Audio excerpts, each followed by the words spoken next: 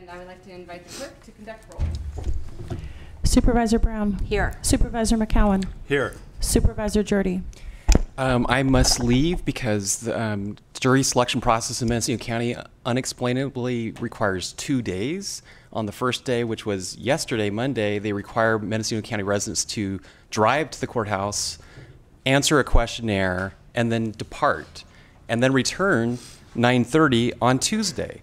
And only because of this, because the jury selection process in Mendocino County is still stuck in the 20th century and does not allow Mendocino County residents to fill out that questionnaire online, particularly those of us who live on the coast or live in the North County who lose a half a day travel just to fill out a questionnaire. We are then called back into jury duty at 9:30 Tuesday, wasting a second day. And the reason why I say wasting is because the vast majority of us get booted by one of the attorneys, either the defense or prosecution. In my case, it's usually the defense that kicks me out. And so I must leave. Unfortunately, I'm not able to participate in today's meeting. If I'm able to come back this afternoon, I will. But unfortunately, I can't participate in today's meeting because we have an antiquated jury selection process in Mendocino County. Hopefully, one of the judges in Mendocino County will take on this issue and bring us into the 21st century. Thank you. Thank you. Chair Hamburg is absent by prearrangement. Chair Krosky presiding. Chair Krosky? Here. Thank you. I'd like to invite Karen Horner to lead us in the pledge. I pledge allegiance to the flag of the United States of America and to the republic for which it stands, one nation, under God, indivisible, with liberty and justice for all. Thank you. Okay, agenda item 2A is adoption of proclamation recognizing Mendocino County's participation in the National Wreaths Across America Day and ceremony on December 15th, 2018. Supervisor Brown is our sponsor. And Supervisor Krosky, our chairwoman, I would very much like for you to do that. You are the veteran on this board, and I think it's very appropriate. Well, thank you. I appreciate that. I know some of these are going to be handed out at the Wreaths Across America ceremony. I am participating in the one in Willett's. I also got my dad to be the Army veteran in that one, and my kids are doing wreaths. So I'll present it there, but I'll certainly read it here, and we'll hand these out for the other organizations. Proclamation of the Mendocino County Board of Supervisors recognizing December 15th, 2018 as National Wreaths Across America Day in Mendocino County. Whereas a Wreaths Across America Day will be held for the 5th year in Mendocino County as an undertaking of the Ukiah Shamrock, Redwood Valley Cowpella, Potter Valley, Fort Bragg, Mendocino Spartans, Round Valley, and Willett's 4-H clubs and Willett's FFA, the Hopland American Legion Post 529 and Covelo American Legion Hall Post 759, joining the local endeavor to organize, educate, and participate in the ceremonies being held at cemeteries throughout the nation, other locations in all 50 states and overseas.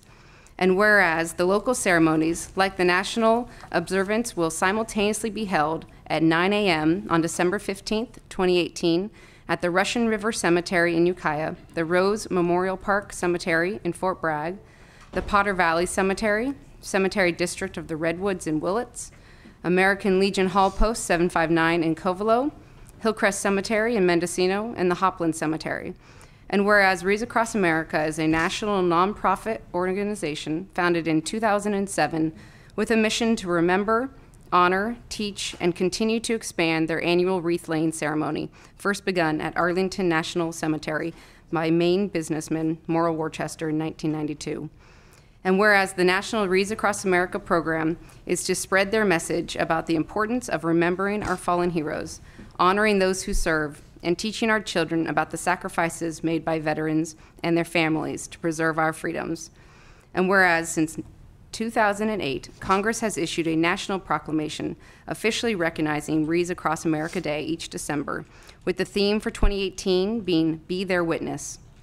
Now therefore be it resolved that the Board of Supervisors of the County of Mendocino truly appreciates the participation of the local 4-H clubs and the Willett's FFA chapter, the American Legion Post 529 and Covelo American Legion Post 759 in the national movement to teach all generations about the value of their freedoms and the importance of honoring those who sacrificed so much to protect those freedoms, along with demonstrating to our veterans and their families that we will not forget. Be it further resolved that the Board of Supervisors of the County of Mendocino hereby proclaims December 15th, 2018 as National Wreaths Across America Day in Mendocino County, dated December 4th, 2018, signed Georgianne Krosky, Chair. Okay, and do we have anyone here to accept any? All right, otherwise we will hand these out at the ceremonies. And if you hadn't had a chance to participate in them, they are a really wonderful ceremony. You can sponsor wreaths to let people go and put them on, or you can go to the ceremony and you can go place wreaths on graves, and it's a really wonderful thing to do. Supervisor Brown. And I agree with you, and I think we've all enjoyed the 4-Hers and their stories about veterans and how they've served that have appeared in the local media the last few weeks. So it just warms my heart. These 4-Hers and others work really, really hard on this Wreaths Across America, and if you haven't been up to any of the local cemeteries to at least see after the ceremony, there is just wreaths all over honoring our veterans. Thank you. Thank you. Okay, public expression. Do we have any cards? Thank you. All right, first speaker I have is Will Carson.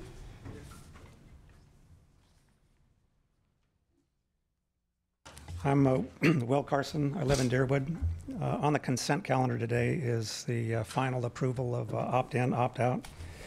And my neighborhood would like to express our thanks for the county for considering this as a project. We would like to thank the ad hoc committee, John McCowan, for all of the hard work that was done. We appreciated working with Michael Baker and Associates.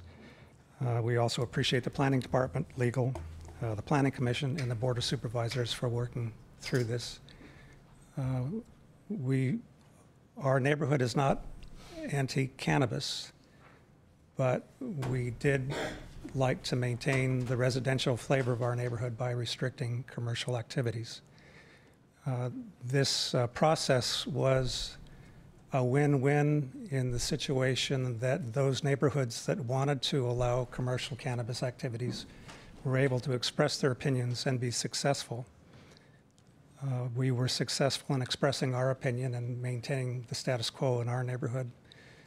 The testimony to the justice of the process was that there was one neighborhood where something was proposed and the neighborhood rejected it. So that indicates that the process is fair. There may be a couple tweaks that might be necessary in notification in the future, but generally we were very pleased with how everything worked out, and we wanted to say thank you very much. Thank you. Next speaker form I have is our sheriff, Tom Allman.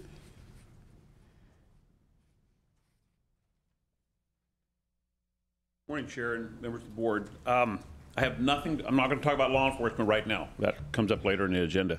This is a very important year. This is a 26th year that the U.S. Marine Corps has sponsored Toys for Tots for Mendocino County, but this is a drastic year because the company Toys R Us went bankrupt this year. The Toys for Tots vast majority of toys which were being donated for needy kids was taken away. In more than half the situations, the toys are not there. We have a box out in the lobby here. I would encourage our county employees to bring an unwrapped gift to put in the box. And if you're watching this, if you're media, spread the word that this is a very important year of trying to allow Toys for Tots to get back on its feet after a huge setback and bringing joy to kids that otherwise wouldn't get it. So thank you very much for allowing us to discuss Toys for Tots. Thank you. Thank you, Sheriff. Next speaker card I have is Tom Sabo. Good morning. Tom Sabo. I'm resident of Ukiah. Dear supervisors, what I'd like to lend my support to you, and the reason why I am before you this morning has to do with unforeseen changes in deadlines imposed by the 3 state cannabis authorities and the detrimental effect this may have on local Mendocino County CFBL operators. I operate a licensed manufacturing business in Covolo, the location of which solely picked based on what I could afford and what was available based on zoning clearance. I have initiated the steps to a restart of my cannabis manufacturing business here in Ukiah, with plans to rent a unit of the newly constructed warehouses that are part of Lynette Rose's commercial park. Due to the unfortunate change in deadline for submission to state for temporary licenses, the project, Mendocino Cannabis Business Park, faces an uphill battle since several of prospective tenants, all with CFPL applications pending, may not be able to idle while the lengthier and more onerous annual license application is processed. Sacramento, Vallejo, and most recently Los Angeles has faced similar conundrums. And in efforts to provide entrepreneurs a path forward, these municipalities offered the solution of a local authorization list, effectively allowing for filing of state temporary application. It is my hope that our county can do something similar. It would be a nice follow-up to the zoning clearance rules the board established in 2017. Many thanks to Shelby, Bandy, and Sean for their work, and everyone else at Planning and Building, and for your hard work. Thank you. Thank you, sir. Hannah Nelson. Good morning. This actually dovetails, Hannah Nelson, this dovetails nicely on what the last gentleman said. There was a shift from the state temporary license application deadline. Everybody originally thought it was at the end of December. And in late October, CDFA, which is the licensing agency just for the cultivation part, said December 1st is now the deadline. So that's come and gone. What that means is that people had to submit their temporary applications for a state license, a temporary license, by that date, which meant that they had to have their local authorization in order to be able to do that.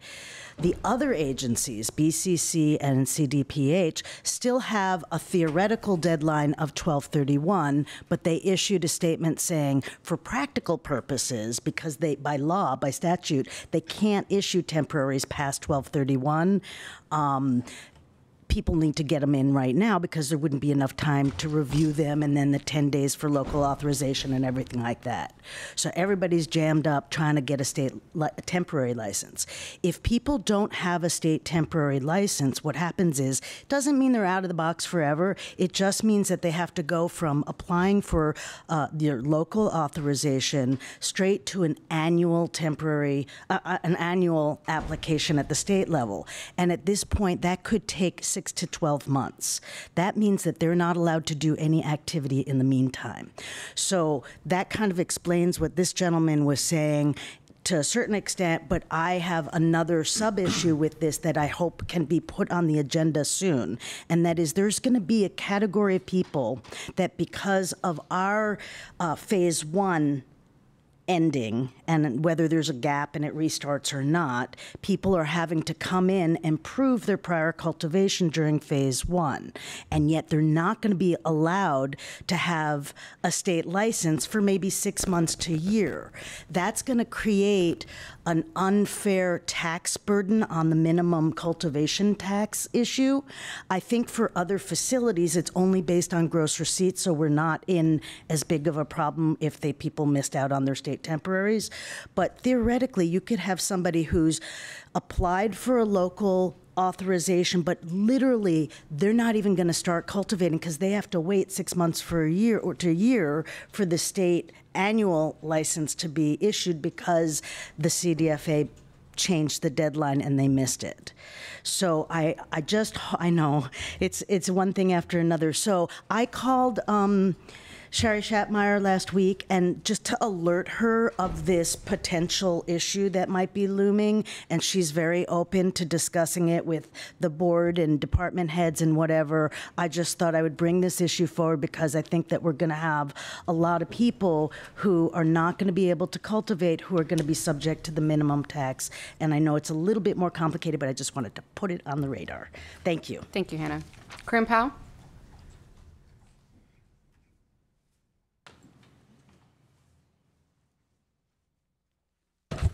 Corinne Powell from Ukiah. As you know, I've been following all issues pertaining to licensing and particularly transferability for years now. And at our ad hoc presentation meeting, when it was unfortunately one member of the committee, some of us in the public were surprised to hear that the county was putting forth proposals of 4 acres and 1 acre and that sort of thing. And that meeting was on October 29th. We had our full board meeting discussing those issues on the 16th. On the 26th of November, I became aware of an article in the Wreaths paper concerning Cordovacan's expansion into the Covelo area. And that is the main focus of my speaking with you today, because there has not been another opportunity since that article was published to confront the issues. I am incredulous to know how they would have purchased property for cultivation under our current transferability prohibitions. And I am registering a formal complaint because I believe that is how things get done in this county, as the sheriff has commented to us in the past, that the situation with Cordova can be investigated immediately, because what they have advertised is some type of manipulation of ownership. It is not available to the common mom and pop who may not have contiguous parcels in Covelo that are of interest to Cordova Can.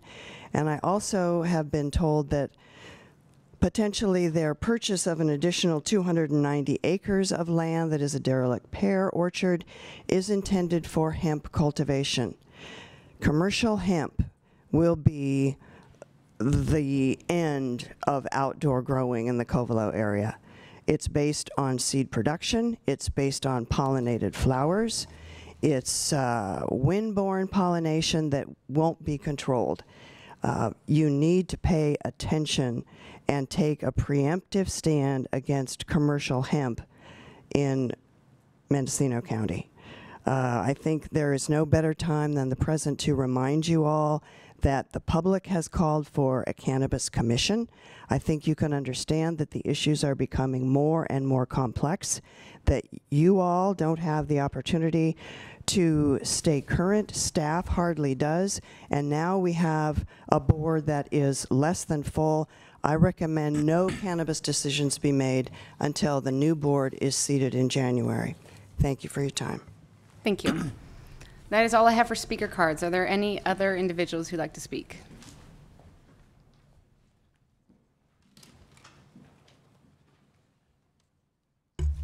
Valerie? Valerie Edwards, Laytonville.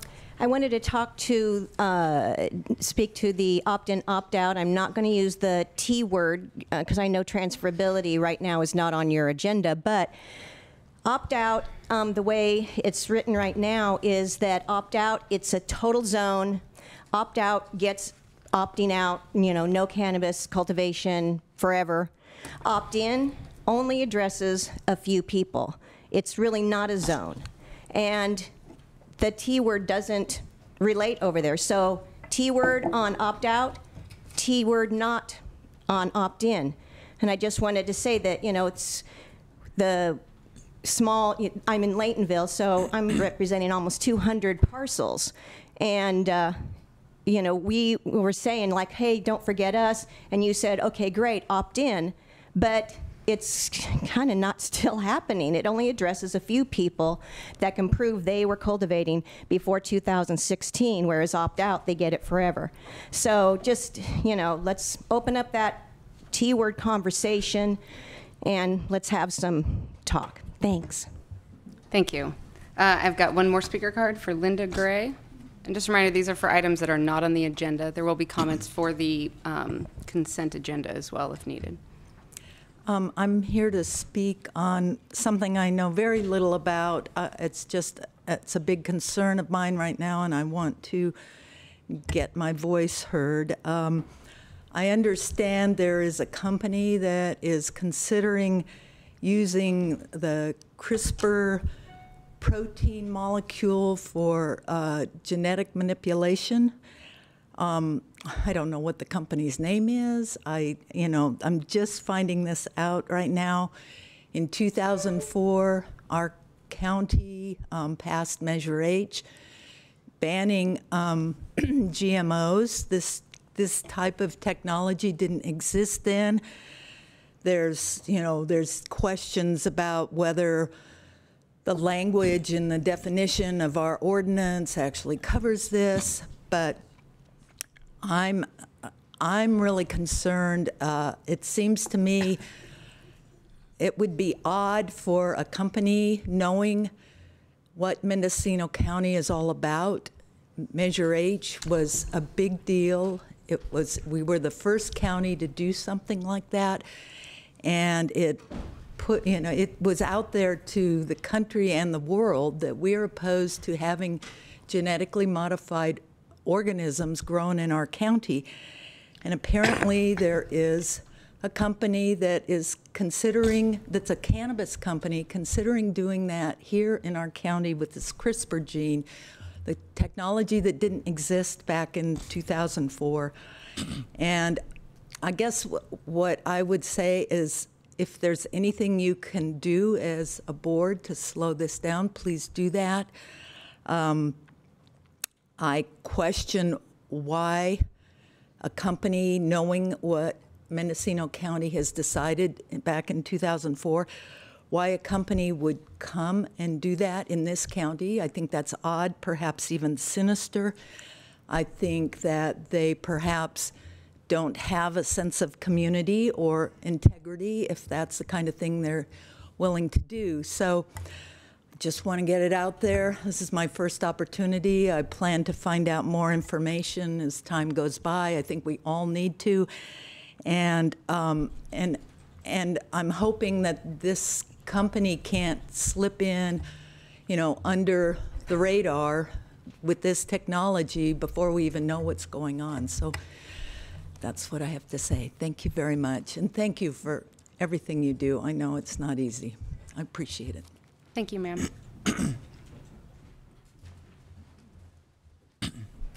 Good morning, Board of Supervisors. Monique Ramirez, District 3. To speak to what Linda Gray just mentioned, the company is called Cultivation, and they are setting up shop in Covelo right now. And I'm going to read right off of their website a statement that they make about this CRISPR technology. Cultivation is utilizing disruptive technologies and new intellectual property to genetically edit the cannabis plant, which will provide us with a significant advantage in producing flower and marketing products that cannot be matched in terms of formulation or price. So we all have very big concerns over that because we all know that this is a GMO-free county. And so what I would like to request is that the Board of Supervisors put this on a future agenda item to have a further discussion, to look into our county ordinance and to see exactly the language around the genetically modified organisms that we currently ban. Because I think what this company is going to do is they're going to do gene editing or gene splicing, which they say is different than what we do not allow in our county ordinance. And like Linda Gray said, this CRISPR technology is a new thing. So I think we might need to amend our county ordinance to include this other language to make sure that this sort of thing does not take place. Because as we all know, living organisms have been evolving the way they have for billions of years, and I personally don't agree with this sort of technology manipulating nature. And I know that the people of Mendocino County all agree with that. That's why we voted on this initiative or ballot Measure H. And so I just really would love to see you guys make a comment right now and this morning to have this item be added to a future agenda discussion, because I think it's extremely important and time is of the essence because this corporation is in process. They made a statement publicly that they would be closing escrow on November 30th. I'm not sure if it fully has happened, but if that's the case, we need to act very swiftly on this topic. Thank you so much. Thank you, Monique. Patricia Vargas.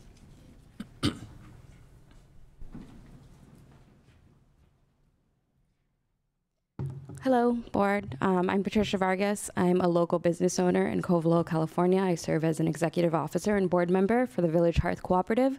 I'm also a farmer.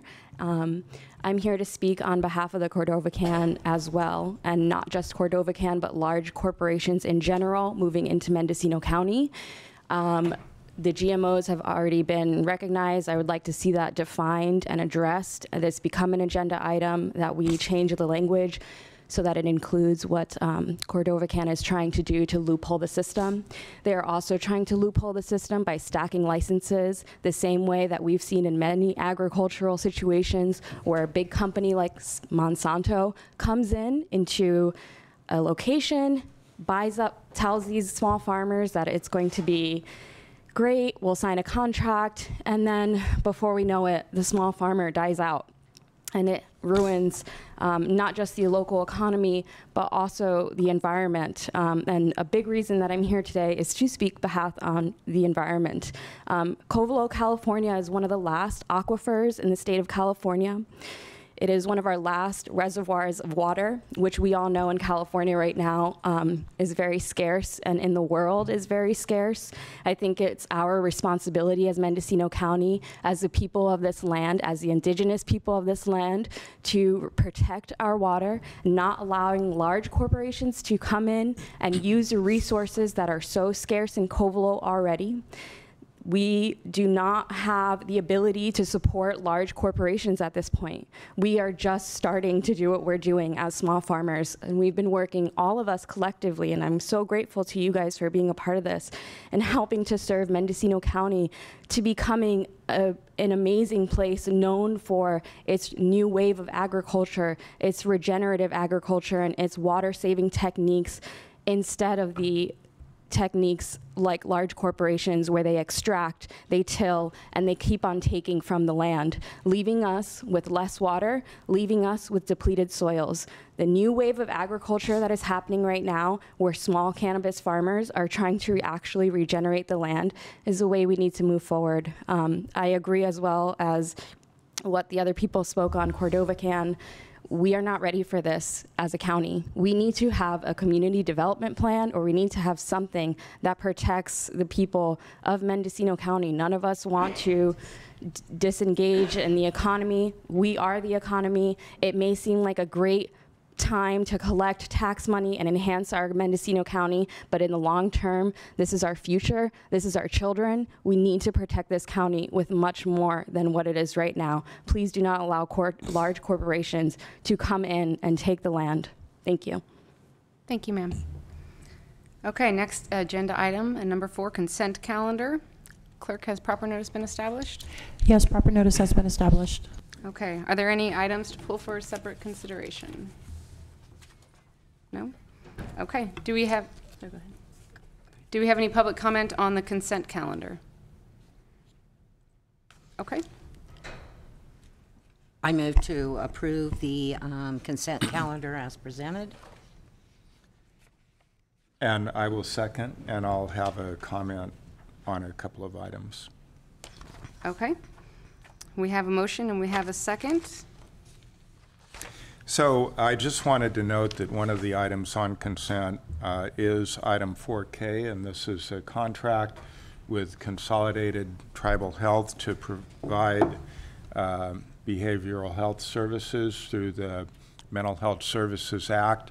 It's just another example of the many partnerships that Mendocino County has for providing behavioral health services. People are always asking, gosh, where's all that money get spent? Well, frankly, a great deal of it does get spent in the community, again, with local partners, and often these are approved on consent because they're considered to be non-controversial. So I just wanted to highlight that item, that we are providing services. And also, as noted by a member of the public, item 4R is the adoption of the ordinance that allows for cannabis allowance zones and cannabis prohibition zones. And this is the culmination of a very long process that the board directed over 2 years ago.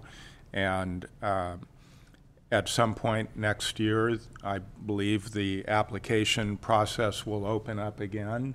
If people believe that their neighborhood would qualify for either an opt-out where zoning would otherwise allow commercial cannabis, or an opt-in where the restrictions on setbacks and so forth and the sunset on commercial cultivation in residential zones would otherwise disallow it. So as the speaker from the public stated, it allows neighborhoods to decide for themselves if they either support a continuation of commercial cannabis where it would otherwise be disallowed, or if they prefer not to have it where it currently is not existing and they want to keep it that way. So, you know, I think it's a pretty significant action that allows local communities and neighborhoods to decide for themselves. So, thank you. Thank you. Any further comment? Okay, let's vote by the button, please. Motion carries with Supervisor Hamburg and Supervisor Jordy absent by prearrangement. Thank you. Okay, next we are moving to the off-agenda item 5N. Human Resources is the sponsor for this. Pursuant to Government Code Section 54954.2, discussion and possible action recognizing December 5th, 2018 as a National Day of Mourning in accordance with the Presidential Proclamation announcing the death of George H.W. Bush, issued December 1st, 2018. County Council? Thank you, Catherine Elliott, County Council. So because this is an item that came up, came to our knowledge after the agenda had been published, and there's a need for this board to take immediate action, the first step that this board would have to do is have a 2/3 vote, which when there's 3 of you would be a unanimous vote of the persons present, to actually hear this item, and then you would then vote on the item itself. Okay, thank you. Supervisor McCowan.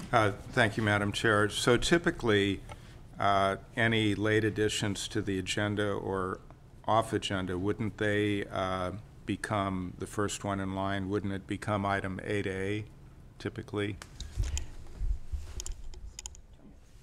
Supervisor, Section 8A is for items that are amended to the agenda within the 72-hour time frame.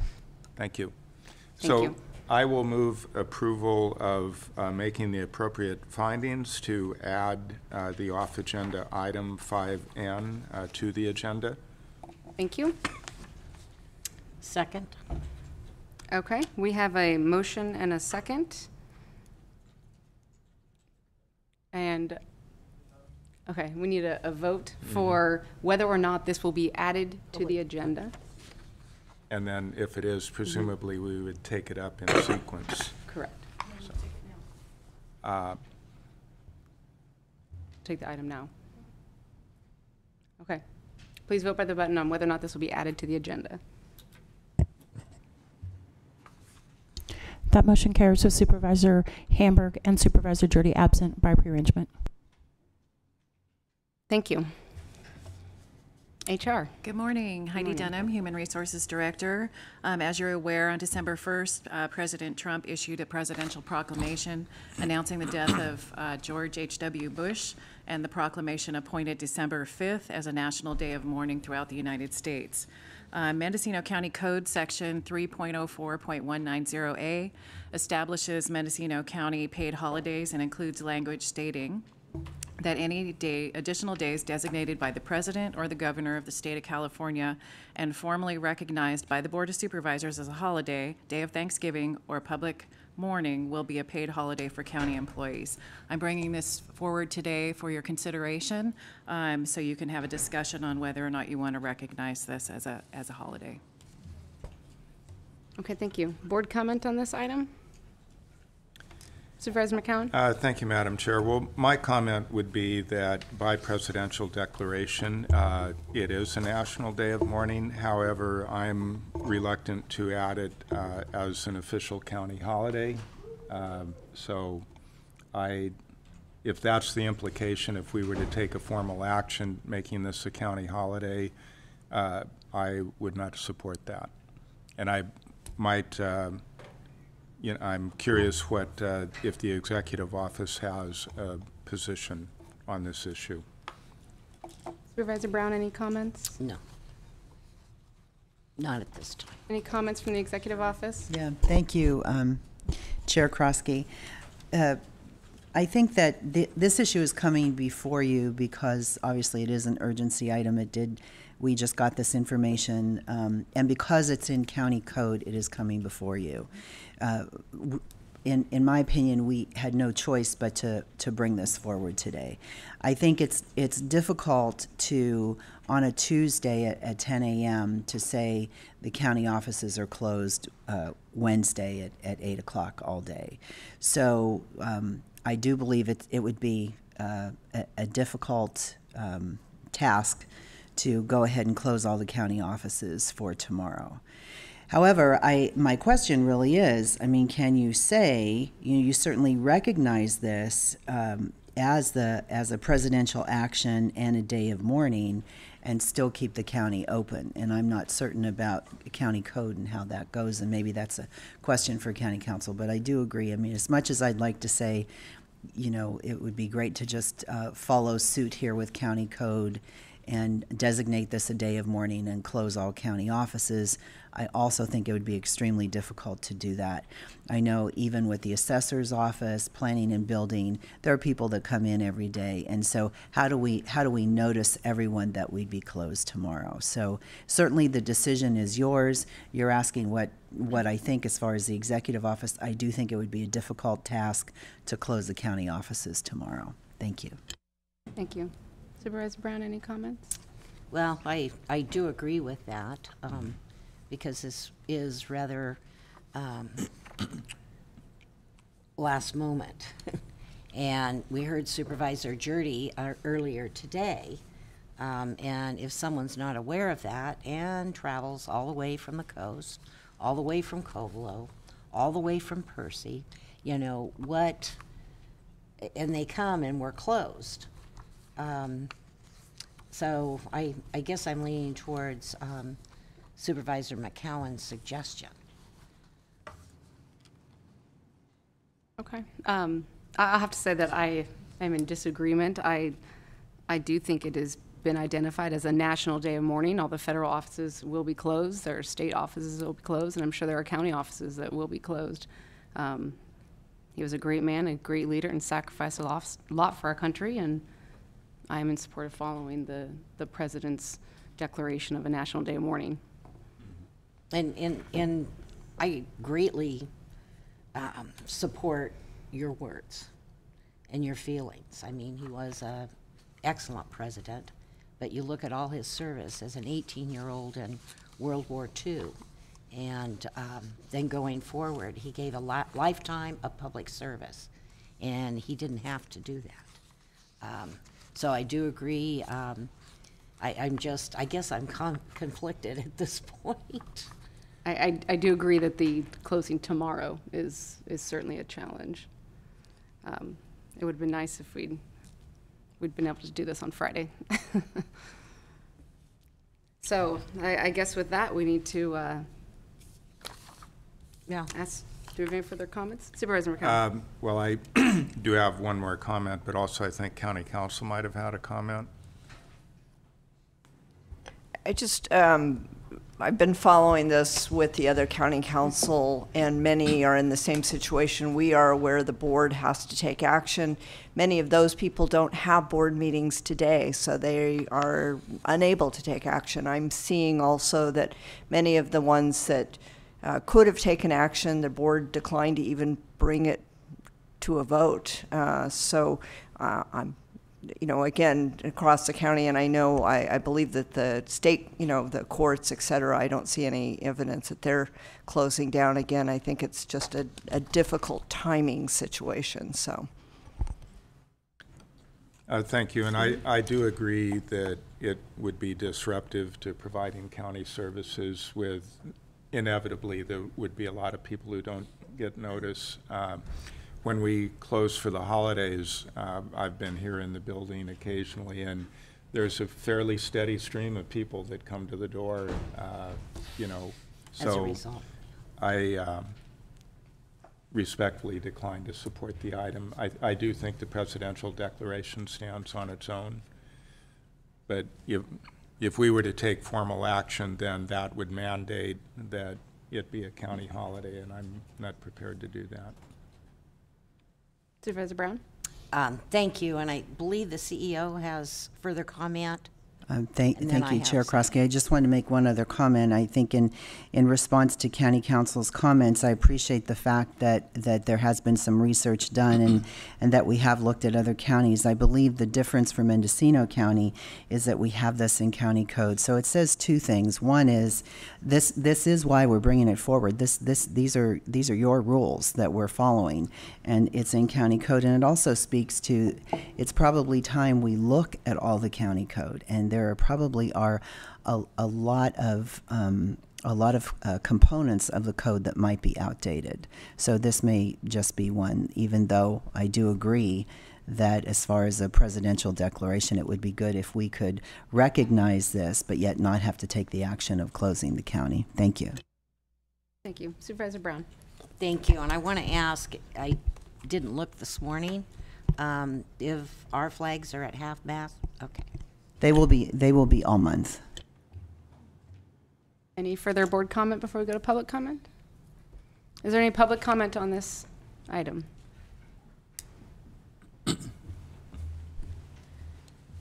Monique Ramirez, District 3. I think it's not a good idea to do this because of the short notice, and I absolutely would never want to support George Bush Sr. and any of the things that he did as a president, and I do not think that this county should either. Thank you. Thank you. Any other public comment? Okay, we are back for a motion if there is one.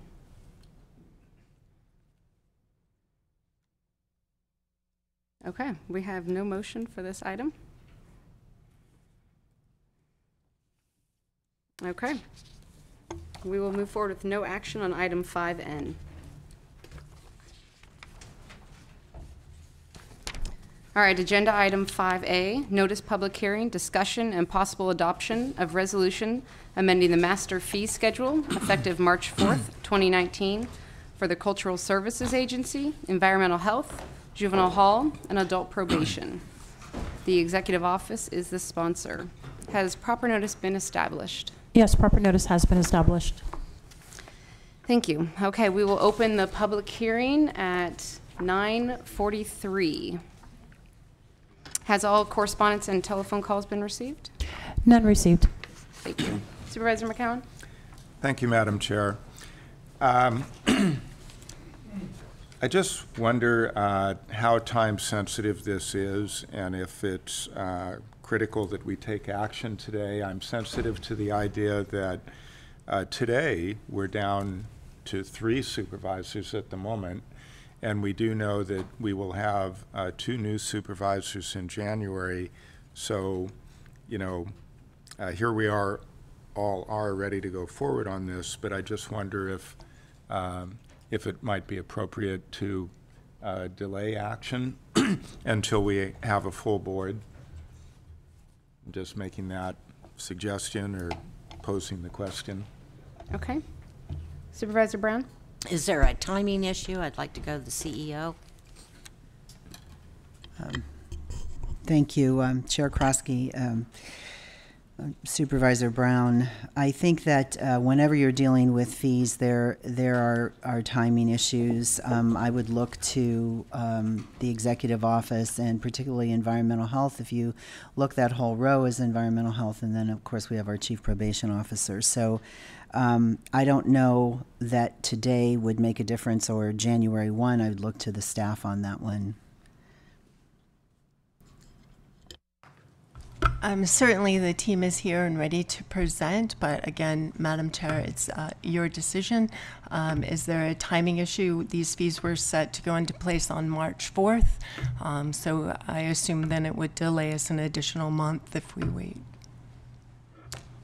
Okay, thank you. I am in support of moving forward, but do we have Supervisor McCowan would like to delay? Supervisor? I think Chair Krosky, if I could make a couple comments. You know, we have a lot of difficulty with these fee hearings.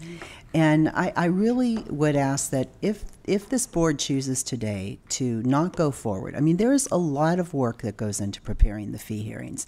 I mean, you're just seeing a snapshot of the staff here. I mean, you've got the auditor's office, you have more people in the executive office, you have other staff in the departments. And so if you decide to delay this, then two things I would ask. One is that, you know, maybe we really look at fee hearings and how this board chooses to go forward. And two, the biggest issue I see with the fee hearings is full cost recovery. Every time we come forward, when we work with the staff, we are attempting to follow board direction. And my understanding still is that board direction is full cost recovery. So if that is something that this board wants to change, then please direct the executive office to bring an item forward before we do a fee hearing, basically setting the schedule on the fee hearings for the year and also giving us direction as to whether you want full cost recovery or not. I think that is a key issue. And if you want it, we try to do that. If you don't want it, then let us know ahead of time. So when we come forward with full cost recovery fees, you're not in a position to vote them down. So I respectfully request that if we don't go forward today, that we come forward to get additional board direction before January or February. Thank you. Thank you. And I think the other part that wasn't mentioned is it is a hearing and it has been publicly noticed, and there are individuals that are watching or here who, you know, have comments and do want to be a part of that. And I think we do need to be respectful of the public's time as well in these situations. Supervisor Brown. So looking at the three of us right here, I'm going to support Madam's Chair request that we go forward. Thank you.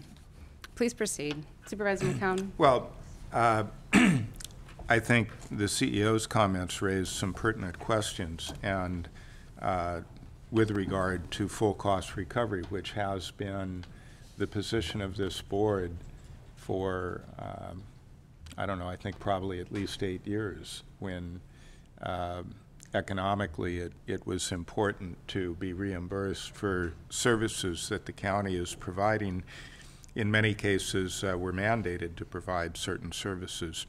But I think I read the comment in the agenda materials that environmental health hadn't been updated for several years. So again, I think it goes to the, apparently there's not an urgency if, despite full cost recovery, we haven't updated fees for a period of years. So I guess one question would be, is that accurate?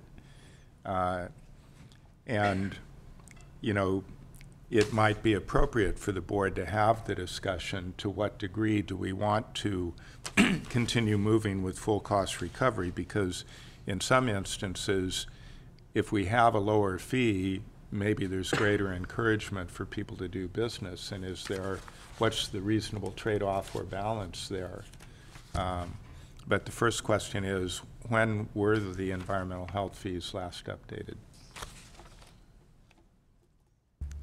Okay, thank you. And we will go ahead and start the presentation. I do agree, we probably do need to have a discussion on full cost recovery and whether or not that's where we move forward. But I think for today, we'll move forward with this fee hearing. And you know, we can discuss more on that either during this item or at a future time. Mm-hmm. Good morning, Madam Chair, Supervisors. I'm Darcy Antle, Deputy CEO. We are here bringing forward to you the proposed fee increases as presented in your packet. The Executive Office and the Budget team have worked with the three departments mentioned to review their fees to meet full cost recovery, cost of doing business, as directed by this board. You will see the fee increases, decreases, and deletions. The deletions are due primarily to changes in state regulations.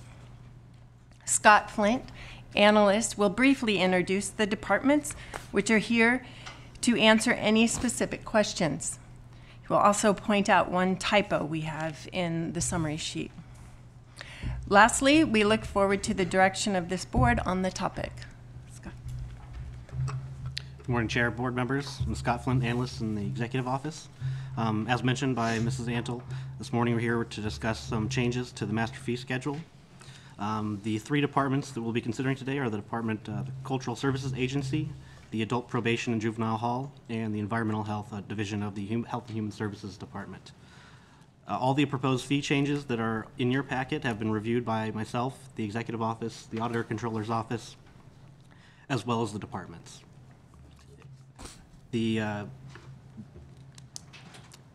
We have reviewed them to ensure they comply with all applicable code, policies, and board directives, such as the full cost recovery model, and do not exceed the county's recovery of costs. As well as for your consideration are several fees that are now obsolete due to changes in the departments, statutes, laws, or organization of the departments. Additionally, we'll be reviewing some of the fees that have changes to their titles, as well as some deletions just for minor housekeeping. What the error that Ms. Santel noted is on your attachment 5. The last two fees for the probation department are shown as incorrect. They are correct in the justification packet in attachment 11. And as we come to them, we can speak more to that. With that, I would like to introduce the department directors, starting with Karen Horner from the Cultural Services Agency. Will be followed by Eisen Locatelli from Probation. And the last, we'll hear from Environmental Health staff from the Department of Health and Human Services.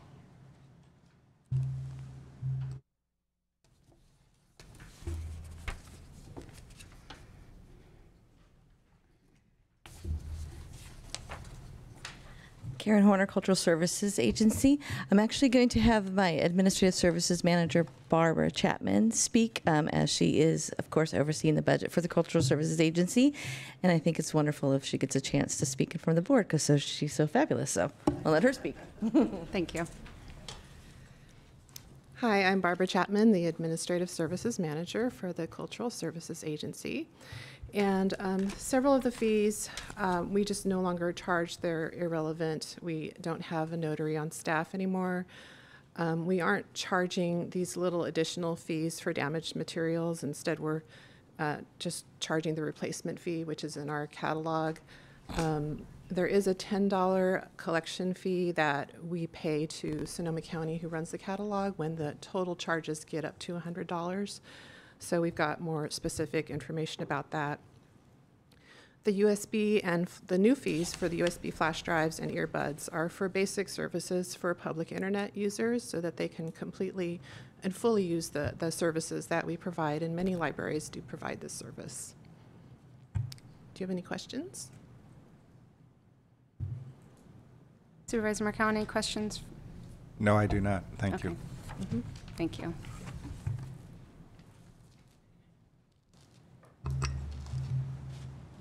And with that, I'd like to turn it over to Chief Probation Officer Eisen Locatelli.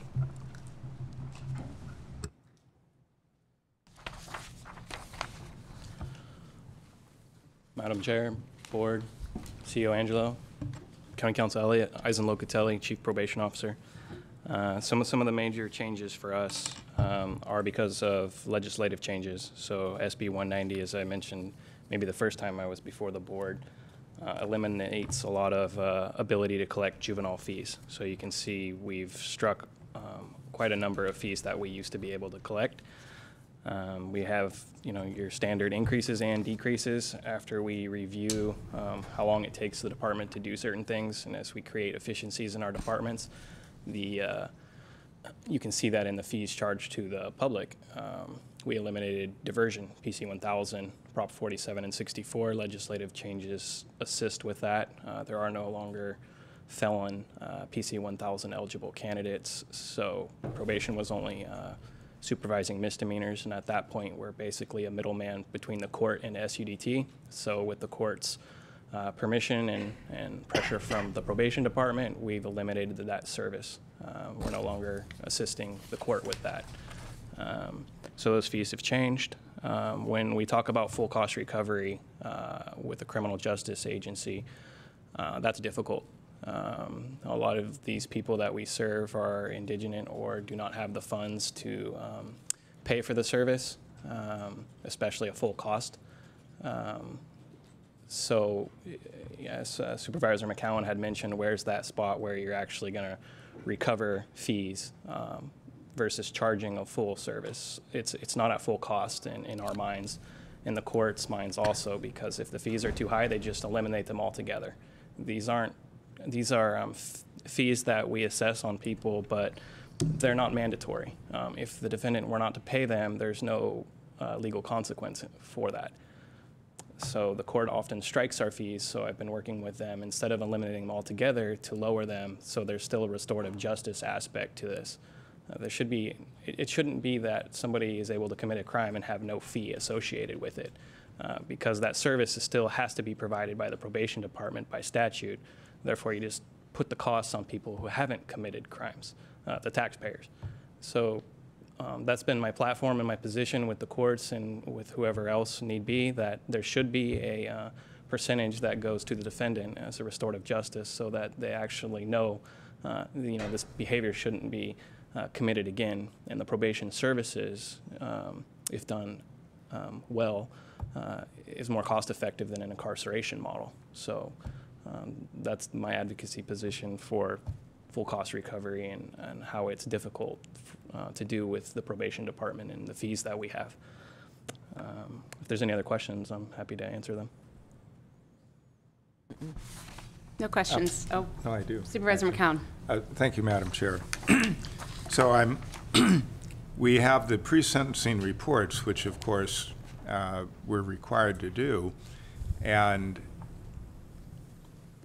if I heard you correctly, even if someone were capable of paying, the courts typically do not order them to pay? Is that what I'm getting? No. If the court believes there's an ability to pay, they'll order the payment. But as you know, a lot of our clients don't have an ability to pay or are homeless.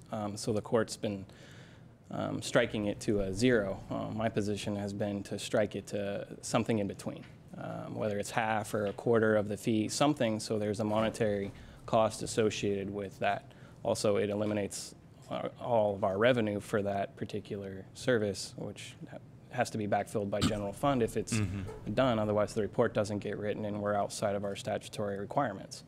So working with the court on ordering that, but then working with the collections department on recovery. Just because it's ordered doesn't mean it's recovered. Fines go at the very tail end of recovery.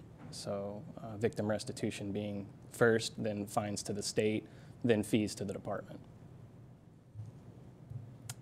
So the court, I believe, typically it imposes all of their standard fines on people, whether they're indigent or not. Is that accurate?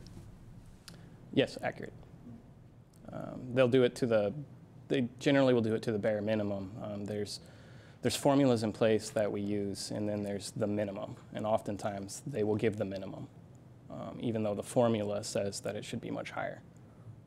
So, and I think you said you've been working with the courts, so would they be open if we adopted a similar schedule where we had either minimums or by formula an amount that we would expect people to pay, even if they're, legally indigent? Because, I mean, to me, that's part of restorative justice, is you would be helping to pay for the cost of the very elaborate criminal justice system that we have. I can't speak for the court, and I wouldn't, but I do have those conversations with all the judges. We have standing meetings, and that is something that I've been strongly pushing, and I've seen it more and more on the bench, that instead of a zero, there is a fee. It's not the full if they don't have the ability to pay, but it's something. Thank you. So we actually do collect some amount of fees? Yes. Thank you. Supervisor Brown. I just have to bring this up. You'll probably be back before us at sometime in the near future with what they've termed bail reform and what that is going to do, and probably the processes we need to go through to address that. And actually, it's in the court's hands, but probation certainly has a role there, and it's going to cost us and not necessarily be paid for. My position on that one, again, is I view it right now as an unfunded state mandate that we can't we can't accomplish. So some of our fee raises are because of unfunded state mandates like Prop 63. I haven't come before the board and asked for a more general fund to do those things. We've just absorbed it. Some of our fees reflect that absorption. PTR, we're pushing strong in Mendocino County that we can't do this without all state funds. We're not going to be in a position to be able to ask for the county for any funds from this state mandate. It's such a big legislative piece. So we're fully aware of that. And also, I think it's important for you to know, SB 190 is a big deal for the juvenile world, but there are criminal reform advocates out there that want something similar as SB 190 for the adults. So there are counties in the state now who charge 0 fees to anybody on probation or anybody in the criminal justice system. That is a push in Sacramento now. It's a reform. It's not something I support, as I've told you. There needs to be some type of restorative justice, but I think you should be aware that SB 190 is floating out there in the adult world as well. Yeah. And I know there's legal challenges to bail reform. Yes, so there is. We'll see how that plays out in the courts. Absolutely. Any other questions I can help with? That's all. Thank you very much. Thank you. Thank you, Chief Locatelli. Now I'd like to introduce Tammy Moss-Chandler from the Health and Human Services Department and her staff from Environmental Health. Good morning, board members, County Executive Office. Thank you. Tammy Moss-Chandler, Director of Health and Human Services. Thank you for this opportunity to present today. I'd like to start by answering a couple of the questions that were raised at the beginning about why now. Certainly, it has been since 2010 that environmental health has come with fee increases of significance to your Board of Supervisors. As your new agency director 2 years ago, this came to my attention as I started to develop our first agency budget and look at our fee situation and revenue. What is clear is that environmental health has not been in a position of full cost recovery, but it actually wasn't as obvious during the recession years because there were a number of vacancies which offset the situation. And environmental health is in our public health division, so discretionary public health resources are used to balance the budget for environmental health. Certainly there are a few things in environmental health that are key to public health and safety that can't be supported by fees. But over the recent years, there's an increasing amount of this discretionary revenue for public health, which is designed for the overall health and well-being in many public health programs. So today we're bringing to you the initial work, really comprehensive work that Trey Strickland has done with the environmental health managers to look at some of their environmental health fees, which most dramatically need to be addressed in the current time period to address cost recovery. And they're setting up the capacity to do an annual review of all your fees, all their fees in environmental health. So you'll be seeing them now on an annual basis to review and look at their fees in a more comprehensive way. Certainly 2 years ago, as I was working on the first budget for the agency, there was a tremendous amount of change, and the longtime environmental health director was retiring. And as Trey Strickland was appointed as our environmental health director in the summer of 2017, he started this work with the environmental health managers. We certainly were delayed in 2017 because of environmental health's tremendous role to help support the October 2017 wildfire recovery in our county. So we're coming to you now with these initial fee recovery strategies, and Trey and his team can answer any specific questions you have about the methodologies and process they went through to look at the fees that are under your consideration today. Questions? No. Supervisor Brown. Yes, in reviewing this, one of the lines, it talks about restaurants over 650 square feet, including large school kitchens. Do we do this inspection at schools? Is this a state mandate? Does the state do a separate inspection? I'm Brian Hoy. I'm the Consumer Protection Program Manager. And yes, we are required by the state to inspect schools twice a year for their food facilities. So it isn't an additional fee on schools that the state No. come in and also do it, we do it as a part of a Yes. state mandate? Yes. Okay, thank you. And then probably you'll have to answer this one too. When it says seasonal restaurants, 6 months or less, many schools, booster clubs, et cetera, do the concession stands. Do we do inspections on those? Do we require those nonprofits to buy, you know, pay a fee in order to have a permit to operate? For event type items, that we don't charge fees for nonprofits at this time. Okay. And I think that was it. Thank you so much. Thank you. Thank you. Supervisor McCown? Thank you, Madam Chair. I do have some questions, and so I think I would go to page 4 of 11, and we have On which form? On the master fee schedule, not an attachment? the proposed master Okay. fee schedule changes by department. And so for a mobile food preparation unit, and then we, I think on another page, have a mobile fee for vehicles. So how do we, what distinguishes a mobile food preparation unit from a vehicle? A mobile food preparation unit is a facility that actually does food preparation on their vehicle. So think of like a lunch wagon where they're assembling sandwiches on their vehicle.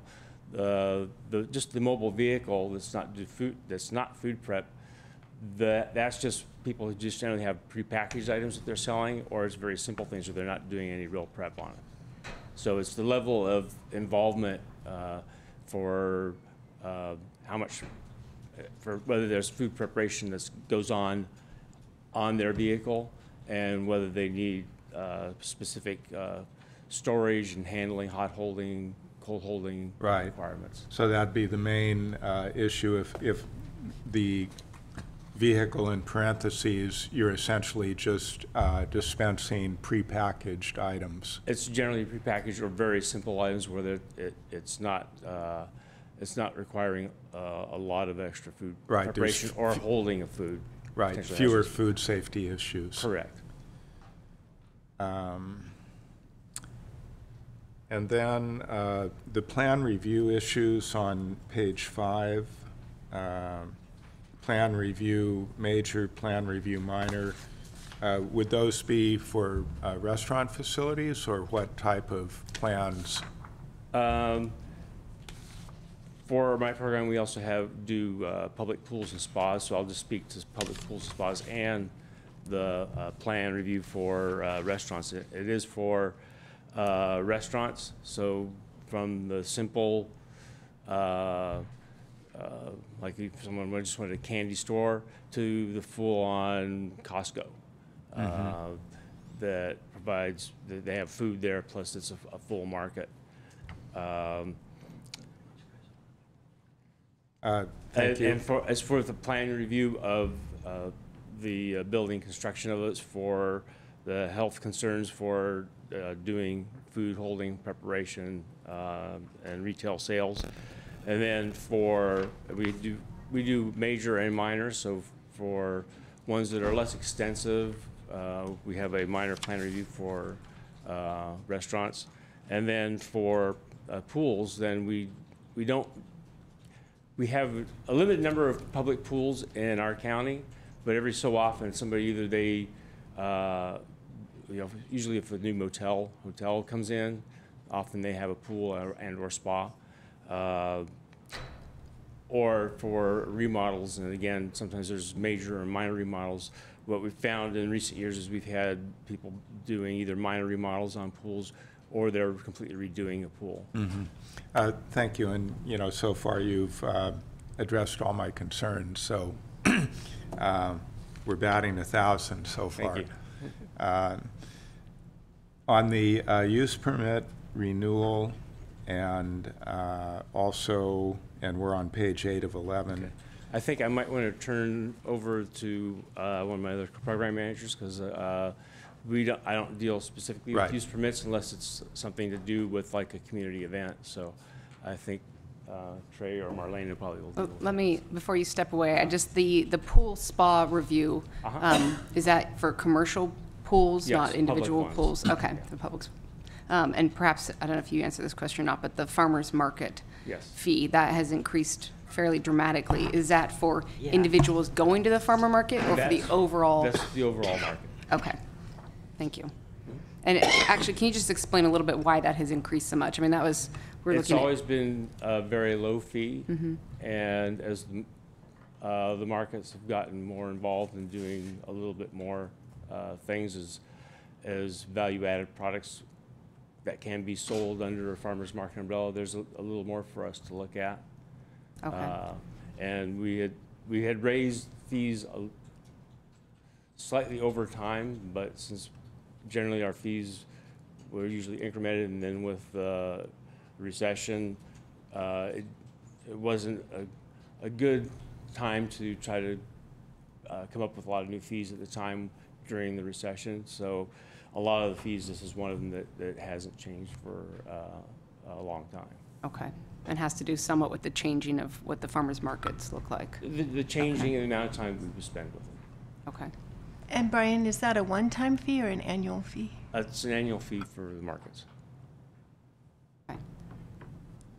Thank you, and actually, thank you, because that was one item on my list that I, you know, the print is kind of tiny here on the fee schedule. I'm not sure if that's a strategy. But with the farmer's market, then every individual vendor also has to be inspected, or is this? No. Okay.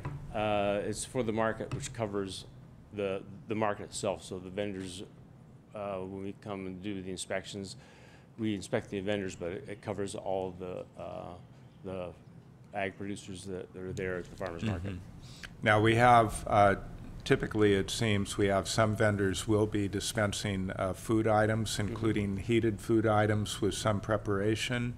There's a separation between a farmer's market, which are the ag products, and for some of our larger farmers markets, which also have a community event with them, which allows somebody, if they want to sell tacos or sandwiches or something, they're at the event with the farmers market, there's a separate community event permit that goes with that.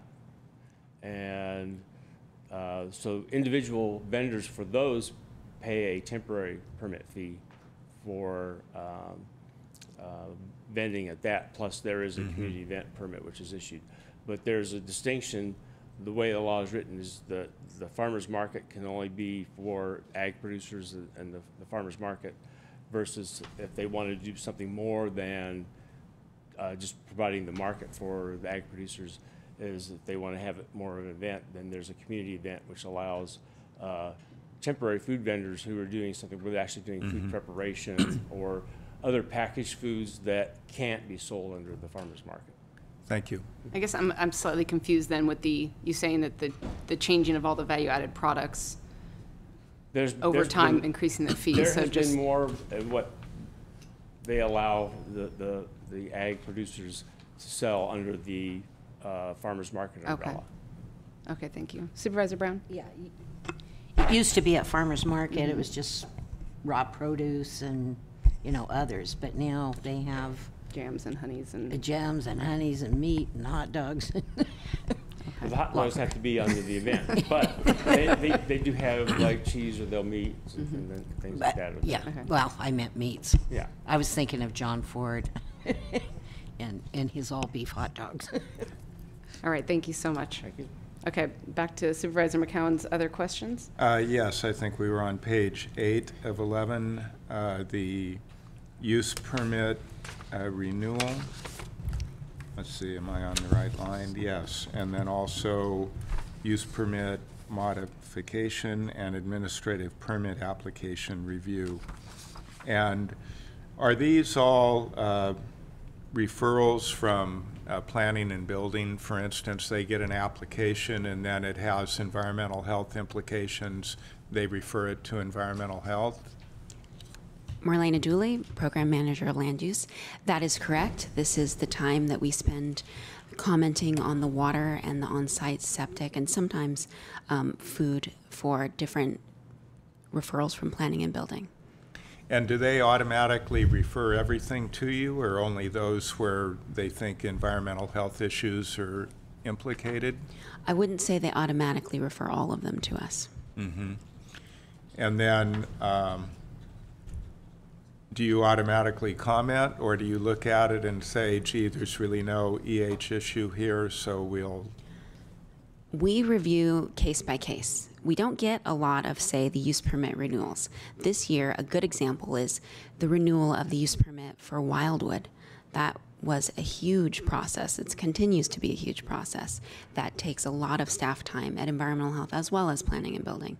So there are a few cases where environmental health does not see additional requirements, or we're able to write comments that take less staff time, but in the majority of cases, we have to review files and see how the use that was previously approved sits with today's requirements.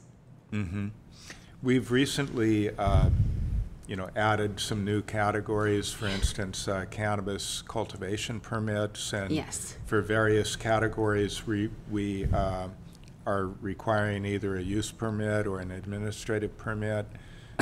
Do those get referred to environmental health? They do.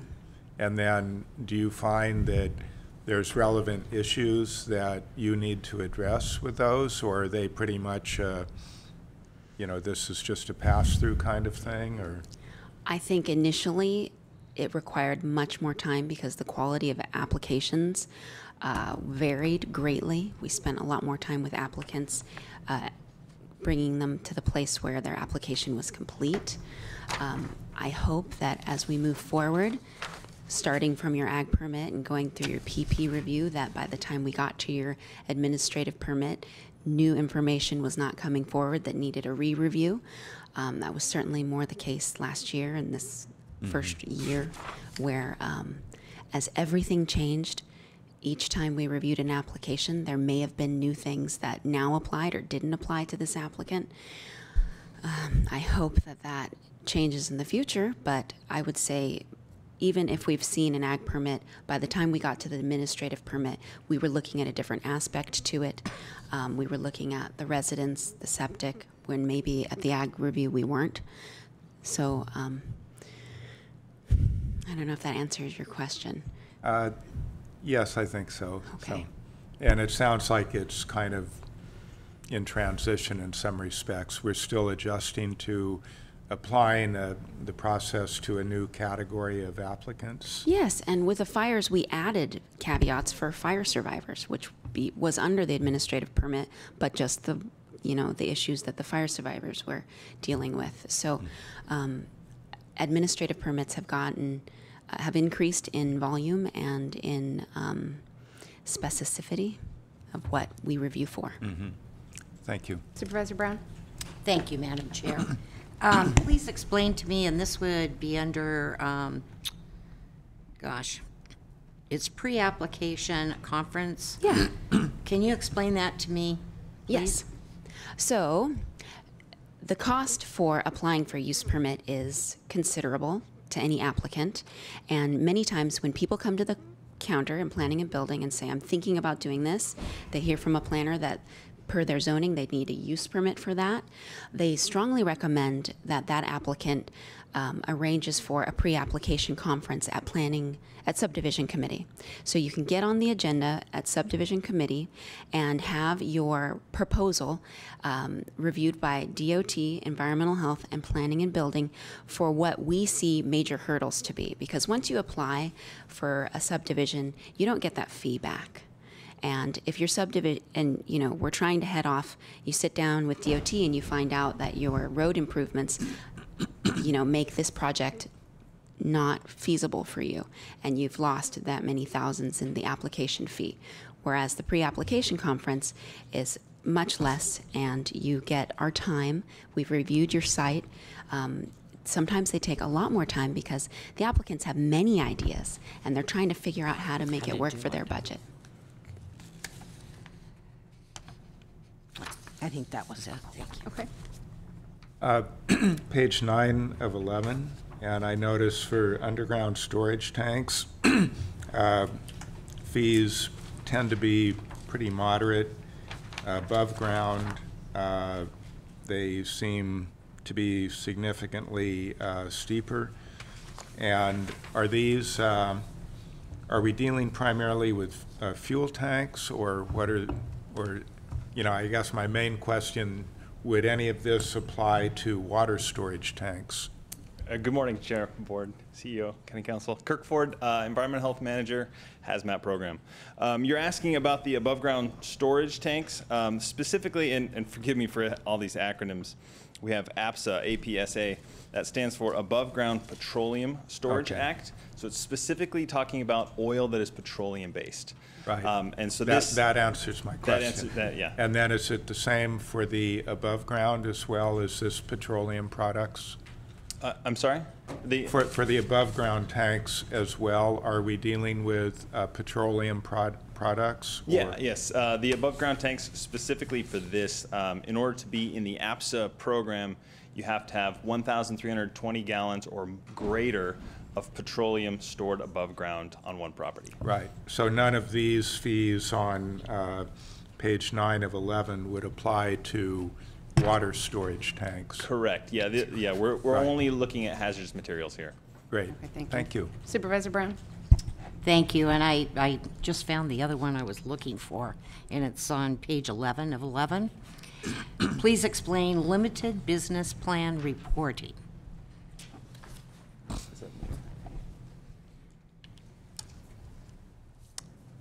Which attachment? Which attachment is that on? Do you know? It's page 11 of 11. It's not an attachment, it's the master fee schedule, the proposed one. Coupa fee. Oh, limited business plan reporting. Okay, 0 there. Yeah, there's no increase. So that would be for a facility that had that would qualify for have like one chemical on site. Say they just only had one chemical, and it was in a quantity that wasn't larger than a category 2. And it's kind of a low risk, low hazard. It's not a large facility that has a lot of chemicals, that we would use limited plan reporting for that to kind of reduce it. Because it's, even though it would kind of put them in a category 1 or a category 2, because they have such a small quantity, or they have they just the one chemical, it's going to reduce the fee. Okay. On that set of fees for the business plan reporting, what type of businesses do these typically apply to? Okay, so you're talking about the hazardous materials management plan? The limited business plan reporting? It'd be all types. Any type of business that's going to use, handle, or store hazardous materials on site will apply for this. So if you know, a rancher had one qualifying chemical on site, then they would be at the minimum tier here? Sure. Welcome back, Supervisor Jurdy. We're looking at page 11 of 11 on the proposed master fee schedule for the fee hearing. Talking about the limited business plan reporting for hazardous materials.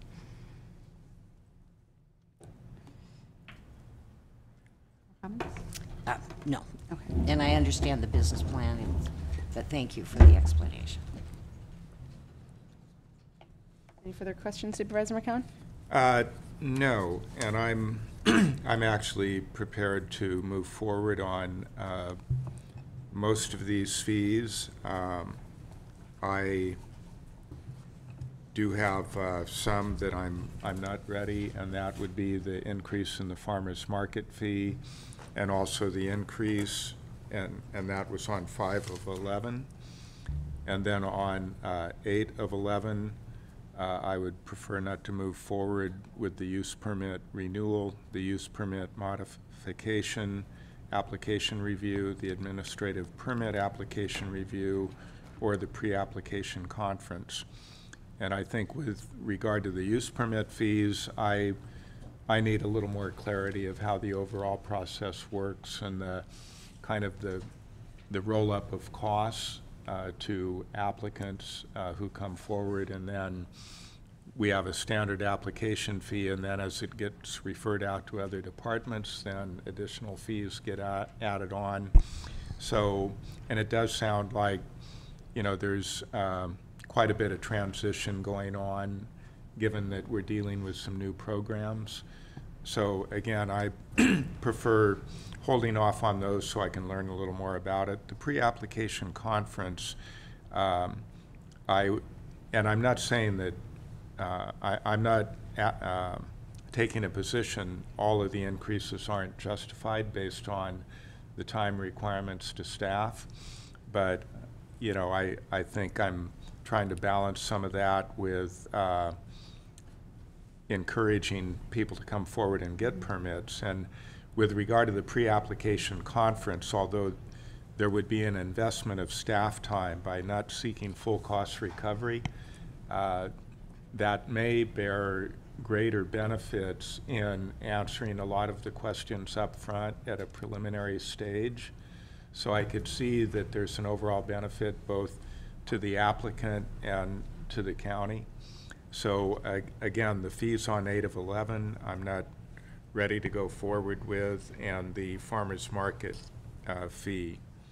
And I think at this point, I'm comfortable with all of the others. Supervisor Brown?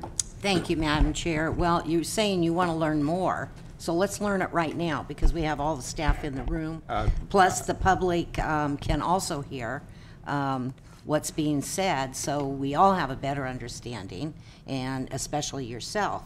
I'm ready to move forward. Well, I am not. County Council?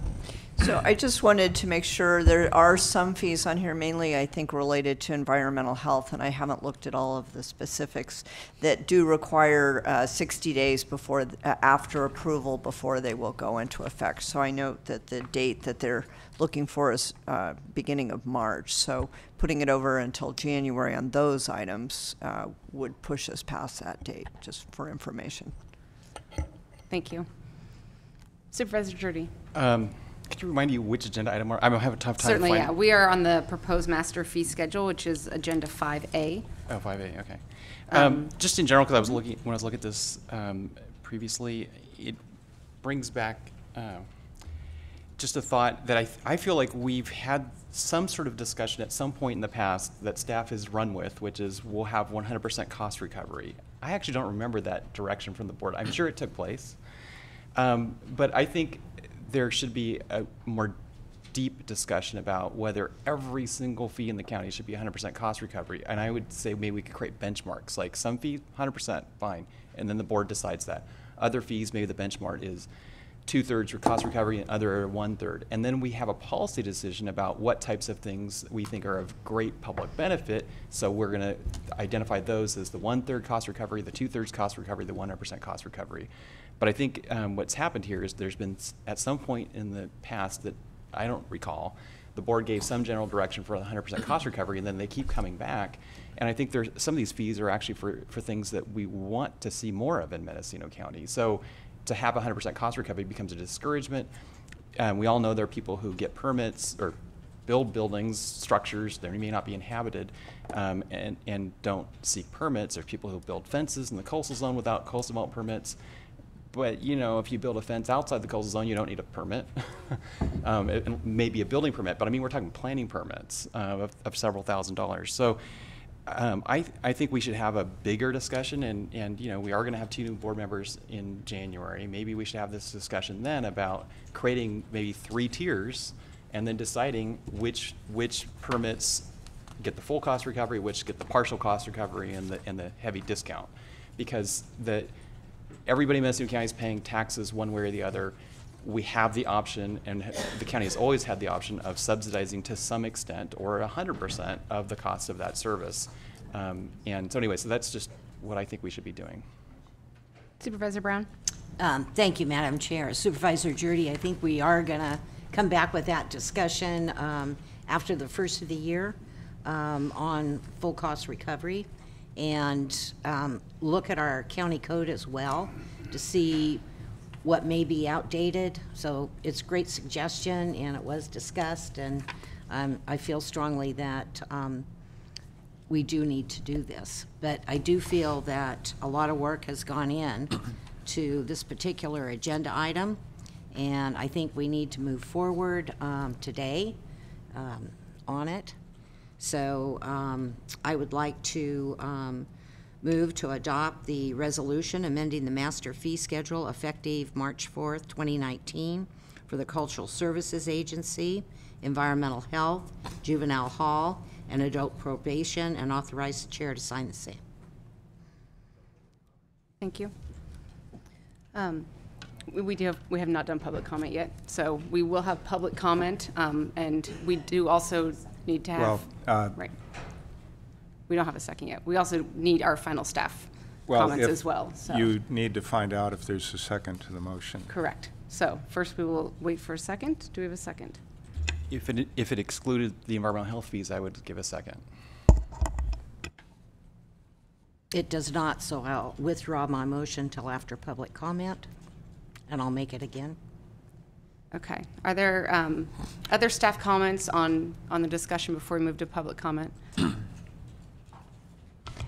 We look forward to the direction that this board provides us. Okay, thank you. I just wasn't sure. And I want to thank the team. I think our team did a great job, so thank you. Yes, certainly shows that a lot of work did go into this. Public comment on our proposed master fee schedule.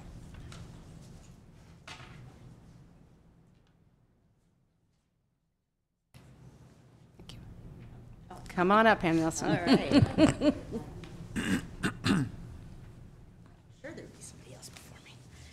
Good morning, Hannah Nelson. Just really quickly, on the probation issue, I worked for a probation department many years ago, and then I was a criminal defense attorney for many years. And one thing that I urge you to consider is setting people up for failure. You can't squeeze blood from a rock. And yes, of course, having probationers pay for part that they can pay for is an important aspect of their situation. But I think that if you set up a situation where they can't pay and more fines add, and it's a never-ending thing, and then they get back in jail because they have a probation violation, and then they can't get employment. So I just urge you to consider how that works and maybe institute some kind of an annual review of it or something. At any rate, on the environmental health fees, I'm not sure whether Supervisor McGowan was referring to the cannabis program, what he was referring to when talking about the use permits and stuff had to do with the new cannabis program or not. So I apologize if this is going over the same thing. A couple of specific comments. The $450 review fee, it's kind of unclear as to whether that's for only micro businesses and manufacturing. In other words, topics that touch on environmental health only, or whether it would also be applicable to use permits or administrative permits having to do with cultivation that don't really have a lot to do with environmental health. So I would love to have information on that. And then we also don't have any information on the actual review process or criteria. None of these programs have been developed yet, at least not in a public posted way. So we have no idea of what criteria or methodology they're using to review for different things. And I'm particularly interested in knowing whether there are differences in the programs, for example, volatile versus non-volatile. In other words, if somebody's making bubble hash versus something else, that's important. Or retail versus manufacturing. And then within retail, does it have on-site consumption, et cetera? So I would like to see additional specific information before, and I'm all in favor of cost recovery, but I think that we need to have specific information on what the criteria is and what the programs are. Thank you. Thank you very much. Casey O'Neill. Good morning, Casey O'Neill, local farmer, representing MCGA. Big shout out, thank you staff for all the work on this. I know it's not easy. I know it takes a lot of time and energy. A couple of quick questions. Definitely want to second and support what Hannah said, especially in regards to the $450 fee and the question of whether it applies to cultivation. It would, to me, seem to be inappropriate to apply that to cultivation. I really appreciated Supervisor Jurdy's comments about cost recovery. As a vegetable farmers market farmer, our farmers market in Laytonville is, struggling. We're a very small market. Every time the fees go up, that's money that is not available for market services and for farmers market manager stipend. And so, it does feel like that's an arena in which the county might consider not achieving full cost recovery. I think farmers markets are, one of the most important aspects of community and economic support and healthy food. And so they sort of touch on a lot of different realities within the county in terms of health, in terms of strong rural local economies. And so, seeing that fee be considered as one not for full cost recovery, I think would make a lot of sense. And also, on the cannabis fees, just being able to see exactly what those costs are is very helpful for the community so that we can budget accordingly, know what we're facing, and have an understanding of the process. And I appreciate the opportunity to comment. Thank you. Any further public comment? Okay, then we will close the public hearing at 10:37. And back to the board for discussion and comment. Forgot it was a public hearing. You're not supposed to make motions until it's closed. Right. But I was wondering if staff had any comment back to some of the questions that were brought up under the public comment.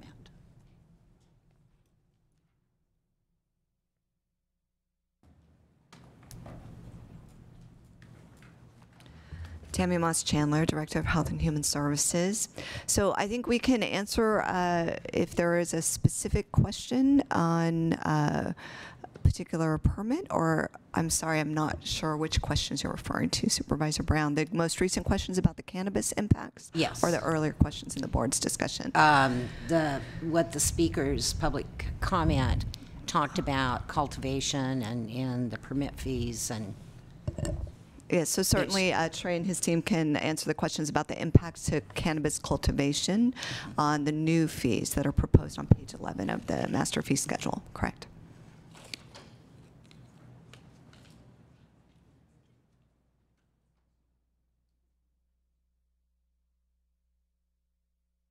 Okay, Marlene DeJulie, Environmental Health. Great questions. I can certainly see, if you're not mired in this every day, how this isn't automatically clear just by looking at it.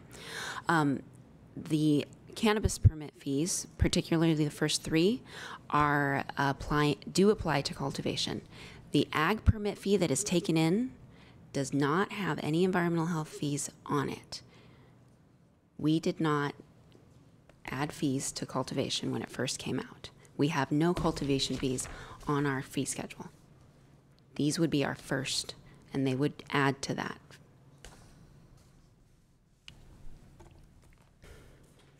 Okay. Supervisor McCowan. Thank you, Madam Chair. So then the fees on page 8 of 11, and I'm not sure I'm getting a clear picture here, I'm not quite getting it. So these fees have not previously been charged to cannabis cultivation applications, but now they would be, or? I think I'm not on the right page with you, sir. Are you specifically speaking to the initial cannabis review, annual cannabis review, and amended renewal of application review? My page 8 of 11 starts with deleting hydrology studies. And we could certainly talk about that, but I didn't think that's what we were talking about.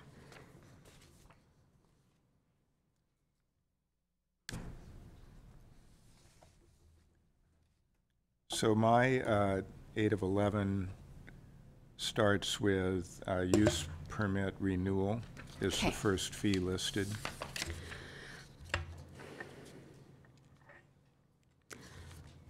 The use permit fee that's taken in by planning and building includes a charge for environmental health review that they reimburse us. They take it in at the application fee. This would have increase what they adjust back to environmental health. I thought you were quoting some fees specific to cannabis applications. Yes. And where the are public those? comment was Those are the bottom of page 11. Oh.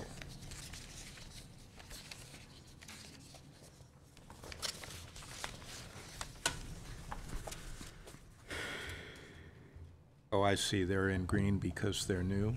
Yeah. That's the Yeah. code? Yes.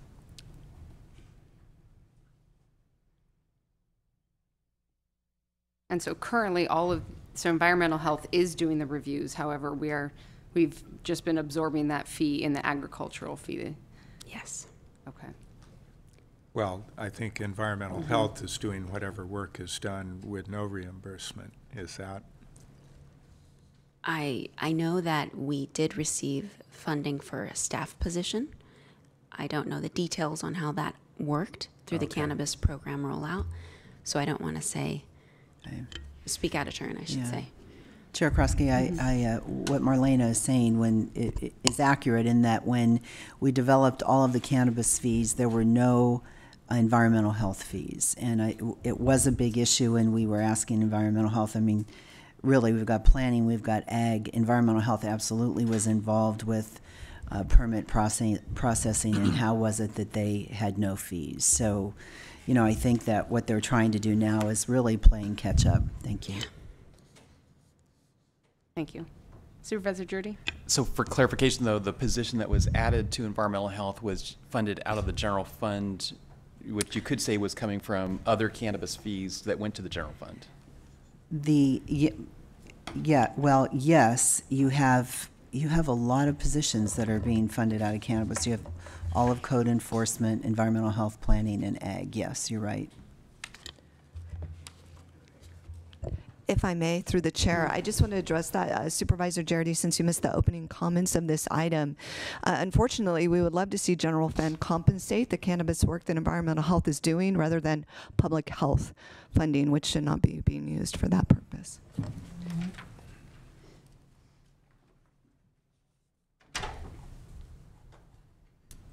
Yes.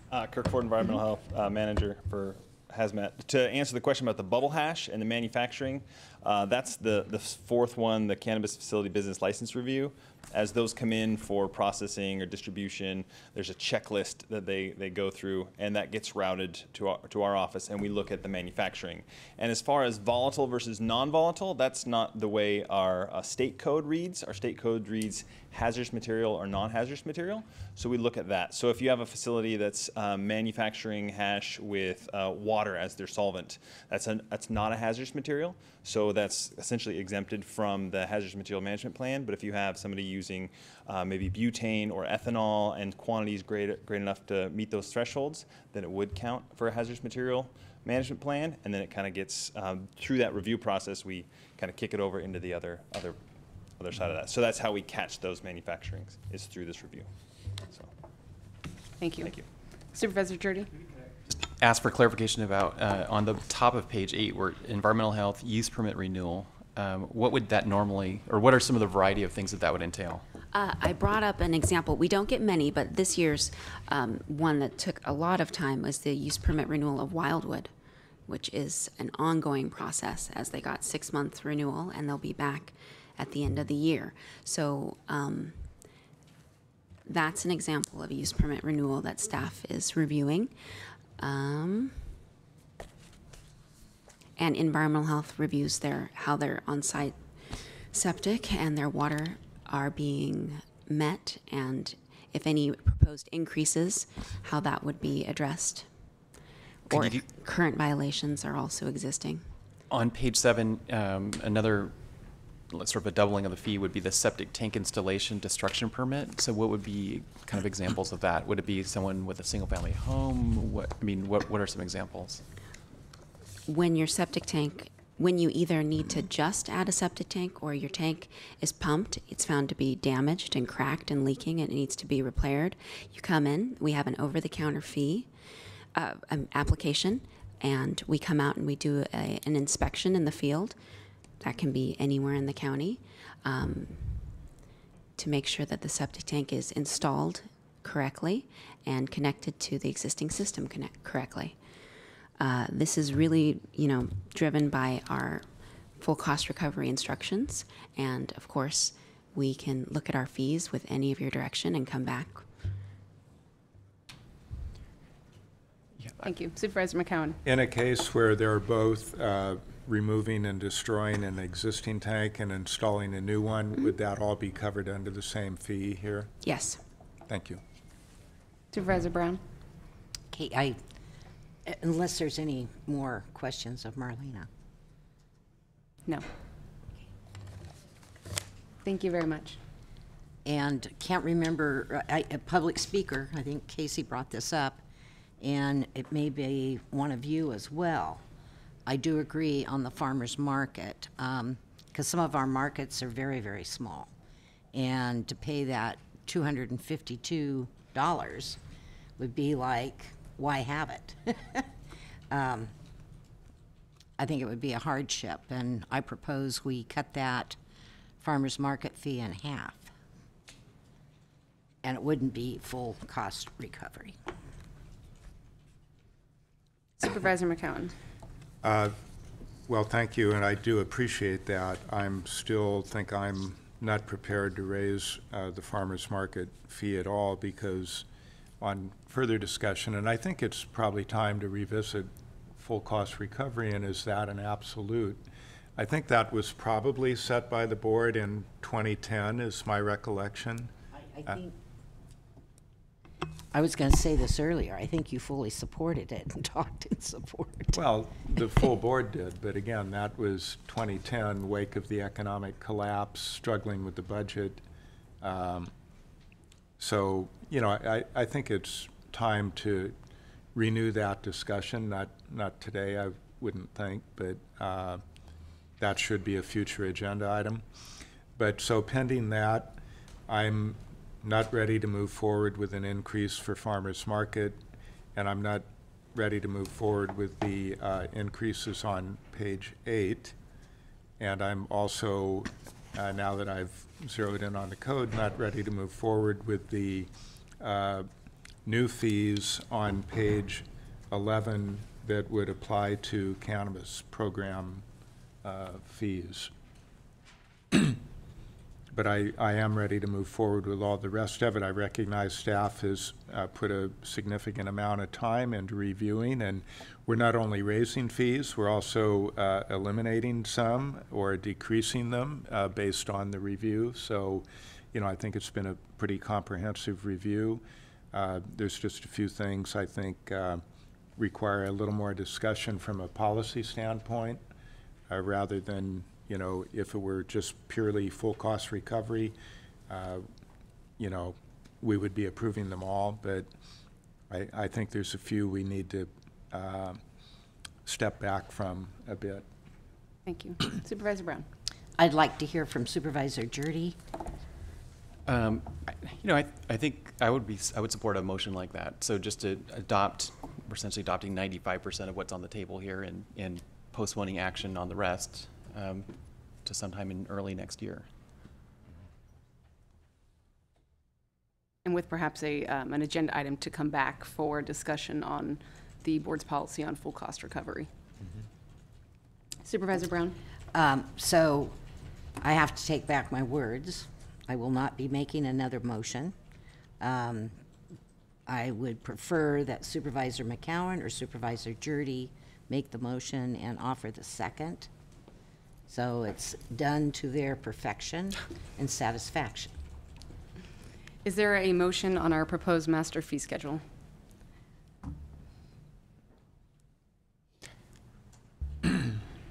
Supervisor McCowan. So I will move that we adopt a resolution amending the master fee schedule effective March 4th, 2019 for the Cultural Services Agency, Environmental Health, Juvenile Hall, and Adult Probation, with the exception of the fees proposed for an increase in farmers market on page 5 of 11, and the fees for use permit renewal, use permit modification, administrative Okay, so use permit modification application and administrative permit application and pre-application conference on page 8 of 11. And the proposed new fees for cannabis program fees on page 11 of 11. So, and authorize chair to sign the same. So we're approving everything with the exception of those specified fees. I'll second the motion. Okay, we have a motion and a second. Supervisor Brown? Okay, I'm going to support the motion, mainly because we need to move forward, and this is one way of doing it. And I would also agree, I think we do need to move forward. I do think we need to have full cost recovery come back as a policy decision, and I do hope there is not a long delay in looking at some cannabis fees for environmental health to start having those fees paid from cannabis versus from public health. Okay, please vote by the button.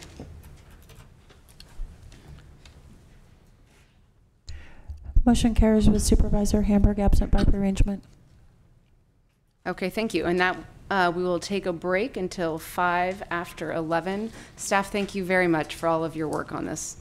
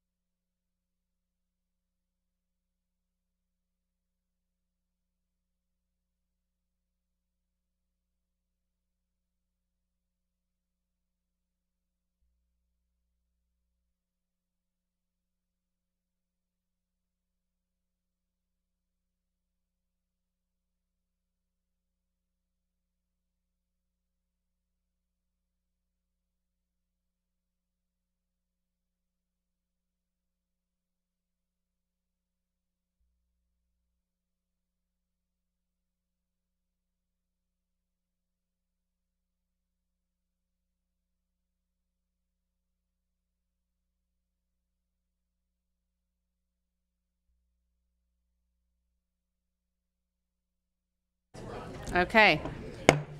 We are back from break at 11:07, and we will move on to agenda item 5B, discussion and possible action regarding an update to the Board of Supervisors from the Mental Health Treatment Act Citizens Oversight Committee and Advisory Committee per Measure B Ordinance number 4387 as approved by the voters of Mendocino County on progress since the November 28, 2018 Mental Health Treatment Act Citizens Oversight Committee meeting. Welcome, Sheriff. Thank you. Good morning, Madam Chair and Board of Supervisors. Sheriff Tom Allman. It's a very short report, and I come bearing bad news. Last time I was here, the board asked me specifically to be able to present a written document to you before my presentation each year or each month, and I'm not going to do it. Sorry. The advisory board said in order for us to do that, it would have to be voted on by the advisory board. The advisory board meets once a month, and so basically you would be getting the information 5 weeks after presentation if that's how you wanted it.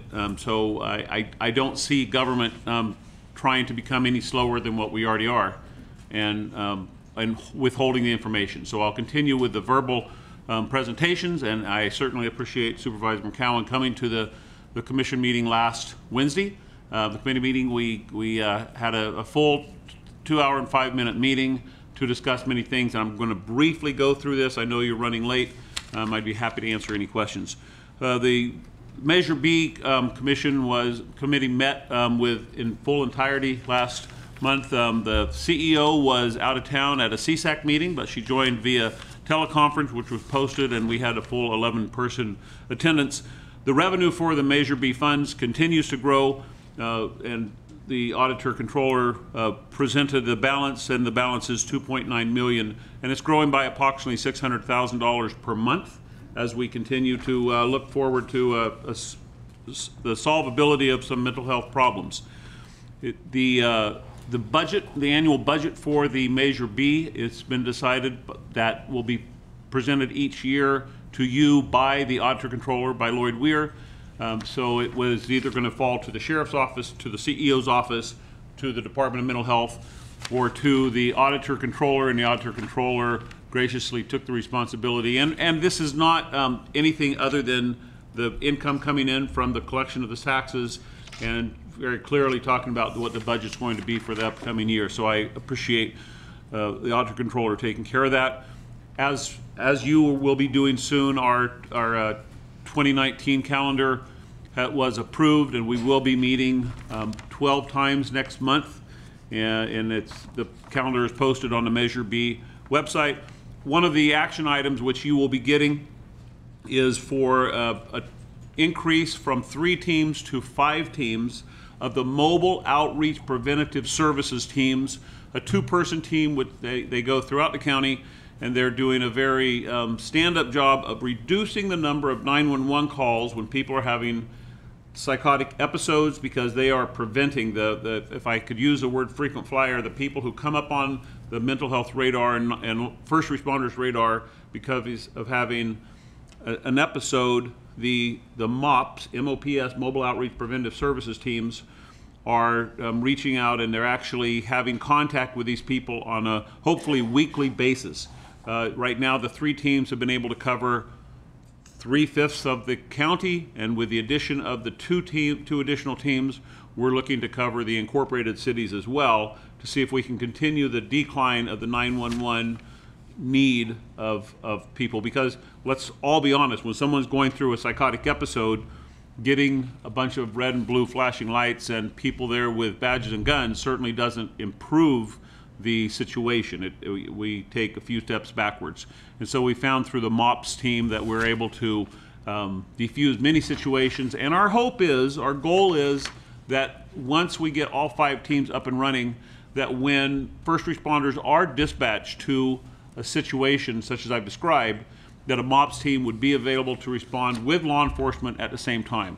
So they would be the first responders, and law enforcement, ambulance, and fire would be the secondary responders. So we're hoping for that, and the fact that our mental health director has had experience in this when she worked in San Francisco is of great assistance to us as we're going down and finding out what works and what doesn't. I want to really briefly go through the results of the ad hoc presentations. we're given lots of options right now. And remember, this is no longer an academic conversation. This is a realistic conversation with the money being available. So we had presentations by the new Howard Hospital regarding potentially putting in a 6-bed psychiatric health facility at the new Willits Hospital and Howard Hospital. We appreciate that. The Adventist Hospital in Ukiah is working on a presentation of a remodel of the old ICU that would be turned into a psychiatric health facility. And we're continuing the conversation of old Howard Hospital, of where are we going to go on that. No one has said no, no one has said yes. And our meeting this month, the date was changed. It's not the 4th Wednesday of the month because of the holidays. It's going to be on the 18th of December. So I would encourage the public or any member of the Board of Supervisors to show up on the 19th at Conference Room C at 1 p.m. in this building on this. And then the Redwood Quality Management on Orchard Lane idea is still progressing. I don't want to misspeak on that, but Camille Schrader gave a full presentation on this regarding the property which has been purchased and the need for funds to build the crisis stabilization and so forth that would follow the psychiatric health facility. So in this month, we're going to continue talking about the budget as we move forward and the mobile outreach program. One of the problems we've had in this is where there's 2 employees in the mobile outreach preventive services. Mental health has an employee and the sheriff's office has an unarmed employee. And there's quite a bit of pay difference between the 2 employees. There's close to $9.50 an hour difference between 2 people that are in the car doing the exact same thing. So I'm working with personnel, county professional, human resources to find out if we can basically create our own title for a position that would allow both employees to at least be paid comparable instead of having a huge difference. And that's it. I'd be happy to answer any questions you have regarding Measure B. But please don't be offended by me telling you I'm not going to give you a written document each month. Supervisor Jordy? I just want to emphasize how important I think it is and a great success to expand the MOPS program because to include the cities, because I've recently been hearing some issues with ERs that could be alleviated through the expansion of the MOPS. So I'm hoping that will happen, in fact, and I think it will. So I think that'll be very helpful to our 3 hospitals in the county that the expansion of that service into city limits. So I want to thank the Measure B committee, everyone involved for expanding that program. Well, you're welcome, Supervisor. Remember, when the taxpayers are paying the money, they're not paying the money for it to sit into the account and get interest. They want results. And the results of what MOPS have already proven to us have told us we need to expand to the 2 additional teams so we can have those results right now. So I appreciate that. I met with your Fort Bragg city manager yesterday and discussed this and discussed the plans of getting it in the incorporated cities. Now, when I say the incorporated cities, I don't want there to be a misnomer of they would only be in the incorporated cities like a police department. It would be no boundaries. So it would be maybe Fort Bragg and north all the way up to Rockport, and then maybe south, Fort Bragg down to the south coast. But yeah, thank you for that. Any other supervisors? Supervisor Brown? Thank you. And I think the citizens will appreciate the auditor coming in and giving us periodic updates on the tax being collected as well as the resources being spent. I think that is really key to keeping public support. And then I do want to mention and say I really appreciated the radio coverage of your meeting and heard it this morning. I think it was KZYX that had it on, and really appreciated it very much because you're hearing the speakers and felt like I was a part of the meeting. Thank you, Supervisor. If there's one thing we should all be appreciative of, it's compared to, say, 3 years ago when mental health was not discussed every day. Right now at county government level, mental health is being discussed every day, and we're getting closer to a solution. So thank you. And to the citizens, I appreciate your patience on this. People passed it, and now they're saying, why don't we have a facility right now? And we don't want to make a misstep. We want 50 years from now people to say they had the money, they did the right thing, and we're reaping the benefits. I won't be around in 50 years, but I hope that it's working then. Any other questions? Supervisor McCown. Well, given the advances given the advances in medical science, we're not sure. I will be sure of that. How's that? But I think it's worth noting, however, Sheriff Allman, you absolutely were the driving force behind adoption of this initiative to put us in the position we're in now, where we do have resources so we can have this discussion and be able to follow through with it. So thank you. You're welcome. Thank you. Okay, thank you very much. And next we'll move on to item 5C, discussion and possible action regarding update on the Cultural Services Agency. Was this a comment from the last item? Okay. For you.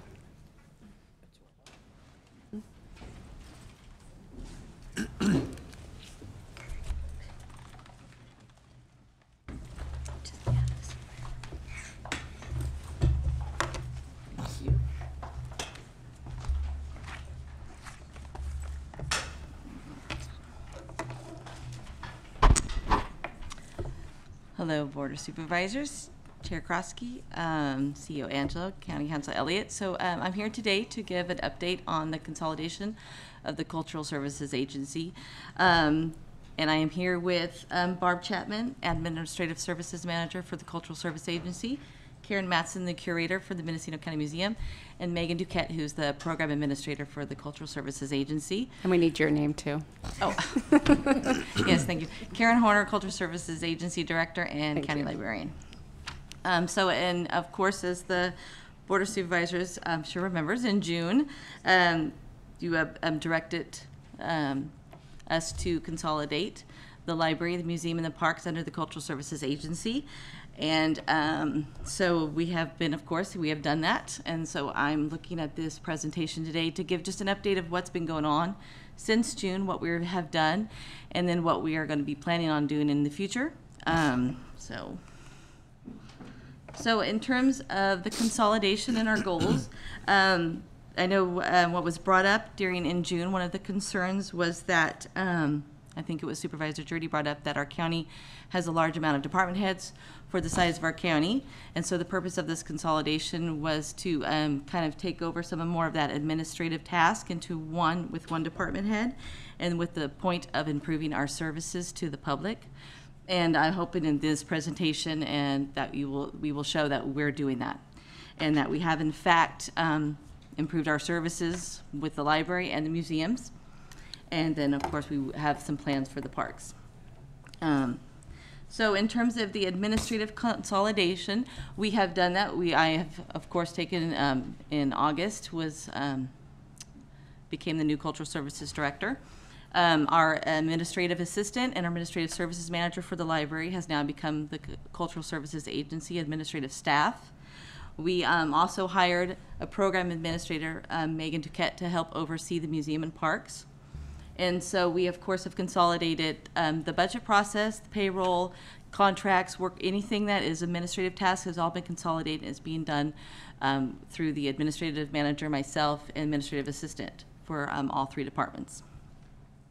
So in terms of staffing update, we had some staffing concerns, and that was met with through the hiring of the program administrator to help oversee the museum and the parks. And of course, we have Barb Chapman, who used to be our department application specialist for the library, became the new administrative services manager. Then we just recently filled her old position, and so that was hired within house. So we're refilling that library position. So currently, we do still have some empty staffing positions, but those are currently being filled. We are hiring an administrative librarian that will help. Some of the concern was my oversight of the libraries and my services and support of the branches, and so we're hiring an administrative librarian. This position wasn't created, it already existed within the library. So I'm actually in the process and will be actually offering this job to somebody in the next couple weeks. In terms of administrative space update, we have been working closely with CO's office for a space, and it's not finalized yet, but a space has been designated, and we're working out some of the kinks that we will hopefully be moving in there in the next couple months. And in terms of the stakeholders, during this time that the consolidation was directed, I have, of course, worked closely with the Library Advisory Board and the Museum Advisory Board. I've met with several friends groups to let them know what was happening and what was going on. And we have also met with several of some parks related stakeholders. And so, and of course, throughout the community have met. I have been, everything has been positive. The Museum Advisory Board has been fabulous in stepping up and embracing the Cultural Services Agency concept. And we are, have created a wonderful working relationship, and we are working really closely with the Museum Advisory Board to help take care of some issues in the museum. And I think that has just changed drastically in the past 6 months in terms of our relationship. We just recently had a Library Advisory Board meeting, and while, you know, I'm not going to say that they're not happy. They're still not happy about the Cultural Service Agency, but they've moved on past it and now are back to focusing on library-related issues, and I've still maintained an excellent relationship with them. In terms of the budget update, of course, the Cultural Services Agency was directed to the creation of it after the budget process. So, of course, the library and the museum still has their separate budget units. They will retain their separate budget units even this following fiscal year. We have the administrative side of the Cultural Service Agency has taken over maintaining the budget, keeping track of the budget process, and will be involved in creating next year, having the Cultural Services Agency budget process and keeping track and making sure that, of course, that was a concern with the budget. The library budget, of course, is protected. It can't be touched, and we are maintaining all separate line items of everything for the library, and the museum has its own budget. I think in this process of doing the consolidation, what's become evident is that the benefits by doing this, we're already seeing the benefits. In the past, in the past 3 months, we have enhanced the museum programs and services by actually incorporating the library in with the museum.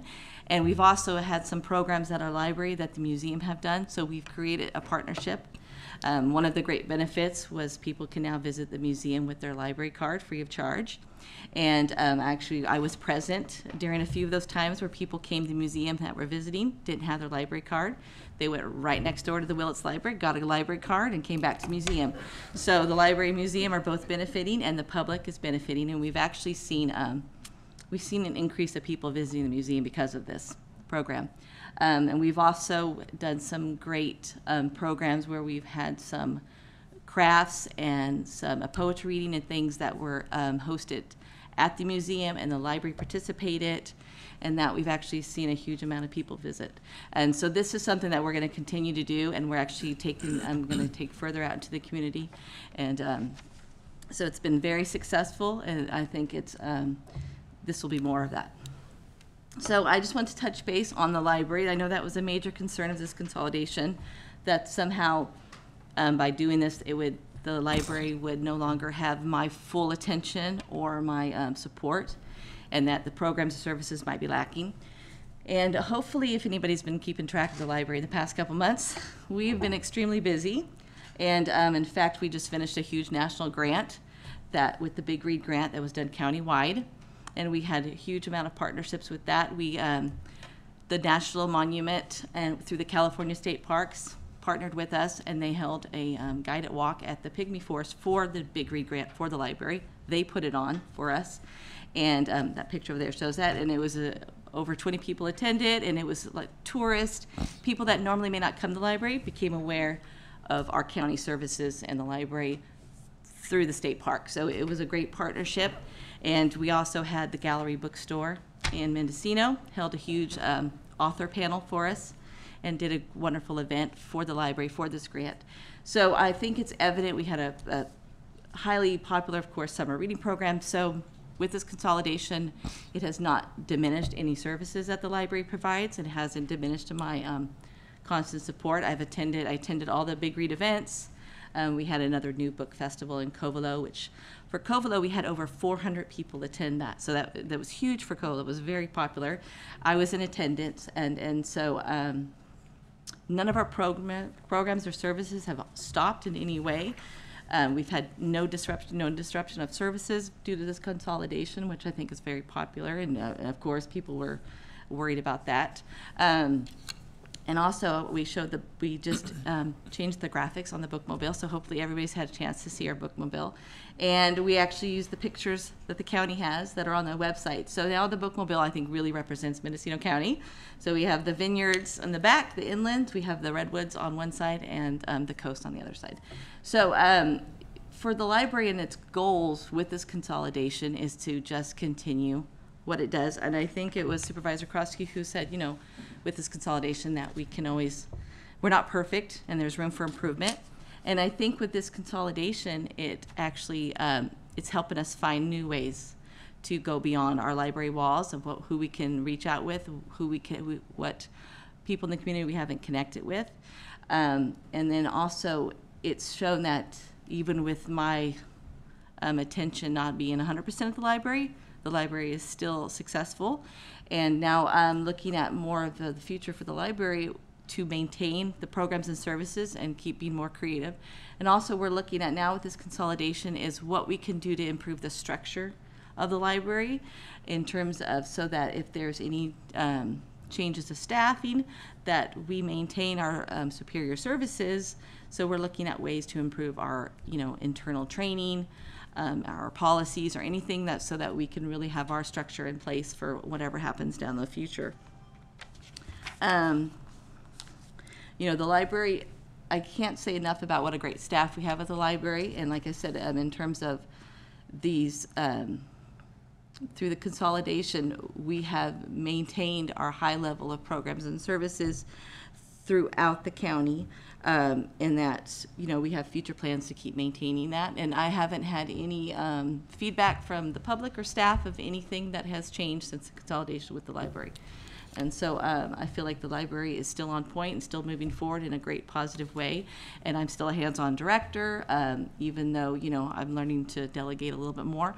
But in terms of overall, there's been no disruption with the library. Now for the museum, this is where we get interesting. So I think we're all aware that the museum was suffering. It was suffering greatly. And every day we still find things that shock us and still things that we have to fix. One of the things that we're currently doing now with the museum is that we're evaluating the staffing needs. I think with this consolidation and what's happened over the past few months, it's been evident that the museum does not need a full-time director, and the time that I am giving to the museum is adequate for administration. What is becoming clear is that for us to really be a fabulous county museum and provide service and programs to the public, that what's needed there is staff that's knowledgeable in museum and curatorial work, and that can provide exhibits and outreach and really take care of our artifacts. And so this is what we're currently doing, utilizing the staffing positions we have available now. What do we need to do to change it so that we have the appropriate staff there? And so currently what we are right now with the museum, our policy is very dated. The one that the board approved was 1983.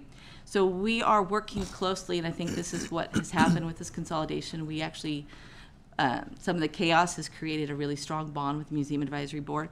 They are actively participating with us to create new policies for the museum. We're having their feedback. We actually just recently, last month, met with them outside of a board meeting.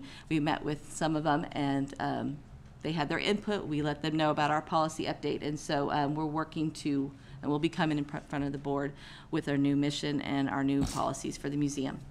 And the focus that we want to do for the museum is to do education. It's key for here. The museum needs to be a major player in our education of this county. And outreach is important, exhibits, and our collections. And these are the focus that we're looking at the museum right now, and something that's pretty much going to be driving what the museum is.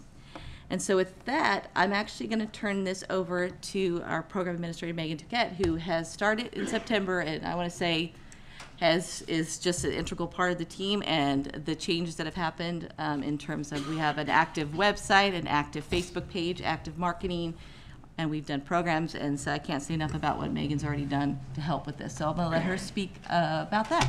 Okay, one moment. Supervisor Brown? Yes. Thank you, Madam Chair. Specifically, I want to know about the museum's store and its future. What is happening? Yes. So, Yes, so basically, I was going to mention that. So yes, the gift shop is one that we've kind of racked our brains around for a while, and it's become clear that there is a strong desire to us to maintain a gift shop there. What is clear is what had happened with that gift shop is it was so large and the items in there weren't really relevant to us as a county museum and probably wasn't in relationship to what we should be doing. So actually I'm going to be meeting with myself and Megan Tucat will be meeting with the auditor this week. We've done a full inventory of the gift shop and we actually have plans to downsize the gift shop. That's our plan, is to downsize the gift shop and to better utilize that space. So we're still providing a gift shop for the public on a smaller scale and looking to do more of an interpretive educational area with that space so that we can also still maintain a gift shop but also provide another service at the same time. And we're going to meet with the auditor and see what do we do to need to make the gift shop correct and to do the transition. Yes, and everything is, whatever fees have to be paid or things taken care of, yes. So I'd just like to be kept updated on that. Yes. Thank you. And I'm just going to remind you that we'd only slotted this for 15 minutes, which yes, we are already over. So if we can maybe touch on things briefly, because we do have 2 more items before lunch. Yes, and we actually I think we have 3 more slides and we're pretty much wonderful. Done. Yes, we'll thank you. Speed We through certainly want to hear about these, though, because I have visited them and they're wonderful. We're really excited about creating quality exhibits and programming that coordinate with the exhibits coming up. So right now we're currently showing Vintage Toys exhibit through March. We plan a World War I exhibit in the spring. In the summer we're going to display recent acquisitions from the Dusty Whitney collection. And in the fall, we are hoping to have our progressive agricultural history farm to farm and talk about indigenous stewardship up until cannabis. So that should be really fun and interesting. With that, we've been doing some really great programming that coincides with what we have going on in the long haul exhibit, creating programs for families like vintage toy making, as well as a holiday story program that's going to be later this month. We had a successful past exhibit with the Out of the Ashes exhibit, and thank you so much, Supervisor Krosky, for being in attendance. We had over 150 people attend the exhibit opening, and really successful programs that we did with the library. All right, so I'm going to have Karen Mattson, our curator, just talk briefly about, because this is the majority of the focus that we've been doing at the museum, has been behind the scenes. And of course, this is what she does daily. And so I'll have her speak. Yeah, I'd like to just give an update that every day we're working in the collection, and in everything that I do at the museum, I'm working to put our collection first. We have more than doubled our shelving capacity in the back. Our primary goal this year is to get every artifact in our collection up off the floor and have a designated location. That's an ongoing project and a very large project. In doing that, we're also able to access areas of our collection that have been previously inaccessible physically, and we're working to clean all areas of our collections facility. All of these things tie together to paint a better picture for our collections. And in the past year, we've had 2 exhibits that are all from our collection. So over 90 artifacts have been displayed from our collection. Every time that we share an artifact, we're able to care for an artifact. So basically, I just want everyone to know that we are working very hard to take very good care of our collections, and we're proud to do it. And I'd also like to acknowledge that we have 3 wonderful volunteers that work for us on a daily basis, and we couldn't do without them. So yes, I just want to clarify that, Karen, is, I mean, the state of the artifacts in the storage area of the museum was shocking and horrific, and it has improved. I mean, it's just been 1 year, and the improvement she's made in the back has just been outstanding, and now it actually looks like a museum storage of artifacts with shelving and proper storage and proper maintenance. And it's anybody that hasn't been back to visit, I encourage the board of supervisors to come visit. If you saw it 2-3 years ago, whatever, what you see now, totally different. So, Supervisor Brown. Thank you. And just very quickly, still concerned about the POMO artifacts. Have we been able to address their security and proper storage? And I'm not sure who you're going to, but I would really like just to hear a little short comment on that. Are you speaking about our basket collection?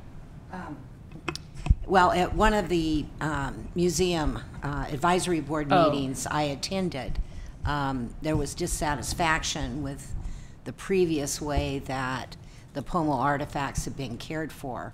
And by one of the members, I believe it was 3rd District Representative, I just want to make sure that's being We are working towards maximizing and identifying space throughout our entire collection so that moves like that can be made.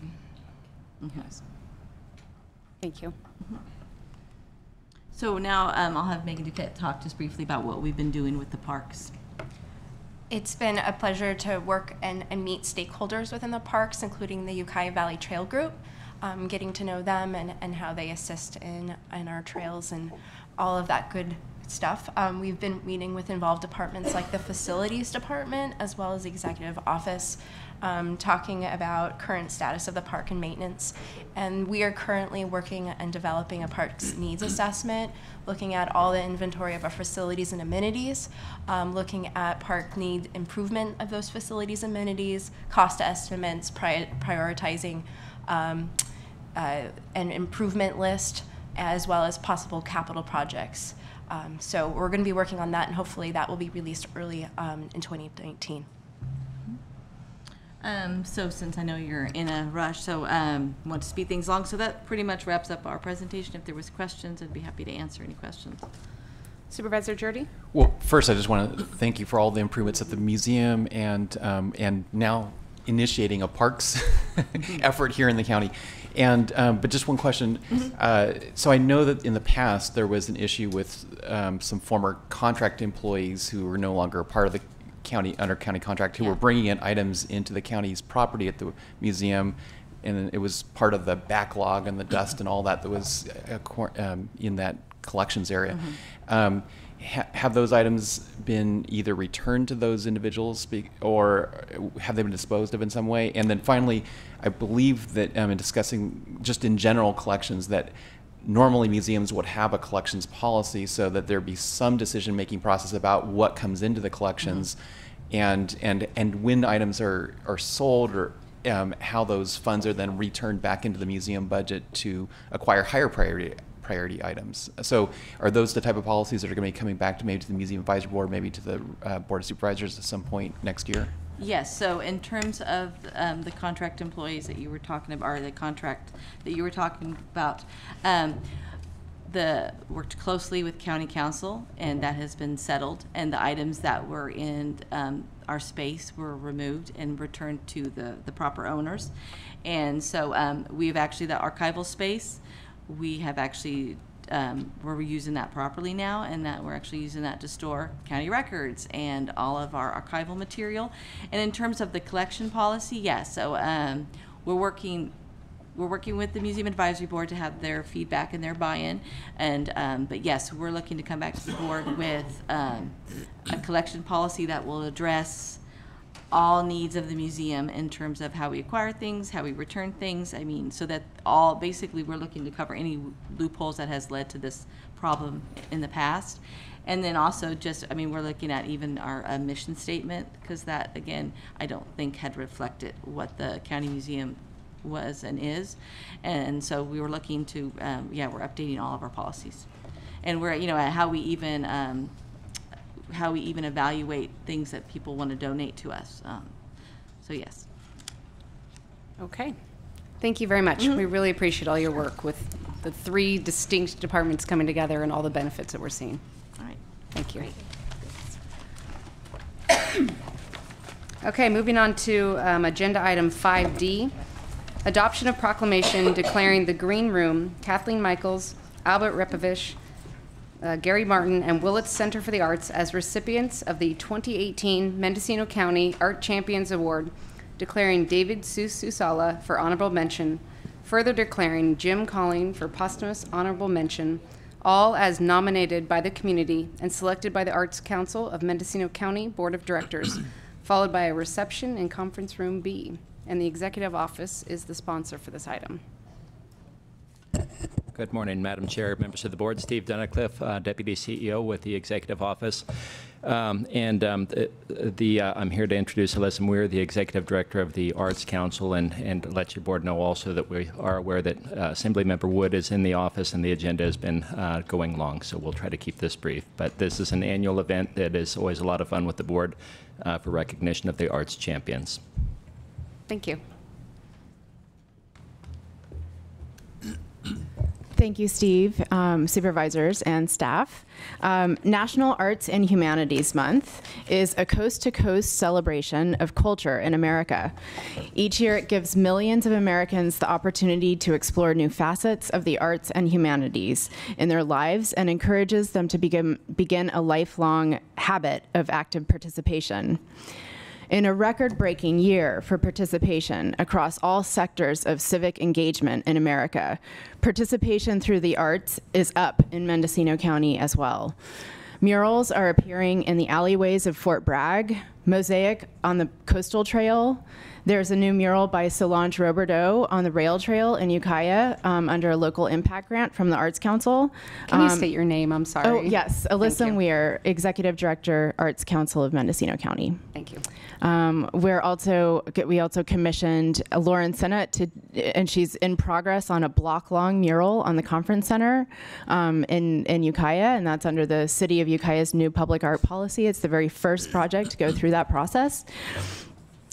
We have art popping up in former gas stations in Laytonville and on dispensaries in Point Arena. There's even a new mural in the interior courtyard of Juvenile Hall that we just completed this past spring, with students there under the guidance of artist Donza Davis. Art has also occupied a central role in healing our community from the devastating fires last October. There's a new memorial mosaic installed at the Redwood Valley Grange to honor those who lost their lives and to make something beautiful and whole out of the pieces of metal and broken pottery discovered in the ashes of home sites. I stopped by Elizabeth Raby's studio to see the mosaic mural in progress, and a fire survivor looked up from placing bits of tile and ceramic and said to me, "This helps." There were poetry writing workshops and 2 fire survivor ensemble performances. There were 4 exhibits of fire-related artwork, including at the library and museum. There were countless individuals, organizations, funders, and civic groups who came together to make sure our community got what it needed to metabolize the grief together. The recovery process will be long, but this community's resilience will continue to be on display. The honorees we recognize today come from diverse regions of Mendocino County, but they share a demonstrated commitment to positively impacting our lives through the arts. The Green Room in Point Arena, this year's business champion, commissioned a stunning mural by artist Nicole Ponsler, and local business owners have reported that the mural is so resting, people have to stop and get out of their cars for a selfie, and then they realize that they're hungry and they start to explore the town. The Willett Center for the Arts has been quietly putting on world-class exhibits, and this year's honoree in the arts organization category. Elk-based poetry and book artist Kathleen Michaels models for hundreds of Mendocino County students the specificity of care and thoughtfulness that forms the basis for all good design. Willett's art historian Gary Martin ensures that students from Laytonville to Covelo get an introduction to celebrated masterworks of the Western canon. Albert Ripovich, as far as I know, has never said no to any request to use his charming gift shop gallery for any event involving art and music. David Susala, we call him Seuss, keeps everything flowing at Walla Art Center, and the late Jim Colling, who is such a wonderful steward of Mendocino County Art Association, both receive honorary mentions this year. Thank you again for joining us in recognizing these individuals and businesses in our community, and I hope everyone will join us in Conference Room B. Thank you. Thank you very much. Okay, before we go to public comment, I would ask that we have the recipients who are here come up for a picture, and we can hand the proclamation. Hmm?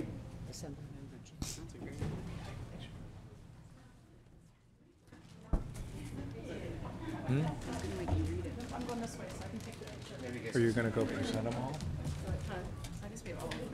Yeah, everybody gets one, I think. Hi, I'm Zeus. I'm Nate. Hi, Nate. You're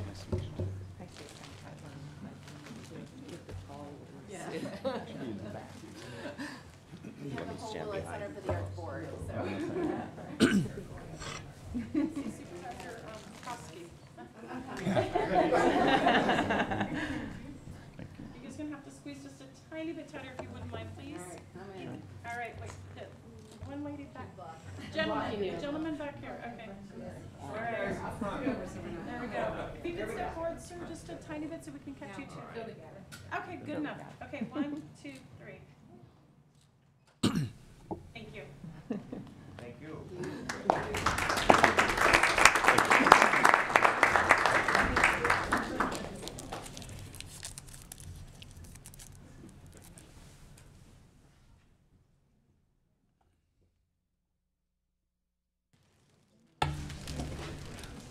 And thank you so much. I've seen a lot of the artwork, and it's truly amazing, and I truly think it has helped people heal from the disasters from last year. So I'm very grateful for, not just making our community more beautiful, but for the healing that it's done this year.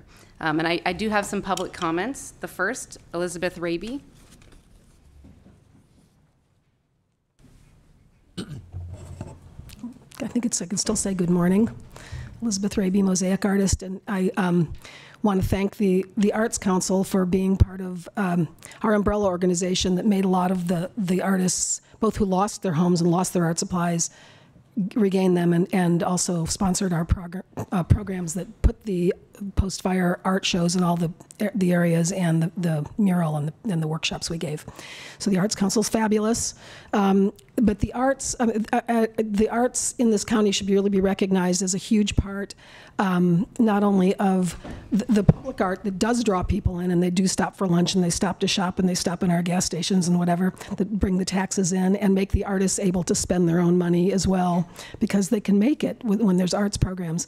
And I wanted to specifically say something about how wonderful it is that Willett Center for the Arts is winning the awards this year, because they are a fabulous place that puts on wonderful shows, has a lot of classroom space there, and is also available to have community events there from arts, some arts related, some not, and some bands play there. It's wonderful. And I wanted to just point out that one of the reasons that they're able to do this and be such an amazing organization in our county is because they get to use a building without having to pay huge rent on it, because it's city-owned building.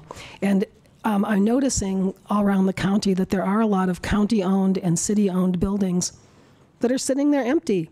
And maybe if there is space around Ukiah and some other places that could be supported in that way, where the artists can come in and help create community and help give studio space to a lot of artists who've lost them, that I'm hoping that the Board of Supervisors and our City Council here can help out in that way, because it really does make a huge difference to the community. Thank you, and thank you all these great artists. Thank you.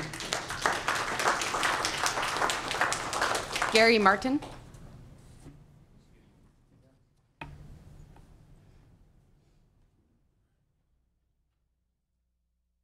Hello. So my name is Gary Martin, and I'm honored to be here today. I want to thank the supervisors for having us here, and I want to thank the Arts Council of Mendocino for these accolades. I educate students from preschool through high school on art and art history. I reach about 2,500 Mendocino County students a month. The true purpose of what I do is not necessarily to create more artists, but as someone eloquently put it once, it was to create more complete human beings who are critical thinkers, who have curious minds, and who can live productive lives. The privilege of teaching these young minds is mine, and I want to thank you for your trust and recognition of this program. Thank you. Thank you, sir. And I know my children have gone through your program, and it's wonderful, so thank you. Kathleen Michaels. My name is Kathleen Michaels, and I first want to express my appreciation to the Board of Supervisors for making time to recognize and value the arts and artists here in Mendocino County, and also to Alyssum and the Arts Council Board of Directors for all they do to keep the arts thriving.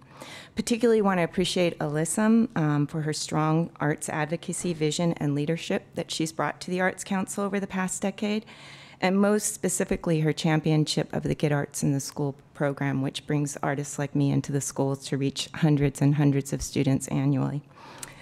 I also want to appreciate my fellow awardees. I'm honored to be up here with them. And I want to put a shout out to some of my Anderson Valleyites who have come and have been a big part of helping make the partnerships I carry out with schools, some of them going on for up to 15 years now, possible.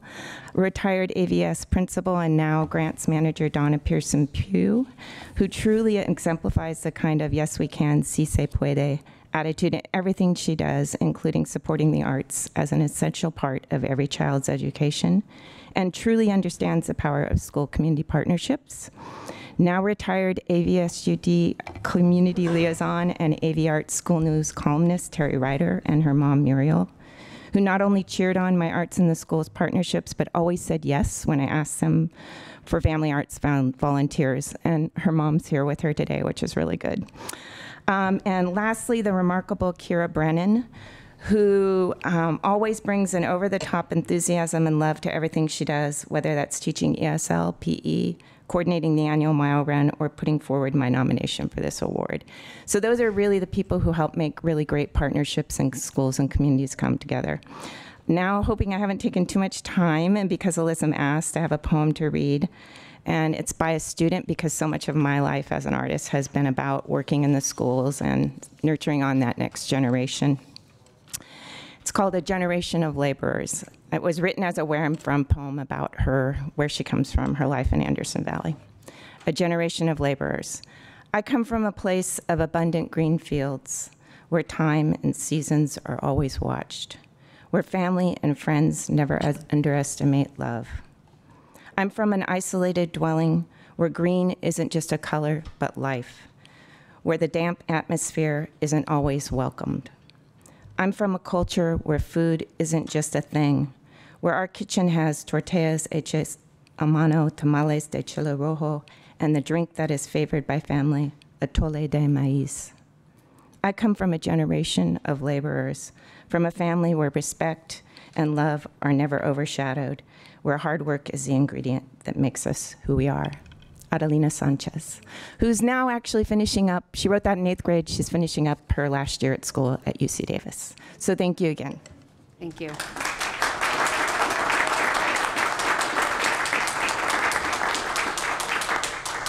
Donna Pearson Pugh.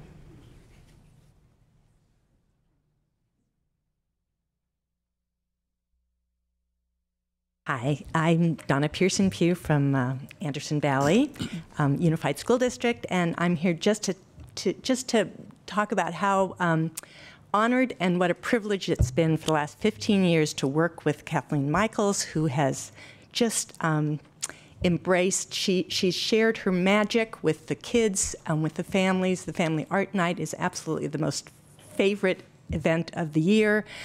She's truly brought to our community something special, and we're very indebted to her, and we really appreciate it. So thank you for honoring her. Thank you.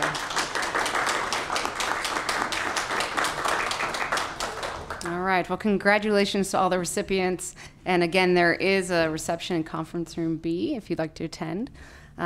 We are going to move on to item 5E, which is our discussion and possible action regarding presentation by Assemblymember Jim Wood regarding end-of-year activities facing Mendocino County and the California 2nd Assembly District. Thank you very much for coming, sir. Thank you.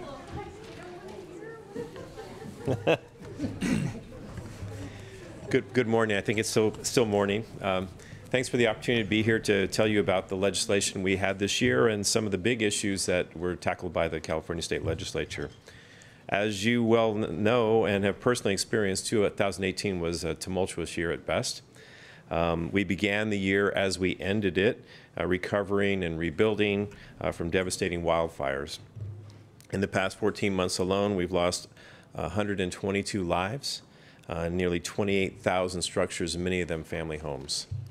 Here's some of the grim statistics. The deadliest fires in California's history happened in the last 14 months. Number one, the Camp Fire in Butte County, which just was extinguished because of the rain. 85 people died. Number four, the Tubbs Fire, Napa, Sonoma. 22 people died in October of last year. Number 11, Redwood Valley, we all know well, 9 deaths October last year. The Carr Fire this year in July, 7 deaths. The Atlas Fire, Napa, Solano, 6 deaths last year. The most destructive wildfires in our state's recorded history in the last 14 months. Number one, the Camp Fire, 14,500 homes destroyed. The Tubbs Fire, 5,600 structures destroyed. The Carr Fire, number 7, 1,600 structures destroyed. The Woolsey Fire, number 8, 1,500 structures destroyed. The Thomas Fire, number 10, 1,063 structures destroyed. The Atlas Fire, 783 structures destroyed. And of course here at home, the Redwood Valley Fire, where 546 structures were destroyed. As members of the board, I know you too have been consumed by these tragedies, and you deserve our thanks, my thanks, for all of the work you've done to help your county's residents, our county's residents, with the challenges of rebuilding and recovery. So I thank you very much for all of your work. A few weeks ago, I stood alongside the principal of Paradise High School as he saw his destroyed home for the first time. It was heart-wrenching. As a dentist trained in forensics, I have been able to help identify some of the victims and help bring closure to the families. Over the years, I can tell you that the reality of the disasters I have witnessed has made a huge impact on who I am, and in part, what brought me to public service. Today, I'd like to talk briefly about some of the bills I authored. Many became law, and thankfully only a few of them did not. But I'd like to also touch on some major bills the legislature passed, and then do what I like to do the most is talk to you and answer any questions you might have. I'll talk about legislation by category, keeps it straight that way, and wildfires, rebuilding, healthcare, environment, seniors, and then I'll wrap up with some of the most significant issues that we tackled in the state legislature this year. Wildfires and recovery. The bills I'm about to talk about came from the wildfires, the devastating fires in our district. And I will tell you that they, while many of them these bills were passed last year, they may serve again as a template for what we faced in 2018 as we look to enhance some of these. AB 1875 was a bill to help deal with underinsurance. So many people are underinsured, want the opportunity to purchase additional insurance. Finding that is difficult. And so we crafted a bill that will require the Department of Insurance to create a tool that will allow consumers to be able to find additional coverage out there if they're willing to do that.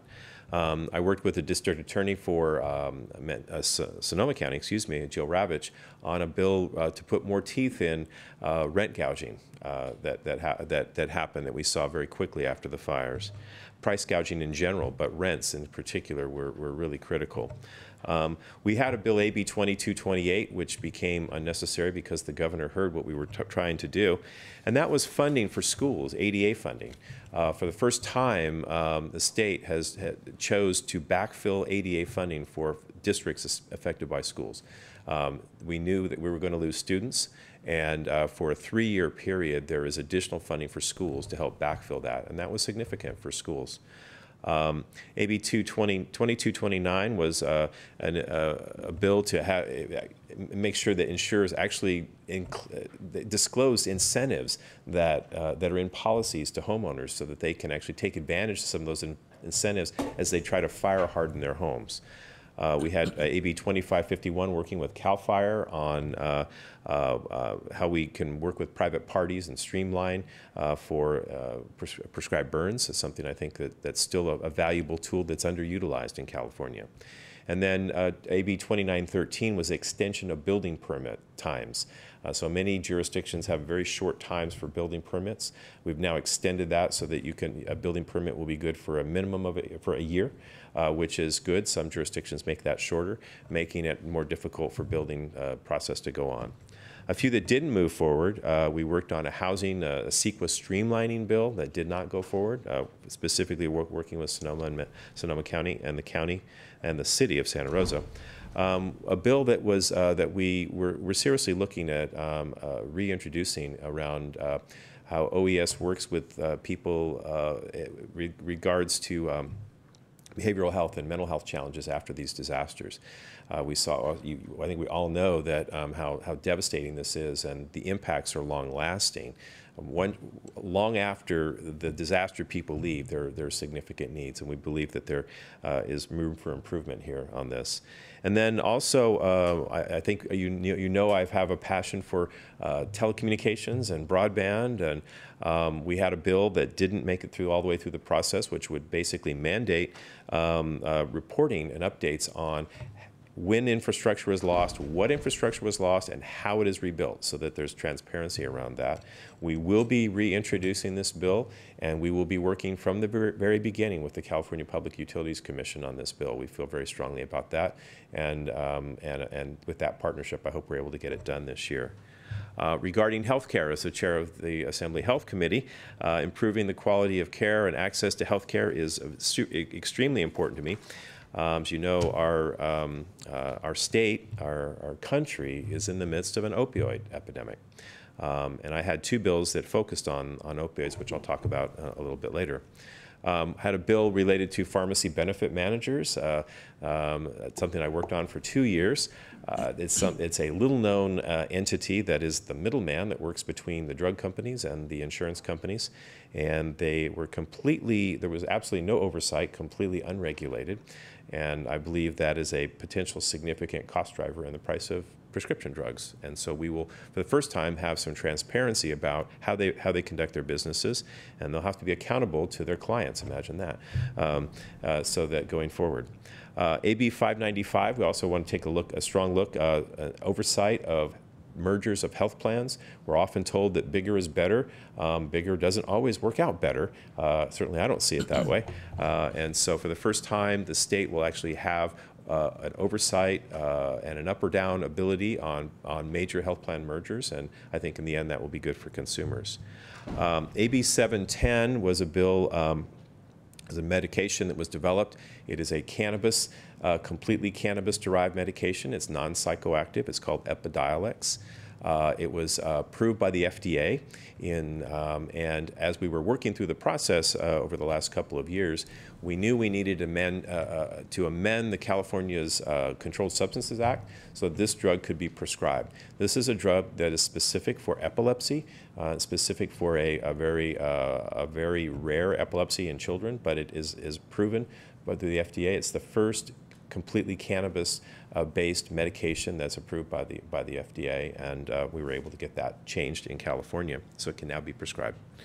AB 2502, as we look at our role in how we advance getting coverage for everyone in California, it's fundamental that we have basic information, and that's how are our healthcare dollars spent. So we've been advocating for years for a database that would allow us to examine how all payers are paid through this through system. We had a bill, and the governor heard us. The bill went away ultimately because he put the $50 million we were asking for in the budget, and the process is going to begin to actually build this database, which will be searchable and be a huge valuable tool as we move forward to make healthcare more accessible and cost less for everyone.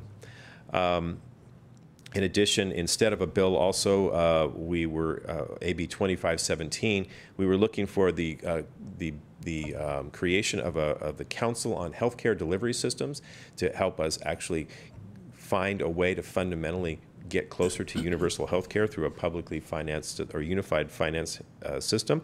The governor heard that as well, and actually allocated $5 million to that council. Governor-elect Newsom is actually in the process now of selecting people to work on this council, so we will see progress on that going forward. And then finally, in healthcare, AB 2472, which was calls for a feasibility analysis for a public health insurance option. We have state insurance for people here, but there's no option for the public who is not potentially covered there to potentially be a part of that. So there will be a study around that, and that will be the first time that has been done.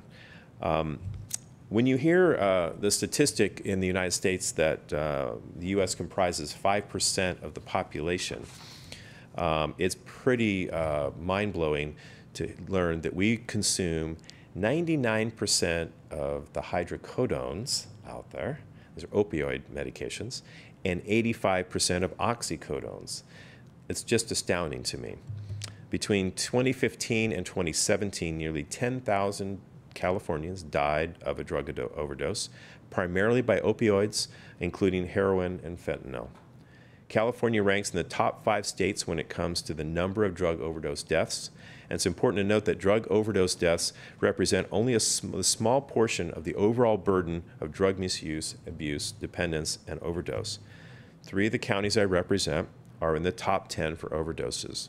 Humboldt is number 2, Mendocino is number 3, Del Norte is number 8.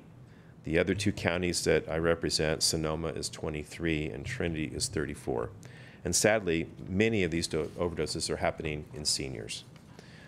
2 bills I authored last year, there was a package of about 12 bills related to opioids. 2 of them were mine. The first one is AB 2760, which offers a co-prescription for naloxone. Naloxone is the antidote to an opioid overdose. Law enforcement, you'll see, carries a lot of agencies actually carry naloxone these days. But this is aimed at those people who are at a high risk. And many of them are seniors that take a lot of different kinds of medications. It's an educational opportunity for doctors. It's also an opportunity for family members to be more aware that there might be potential for someone in the home to have an overdose. This is an amazingly easy medication to use, and it will be 97% covered by most insurances. So there should not be an impediment to doing this. The second is by 2021, and these things take time, obviously, will be prescriptions in California will be e-prescribed electronically. A lot of I still come from the days where I used to write out prescriptions. I very rarely did. And one of the things that happens with those, they're often not easily read, because I don't know about your doctors, but I know my handwriting wasn't very good. And so, so with e-prescribing, where a lot of doctors are doing this now, they can send this off electronically. It goes directly to the pharmacy. The number of prescription errors goes down dramatically, and the potential for fraud of prescriptions is all but eliminated, because it's a closed system that would be almost impossible to penetrate. So these were some of the bills that we moved forward this year, and we worked on the opioid issue for the last 4 years, and I think this year in 2018 we made some real progress. So I'm very, very happy about that. Earlier in the year, the members of the select committee that I co-chaired on universal health care, we introduced a $1 billion package of bills to address the expanding health care for all people. The bills resulted from the actionable recommendations of the committee that we served on. And most of them didn't move forward, unfortunately. The exceptions were the database that I talked about, the public option for, and the council that I talked about, which were ironically all my bills, which I'm kind of happy about. But anyway, I would expect that some of those will come back with a new administration, and we'll see where we go.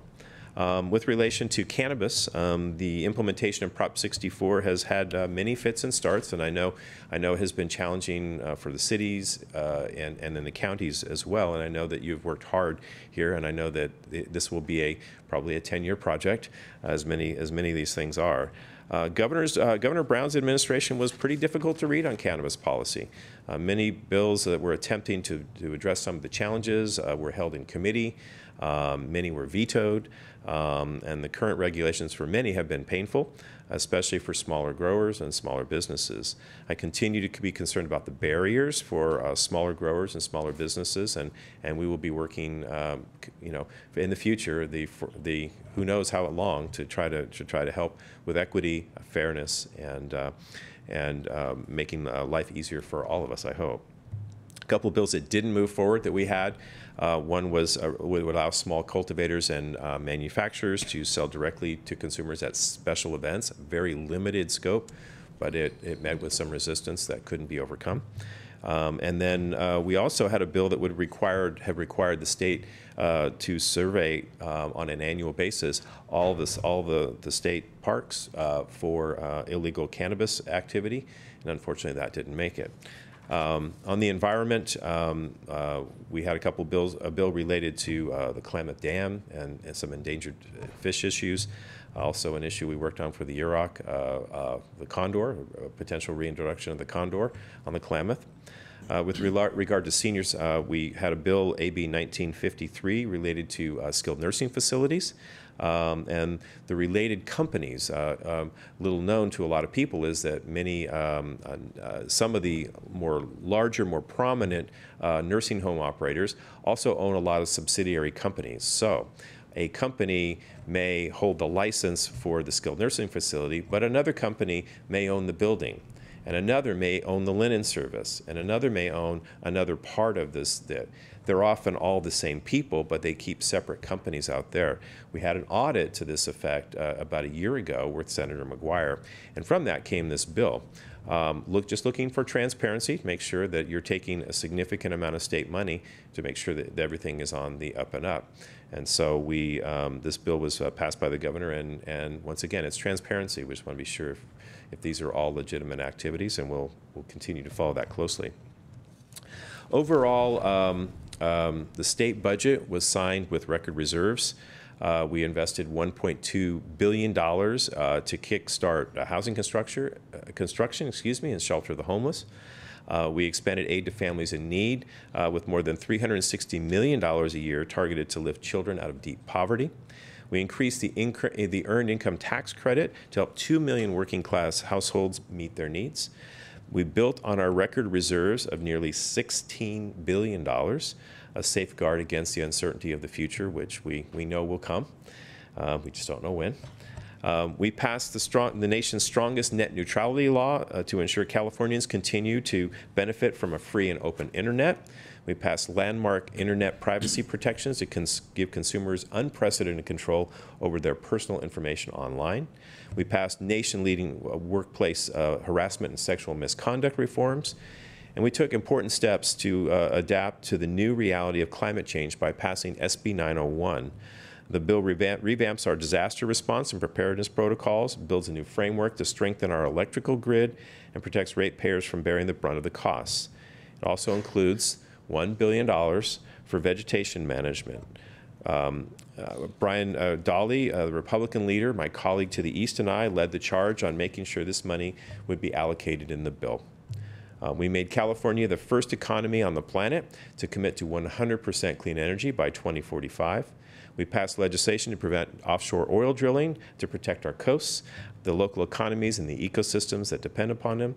And finally, SB 1 withstood a repeal effort. Every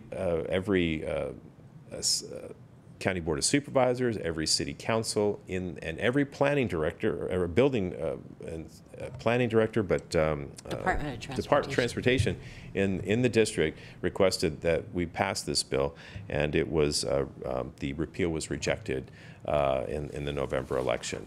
So we had a kind of a busy year, and as we move forward, we'll see what 2019 holds. So with that, if you have any questions, I'd be happy to take questions.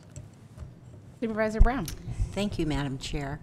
I just would like to announce but congratulate you for the honor of receiving a 2018 Distinguished Service Award from California State Association of Counties. Wow, that's news to me. Thank you. We were sitting there. Oh, okay, okay. But I think they're going to present them at our Ledge Conference in the spring. Oh, wow. Because it was such a long way for any of you to go. But they announced you, well, so congratulations. Thank you.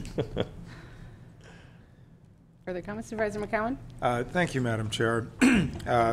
I certainly want to thank you for your public service, for your willingness to come forward and report directly on so many elements of significant legislation.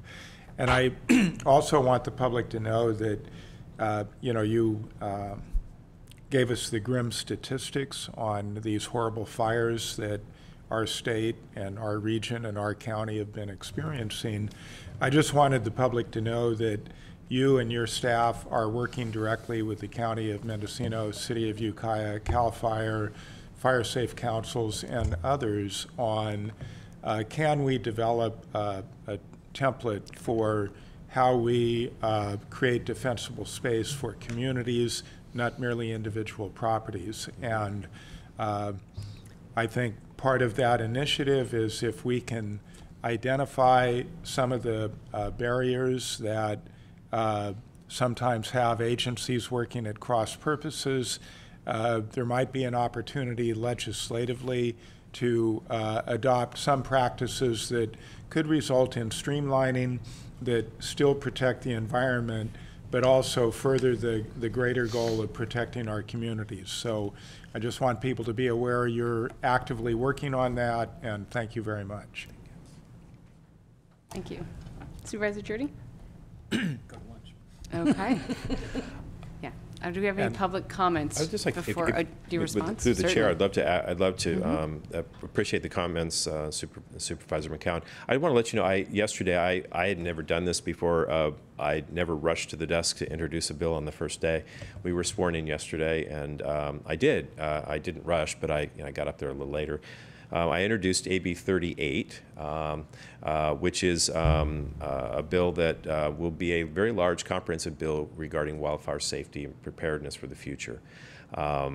It will, among other things, it will create a statewide community fire preparedness council, which will have regional fire preparedness councils around it, and it will deal with helping people with create vegetation management ordinances, hardening their homes, technical assistance for a wide variety of things. The bill will also create the state's Hardened Homes Revolving Loan Fund. We're asking for $500 million a year to allow for people to help retrofit their homes and parts of their homes that can make them more fire safe. There are a lot of things that people can do that are really that are not a huge cost that can make their homes safer from an infrastructure perspective, but also the vegetation clearing and things that go along with that. And we've also made sure that this bill with this revolving loan fund is that people who are low income or very low income will we're looking for hopefully for potentially for grants, but the interest rates for these will be very, very small, very, very low, the lowest possible. But it is about being proactive and pushing fast to help with hardening homes and hardening, especially in our wildland urban interface, which we all know all too well here. But it'll be I'm sure the bill will not be without controversy. We're going to be asking people to do things that they may not always want to do. But I think in the interest of what we're facing here in California with climate change, and I don't think anybody expected that 2018 fire year would be worse than what we saw in 2017, but it was, and the future doesn't look any better for us right now. So anyway, so that will be a huge project for us next year, and we will obviously welcome your input, your thoughts as folks who have experienced this head on at a very personal level. So thank you. Thank you very much. Thanks very much. Thanks. Any public comment? Sheriff Ullman?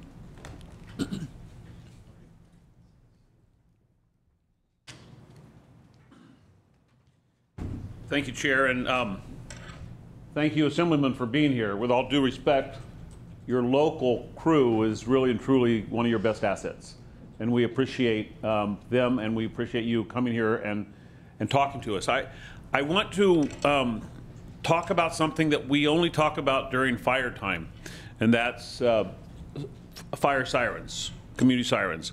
I don't know if you know this, it's very tough to find sirens anywhere. They're not manufactured in America. And I've tried my best to find if California has a surplus of them, and there is no person in charge of surplus sirens. I've learned that. So as we continue this conversation about hardened houses, I would like to continue a conversation about hardened communities and find out how we can understand that when a fire happens, we lose the internet, we lose the power, we lose everything. And a community, if they haven't pre-thought this out with sirens and backup power, then we'll have another Redwood Valley or a Paradise situation. And I'm specifically talking about Brook Trails. Brook Trails needs attention in the worst way. So thank you for coming here and briefing us. I'm going to speak. I think I can speak for the entire county. You're always welcome here, Jim, because you're one of us, and we appreciate what you do for us. Thank you very much. Thank you, Sheriff. Any further public comment? Casey O'Neill, local farmer representing MCGA. Would definitely like to echo Sheriff Allman's comments. Thank you, Assembly Member, for being here. It has been my pleasure to work with the Assembly Member over the last few years, and we have really appreciated his efforts and support in the cannabis dialogue, and then also as a volunteer firefighter, I very much appreciate his efforts and his work in the Assembly. So thank you. Thank you. Any other comment? Okay. I certainly just want to add my appreciation as well. I know that we all personally appreciate everything that you do, and certainly as a county, everything that you have, worked with us over the disaster, as well as just regular business of things that need to change here in California. So thank you so much, and I wish I were going to be here next year to continue this positive movement in trying to harden our neighborhoods and our communities, and change the way we do business here in California. Thank you very much. Okay, with that, we will recess for lunch, 12:24.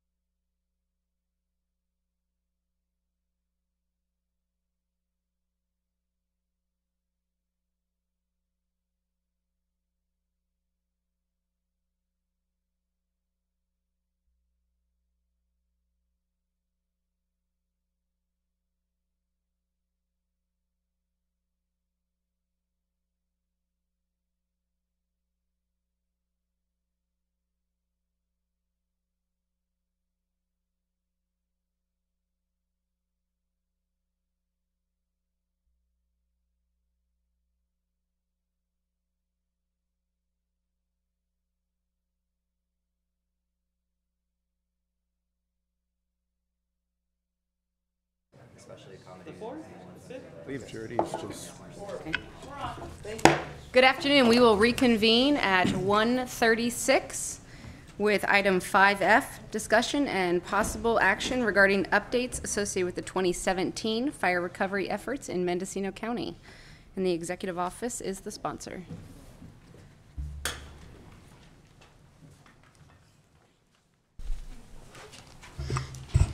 Good afternoon, Madam Chair, members of the board. As I usually start off, well, Nash Gonzalez, Fire Recovery Director. As I usually start these reports, I go ahead and give you the latest numbers from Planning and Building Services. So to date, the department has issued 147 permits. 16 of them are in queue, and 2 weeks ago when we reported to you, there had been 144 issued, so 3 have gone through the process. Again, 62 are single-family homes, 48 are manufactured homes, and 37 of them are accessory structures. Again, still the department has only received, or only finalized 16 manufactured homes and 4 single-family residences and 9 accessory buildings. Last week, MCOG submitted to Caltrans the Fire Vulnerability Assessment and Transportation Emergency Preparedness Plan grant. Again, the department, Caltrans provided information. The executive office and MCOG worked collaboratively to put this thing together, and it's been submitted. So that's good news. So it's a wait and see what happens now.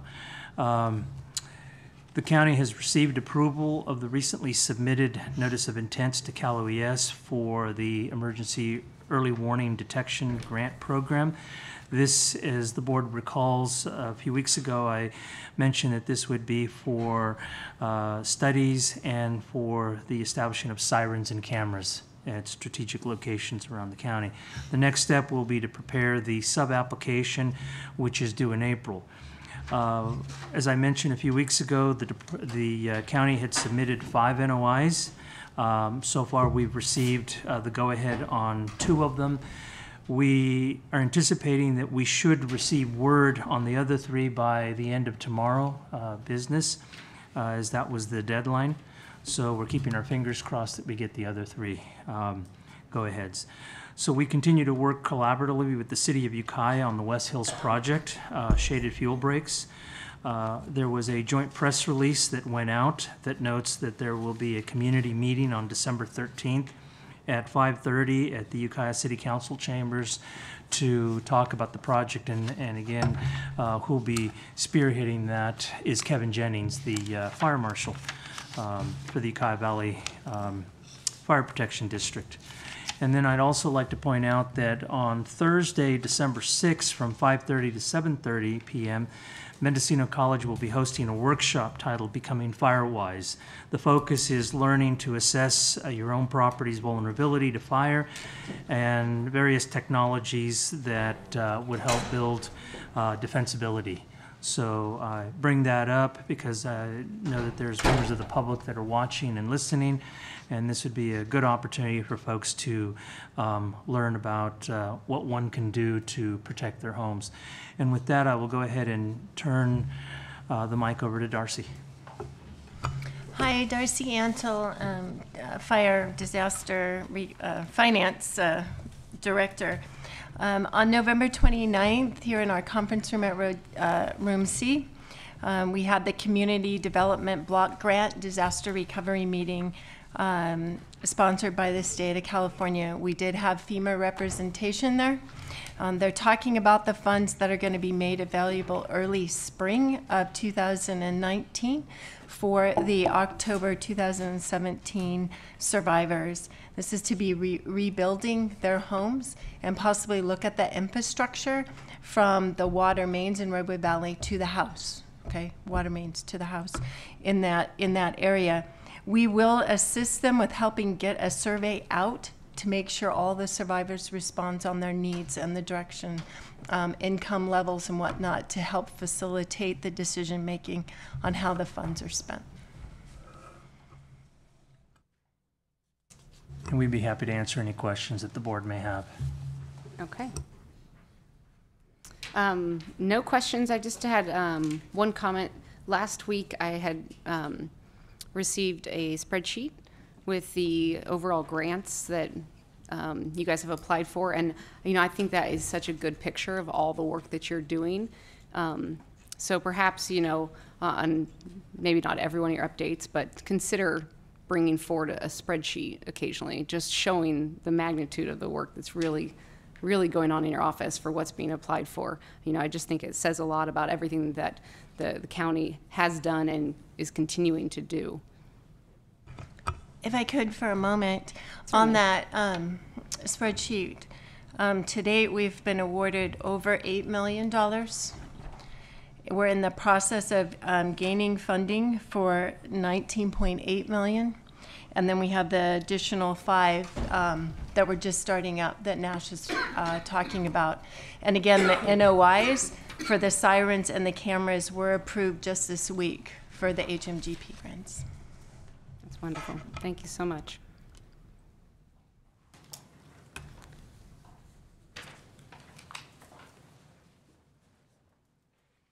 Okay, moving on, agenda 5G, discussion and possible action regarding informational update on the implementation of the Mendocino County Cannabis Cultivation Program and cannabis compliance efforts. Agriculture is the sponsor.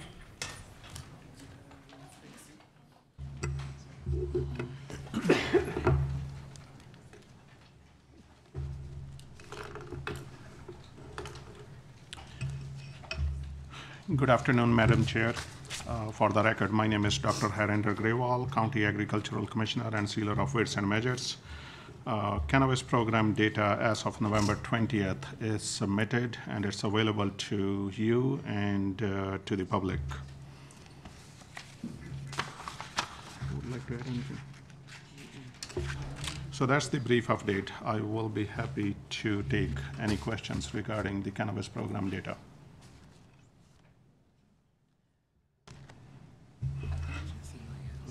Jesse, you want to add?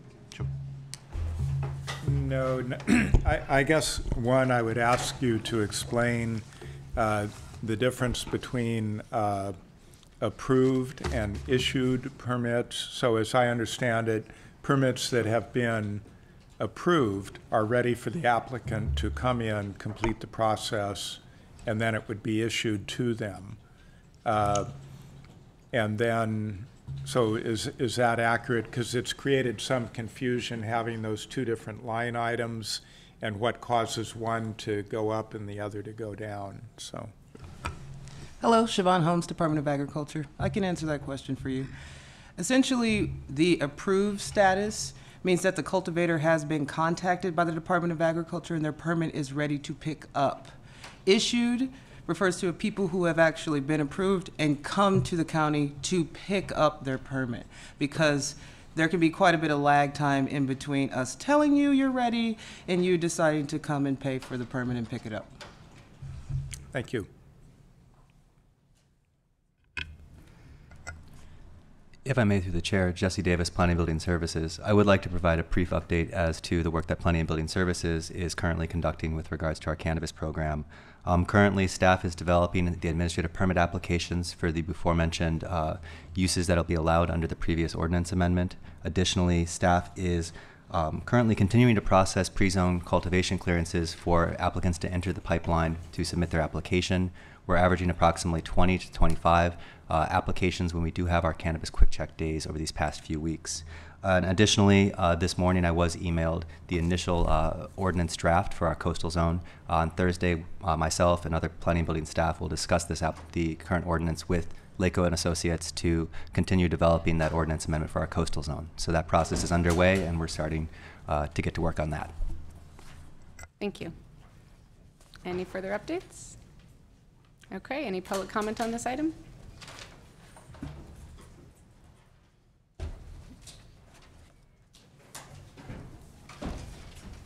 For this item? Okay. Anne Ron. Hello. I'm Anne Ron-Kanan, specialty cottage farmer located in beautiful Covelo, California. About 1 year ago today, I spoke before the board regarding the value and the importance of the local organic craft cannabis movement. At that time, I warned of the need to protect this niche of small conscious farming in the face of the new ordinances, high barriers of entry, exorbitant fees, fines, regulations, and the corporate pandering. Again, I'd like to reiterate how my friends and neighbors of Covelo happen to be some of the loudest voices and leaders in the regenerative and wholesome cannabis farming movement. For a lot of us, it's not a get-rich-quick scheme, it's a medicinal revolution. It is a source of pride in this county that we here in Mendocino are world leaders of this movement. I think it's high time the board takes that a little bit more seriously. In respect to the importance of protecting these craft farmers, I come today to speak on the topic of Cordova Can, a multinational corporation currently infiltrating our valley and limited water resources. I want to express my disappointment in our regulations, which have created loopholes for them to do this prematurely. The ability to stack licenses, loose legislation which does not address new CRISPR GMO technologies, and the ability of them to create giant acres of revolving greenhouse grows, which will drain and poison our water supply before we have the chance to put any environmental safeguards in place. This is a manipulation of the intentions of this county's ordinance and needs to be addressed. We are a haven for nature in Covelo, not corporations. Please protect the purity of our environment. Do not allow this GMO 2.0. Please protect our water. Most of the wells of the valley floor are actually pretty shallow and already face shortages and dry spell in the summer months. And that includes the native community that has strong water rights to that reservoir. And lastly, please protect our small farmers. Enforce phase 1, 2, and 3 timelines and consider delaying and capping phase 3, as 1 and 2 have also been prolonged and delayed. I agree with others that a commission should be formed to prepare lawmakers for the corporate invasion and safeguard our communities and our environment from unintended consequences of these big buck mega grows who are looking to take advantage of our resources. Time is of the essence, and thank you. I appreciate for having this opportunity to speak. Thank you very much. Ron Edwards.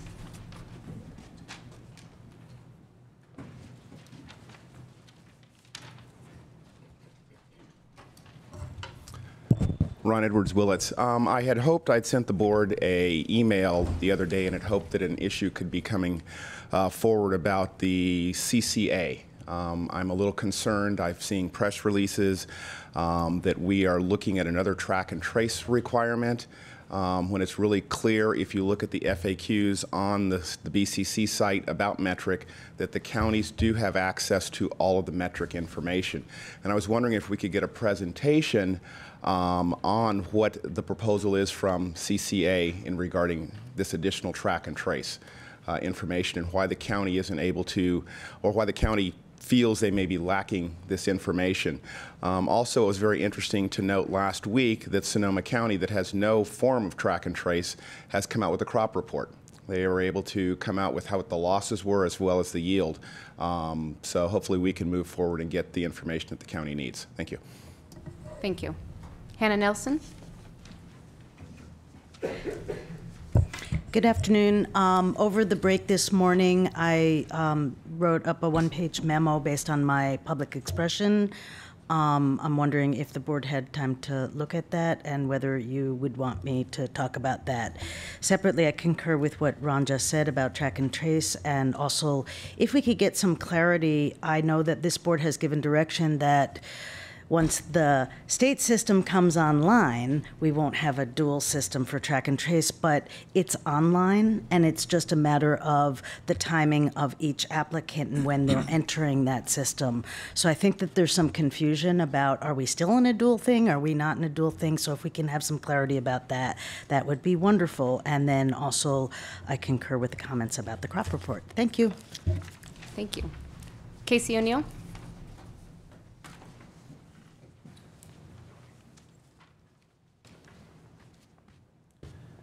Casey O'Neill, local farmer representing MCGA. I would definitely agree with and support previous commenters. This discussion about CCA and BioTrack sort of feels like a bit of a Groundhog Day, in which we kind of went through this whole series of SIGPA, and we found that it felt a lot better for us to just, when state track and trace comes online, not have two programs. And so now to have this recommendation for counties to pick up BioTrack is like, well, if we're going to do that, why don't we just stay with SIGPA? And to be honest, I think neither is better, and we'd prefer just to have the one system with metric, which is going to be a headache in and of itself. I would like to touch briefly on this question of Cordova Can. It's a large corporation that's looking to come into Covelo, utilizing a gene editing technology called CRISPR, C-R-I-S-P-R. As a local farmer and somebody born and raised here, I take great pride in the fact that we were the first county in the nation to ban GMOs. This technology has been deemed genetic modification by the EU, and I think is something that, from a cannabis farmer's perspective, I am not interested in seeing come here. And as a vegetable farmer, like I don't want to see anything water down our GMO ban. And so I'd like us to be very, very clear about this as this attempted development occurs. And then I also wanted to comment briefly on the cannabis combining districts. I've been talking to residents of the proposed Laytonville district, and there's some concern that people who that there's not an ability for people to move into the district and be able to cultivate there as either previous residents or new cultivators, given the fact that there's these are essentially the only residential places in Mendocino that are going to allow for cultivation inside these combining districts. There's been some question of perhaps we might modify the proposed ordinance amendment to allow for new cultivation at the appropriate scale and limitations within those combining districts. And so I wanted to bring that up as well for consideration. Thank you. Thank you. Any further public comments? Okay. Any comments from the board? No. Supervisor McCown. One issue that was raised is regarding, is it BioTrack, which would be a form of track and trace, and is this something through the state, California Association of Counties, that we're part of some sort of consortium to gain information?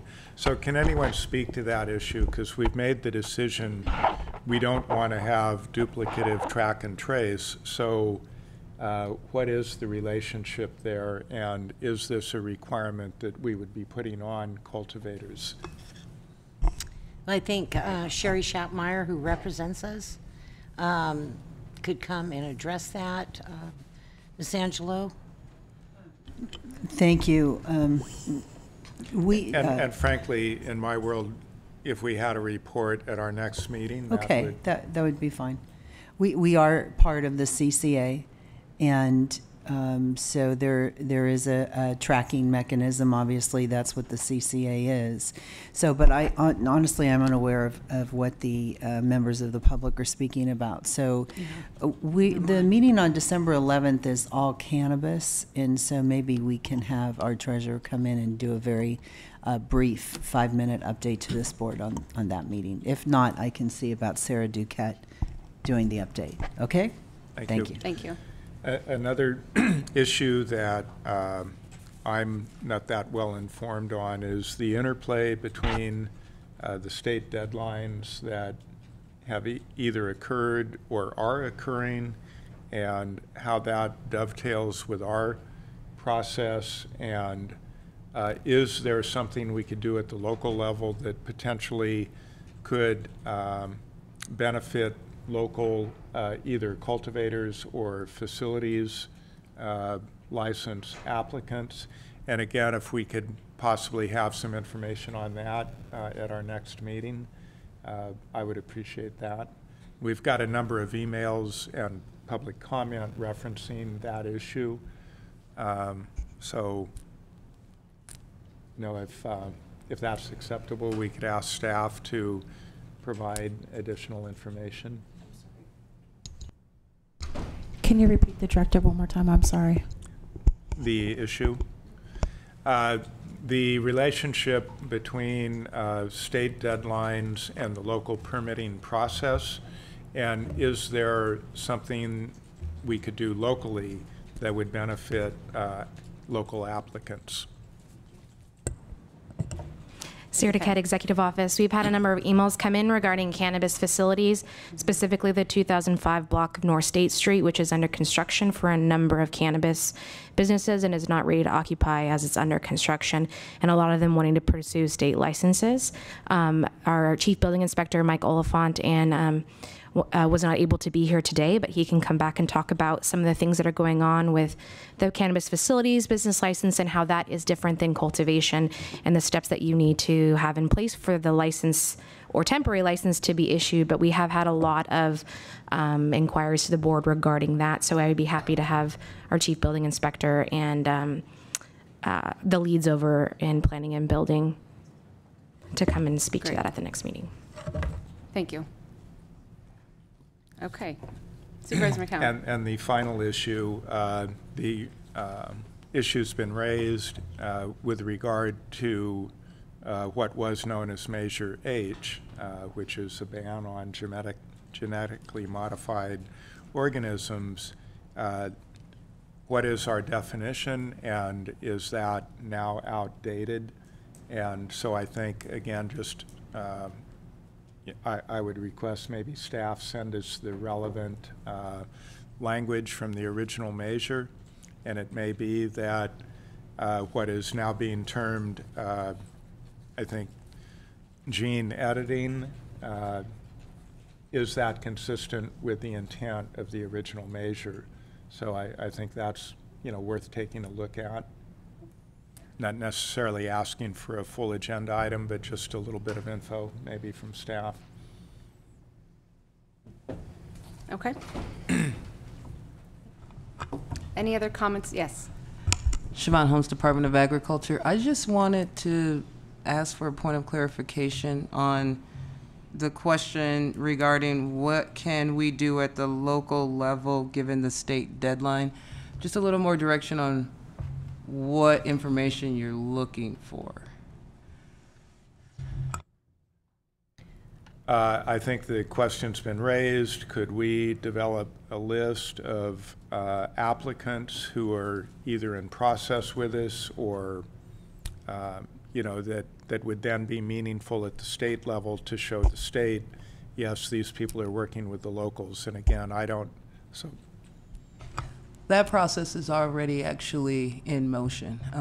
We've been partnering with CDFA for a while now, making sure that the folks who are receiving the appropriate local authorization are on track on a pathway forward. And so as far as essentially communicating with the state who we feel is on the right track and we would like to see them moving on, we're currently doing that already. So I just wanted to make sure if there was something in addition to that, we brought it before the board as required. Well, again, we've had some public comment, a number of emails, and I think that Ms. Duquette's familiar with the issue. So I think if staff communicates among yourselves, you'll be able to provide the info I'm asking. I mean, we're looking to have you help define what the problem is to us, to tell us exactly where some of these gaps are, and are we already in the process of filling those gaps, or are there areas that we need to implement something else? You're welcome. Couldn't have said it better. And in fact, I didn't. Are there any other comments from staff? Okay, thank you very much. Okay, moving on to item 5H, discussion and possible action including acceptance of the 2017 Mendocino County Crop Report, presentation from the Agricultural Commissioner. Good afternoon, Madam Chair. Harinder Grewal, County Ag Commissioner and Sealer of Weights and Measures, and in accordance with Section 2279 of California Food and Ag Code, I am pleased to submit 2017 Mendocino County Crop Report. This crop report, like always, reflects the total gross value of agricultural commodities produced in this county. It's not the net returns for the producers. And highlights of this crop report is that this is 10.8% more increase as compared to 2016. Again, the leading agricultural commodity is again wine grapes this year again. And the total agricultural production, excluding timber, it comes to total close to 166 million.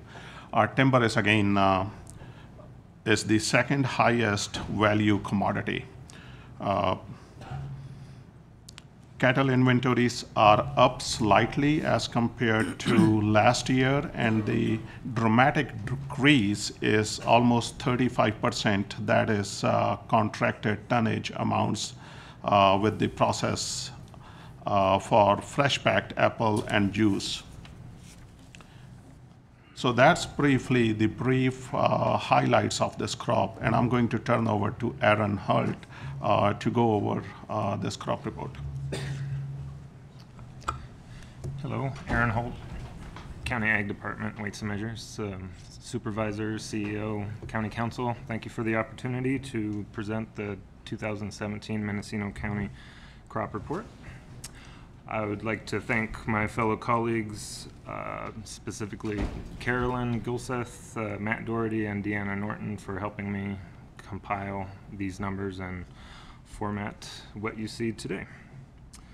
And also thanks to Cassie Tanning for providing the pictures that we selected for the crop report cover. So as Ms. Harnder says, overall ag production value was up 10.8% compared to last year. So get right into it. Apples did take a big hit in 2017. Even though prices for fresh pack and juice both increased, the weighted average decreased because the demand for fresh packed apples dropped significantly. Contracts with packing sheds were significantly down, and some sheds have even gone out of business. The overall value was $330,000, and that was down 55%. As for wine grapes, 2016's record-breaking wine crop was in large part a result of an unusually large Chardonnay yield. So total wine grape production in 2017 was down to an average amount, but with significantly increased price per ton, total value of wine grapes was only down 0.1% to almost 120.1 million. Sadly, pears continue their downward decline, losing acreage and price per ton value. Even with a slightly higher yield, overall value was down 2%.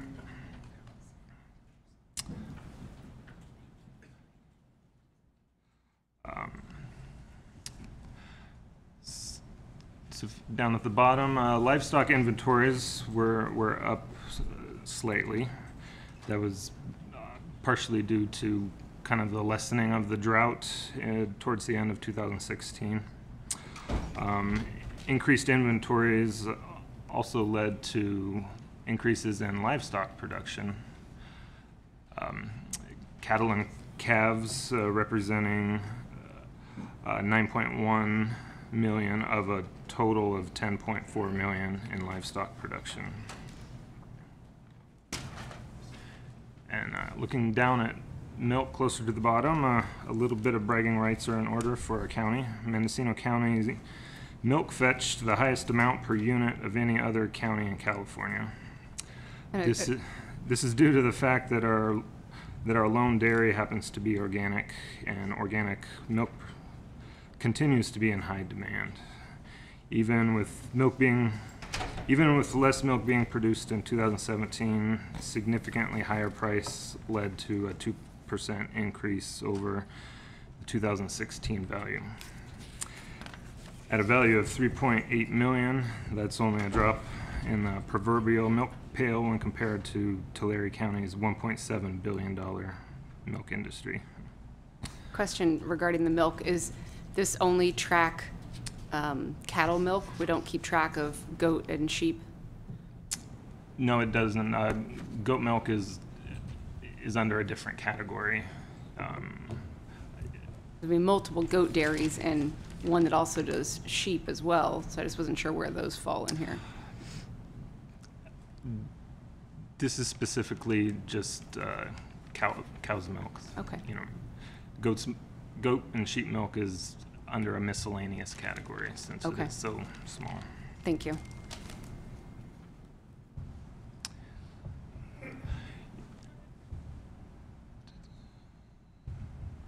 Yeah, if you see under miscellaneous, it includes eggs, emus, and cheese. Nursery production was a surprising bright spot in an otherwise stagnant growth year at 1.5 million. That represents a 22% increase over 2016 values.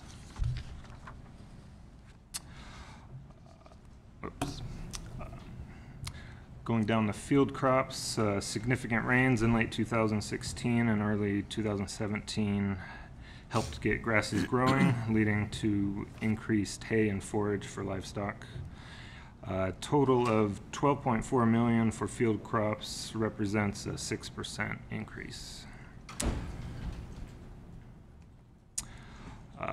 Timber was the leading contributor to Mendocino County's 10.8% increase in overall agricultural production value. Increased production and higher gross value led to an overall timber value of $102 million, a 33% increase over 2016. And Mendocino County was the fourth leading timber producer in the state and accounted for 7.6% of the state's total timber harvested. And just wanted to read a brief statement about organic acreage. There was in January 1st,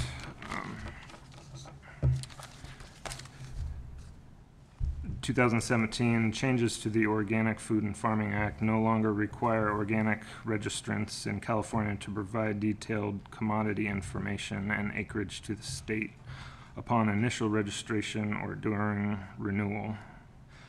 Before these changes, the state and counties had been collecting detailed information on specific crop commodities, their acreage, and associated value. This allowed counties to evaluate the contribution to organic agriculture to the overall county economy and to assess the ratio of organic to conventional acreage. The total production acreage is now reported by registrant rather than by commodity. Due to these changes, the department can only report on total organic acreage farmed in Mendocino County. We have 126 organic registrants farming approximately 14,000 acres. It's important to note that acreage number may be inflated due to multiple commodities being registered per parcel. I think they gave that a chance, and I think by the end of the year they realized that wasn't working, and I think they're going to be changing that again to bring back, change it again closer to how it was before.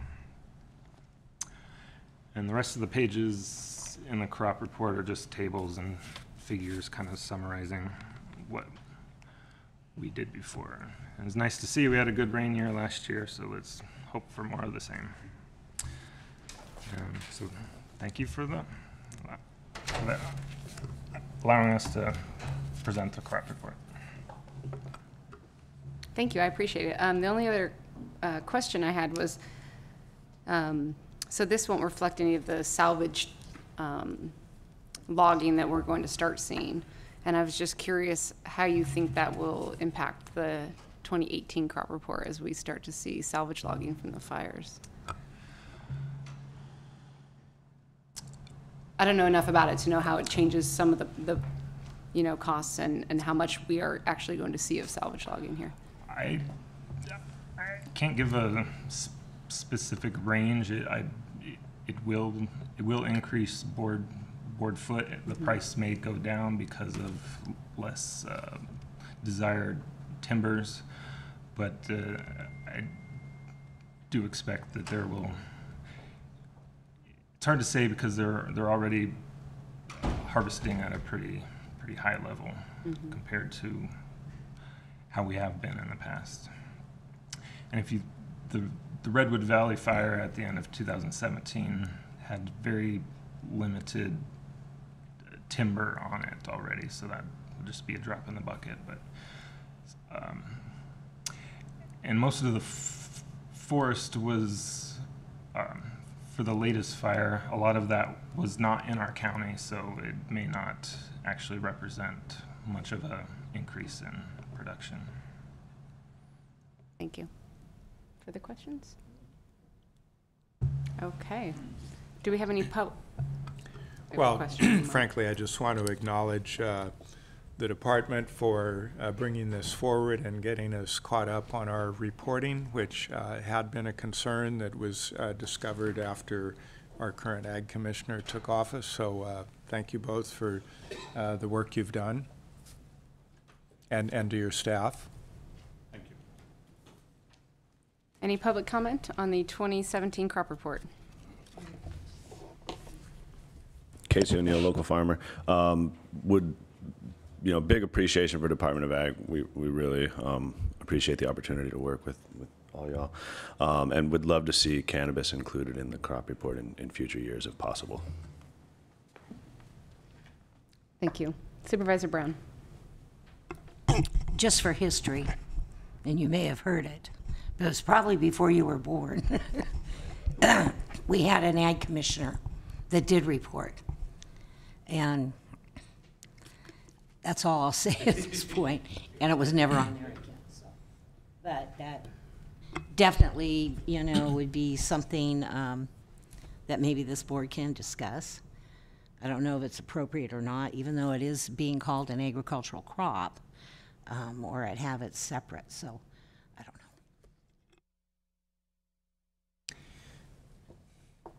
Well, frankly, times are changing, and the industry is coming above ground, and it should be accounted for one way or another. So I'm sure that'll be an item of future discussion. What is the proper way to track and report on this industry? Agreed. Okay. Thank you so much. Really do appreciate the hard work, and nice to get 2016, 2017 out of the way. Thank you. Thank you.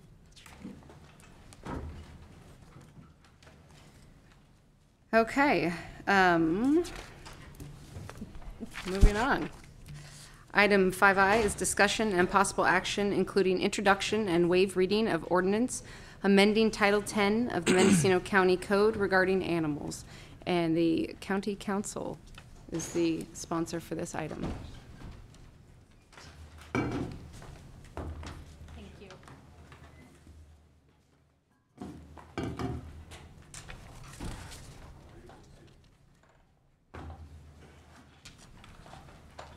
Welcome.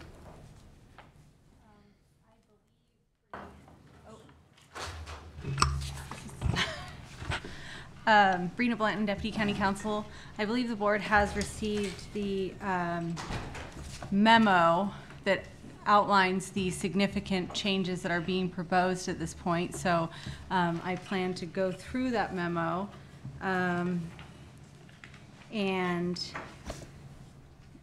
excuse me, my network is not working, so I'm going to borrow the memo from someone sitting next to me so I can go over it with you. Thank you. Title 10 of the Mendocino County Code is the section of the county code that regulates animals, and it appears it has not been revised in quite some time. And over the past few years, I've been working with Animal Care and Animal Control on making revisions to the code that they have noticed through the course of doing their jobs, and people that have come before them have noticed through the course of their jobs. So that's where these proposed revisions are coming from. The first one is currently the code has animal care and animal control as one unit. Since this code was written, they have been divided into animal care services, which is under the CEO's office. That's actually an error in the memo. Previously, they had been under Health and Human Services, but now that division is under the CEO's office, and then animal control, which is part of the sheriff's office. So the proposed revisions recognize that division so that the various responsibilities of each division can be set out more clearly. The second thing would be just some reorganizing and reformatting of the code to make it more user-friendly. There's a lot of redlining that you'll see in there that is not necessarily substantive. It's just that there are large sections of the code that were basically stuck together without section breaks, and it's difficult to cite to a particular section of the code. Also, there are have been some changes in state law in the past 18 years, and most of the changes don't actually change the code, but instead of what some of the sections of the code had done before, particularly the rabies section, was basically a cut and paste of state law. So instead now those sections just cite to the state law, because that's what the county has been doing. And so then if state law changes, we don't have to change our code. We can just say that the county follows state law. The next thing would be sort of similar in that instead of having the fees set out in the code, it would just reference the fee schedule so that the fees can be changed along with the fee schedule rather than having to go back and change the whole code every time a fee change is needed. The next thing is something that's actually one of the most significant changes.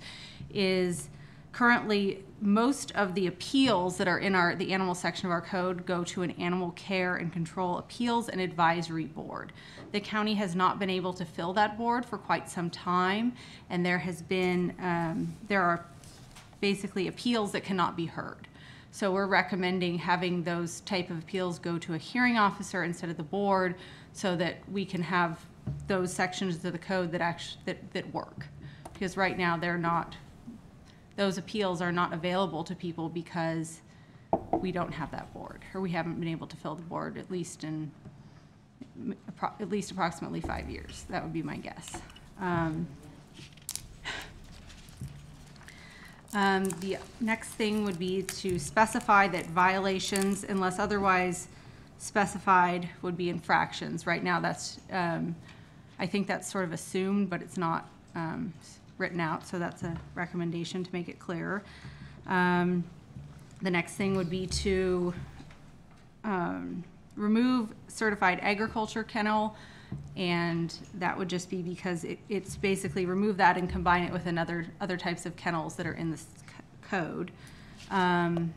There's also a recommendation to add some requirements to the kennel requirements that are already in the code, including spay and neuter requirements for non-commercial and non-working animals, and that would include an animal health exception, and the requirement that the kennel maintain contact information for people who bring or buy animals from the kennel. So that's just some more oversight for kennels. We've also recommended additional requirements for vicious dogs that are spay and neuter and microchip. That just allows the county to keep better contact with the animals. And this next requirement for contracts with tribes, animal control has contracts or MOUs with tribes, and there should be a requirement that those contracts, that the tribe would adopt the county code to allow for the enforcement by our animal control officers of animal control provisions on the tribal land. The next one would be additional requirements for exotic animals, and that's mostly for tracking people that have, keeping track of people that have exotic animals in the county. And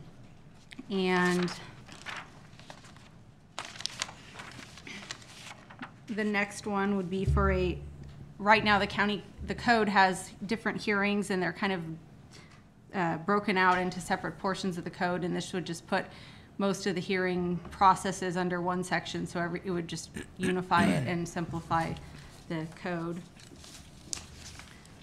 The next recommendation would be for when there's a fee-only appeal. So that would be a situation where, for example, someone has their animal impounded and the only impediment to them getting the animal back to them would be paying a fee.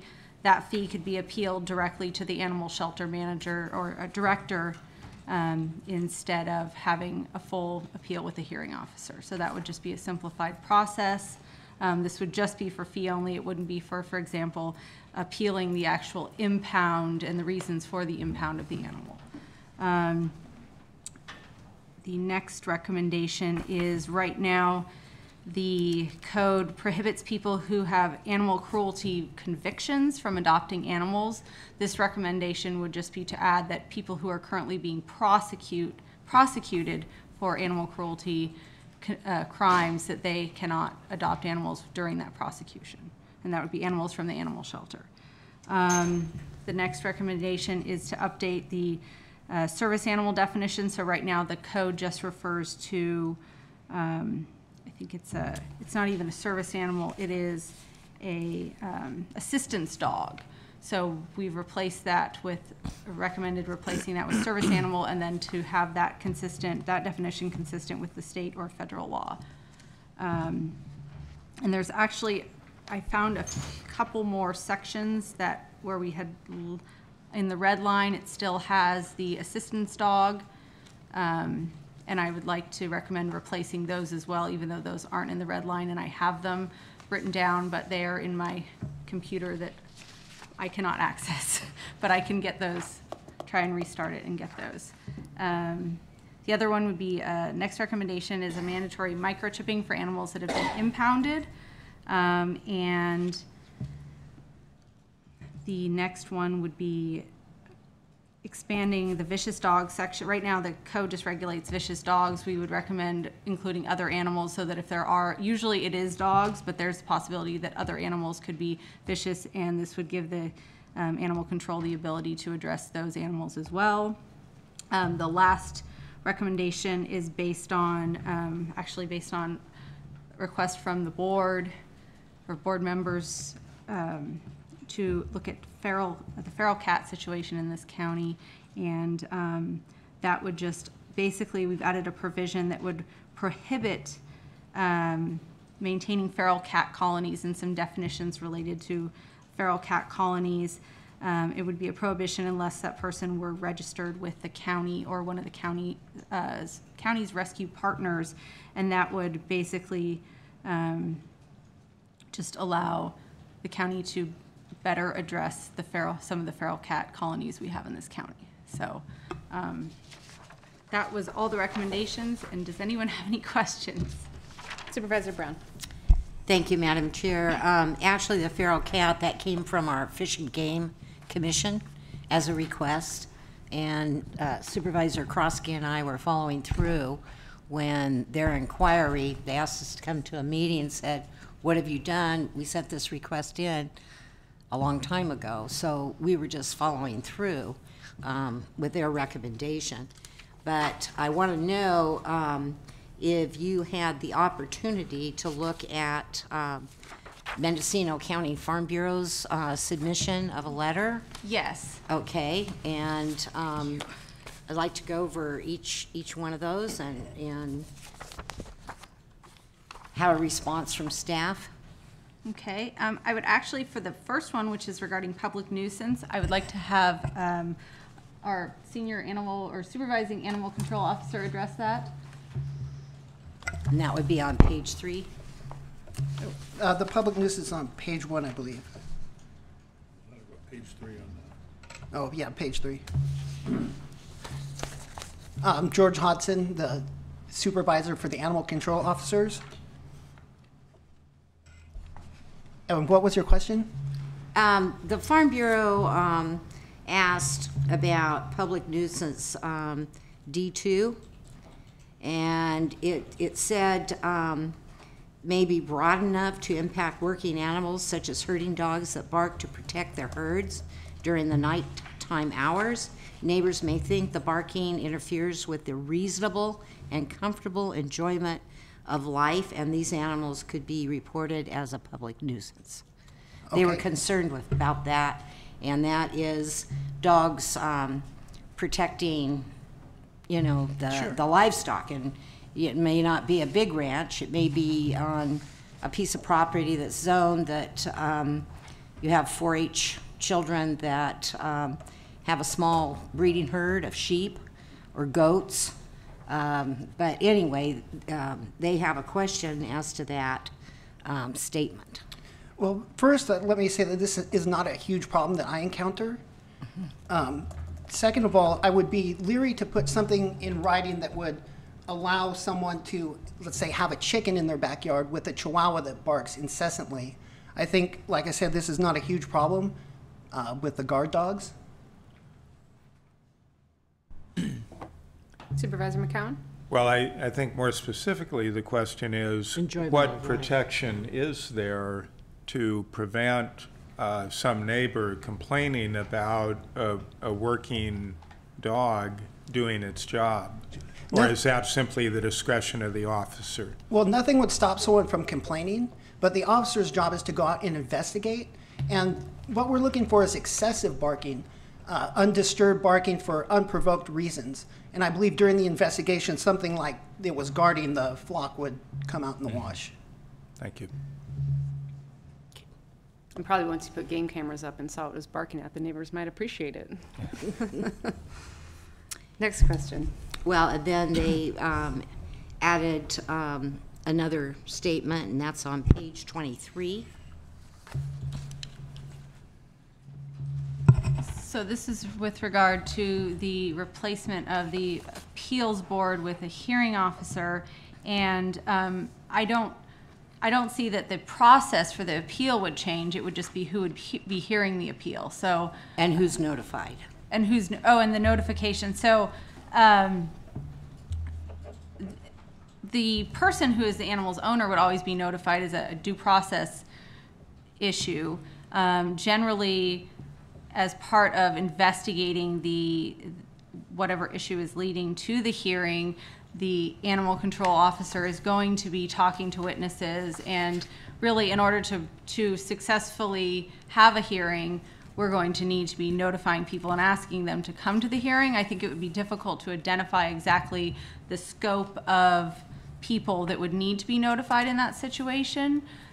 Usually the animal control officer is making contact with anyone who has a concern and would often be letting them know that, yes, there is a hearing, and if you'd like to be heard, you're welcome to come to the hearing. So I think that through the hearing process, the people that are involved are going to be asked to come to the hearing as witnesses, so that the hearing can be successfully, or the violation can be successfully prosecuted. And I think they were just concerned because it wasn't in the verbiage suggesting. I mean, I guess we could add something in there. I'm just not sure. I think it would be difficult to add specific parties that would be notified. Maybe something along the lines of adding that witnesses could be asked to testify if necessary. And I think I actually maybe something like that in there.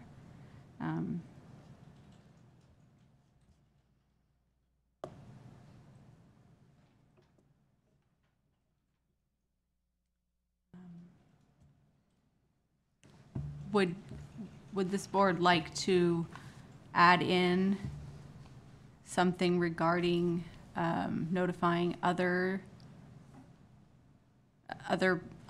than the animal's owner? Well, Sheriff, if I could add to this. Yeah, sure. When the animal control officers do the investigation, which precipitates the hearing, the animal control officers include witnesses and the reason that they're there to start with. And when we were talking about this morning, and the undersheriff and I had this discussion, we said, well, we want to get as much information as possible. So there's no intent to exclude anyone. The intent is to under the civil subpoena process or whatever court hearing process has taken place, to get as much information to the hearing officer as possible. So maybe we could put something in there that is the intent to include all information possible at hearing, as opposed to, and I'll use a pit bull for example. If someone's not involved with a certain incident, but they're a pit bull fan, they like to come to the hearings and offer their opinions about the pit bull breed as a whole, as opposed to the certain incident that occurred. And so what we do is we want to know the facts of that case. And so I would have no problem of, in our new ordinance, of putting something in there about the intent to get as much information as possible for that fact, but not going outside the scope of that. Does that make sense? Yes, as long as that's what is intended and we respond that way. Right. And I believe that we have a pretty good record of doing exactly that, of getting all the witnesses involved, whether it's barking, whether it's a bite, whether it's a loose dog. We want to get the information involved there so the hearing officer has all the information. Okay. Okay. And then the Farm Bureau also noted there was some language stricken from the document, and I think you saw that in their letter. Yes. So I can address that. I believe that the language that is stricken is not necessary because I believe that same thing can be addressed. We've discussed that really isn't a section that is used by animal control. That type of thing would be addressed through the vicious dog or vicious animal procedure. Okay. So it's, I guess I will let Officer Hodgson address that also. Sure. This particular section has to do with adopted animals, and it would allow an officer to go out and impound and destroy any animal that had been adopted from the shelter, without any due process or thought into what actually happened, whether the bite was provoked or unprovoked, what kind of dog it was, what kind of livestock. By striking this, it gives more latitude for a case-by-case basis. And like Brina was saying, any major instances we could resolve with the vicious dog animal. Okay. Do you agree? Madam Chair?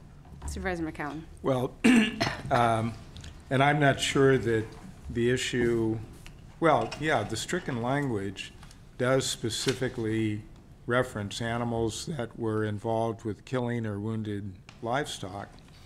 And I don't see anything in the section on vicious animals that provides that same authorization. Maybe I missed it. So if it's in there, we don't need this language. If it's not in there, that defines a vicious animal to include those that are attacking livestock, then I believe I agree with Supervisor Brown. We might want to consider the appropriate place to add that language back in. Brina Blanton, Deputy County Counsel. The definition of vicious dog as proposed would include any animal which, when unprovoked in an aggressive manner, attacks a human being or another animal. So I think that would include, or vicious would include one that has attacked livestock. It's kind of vague, though, when you have to refer back to the definition. And then we have a whole section on, this refers to if you're going to own the vicious animal, looking at section 1010.010. So if you're going to own a vicious animal, these are the things you have to do. But then if you're a vicious animal by definition because you attacked livestock, I mean, I don't want someone still owning that animal. So I think the stricken language addressed that issue because that animal is not going to be reformed, I believe. Mm-hmm. So the stricken language says they can't re-adopt it out. So is that not, where is the section for animals that can be adopted? Is there a restriction saying you can't adopt out vicious animals? let me look Okay. at that, because let me find the stricken language so I can look exactly you. what we're looking at. Well, frankly, I'm going to have a couple of suggested changes also, so maybe we can go through the whole thing before we get to, can we come up with language that satisfies all the issues today, or would it be more efficient for it to come back and address the issue?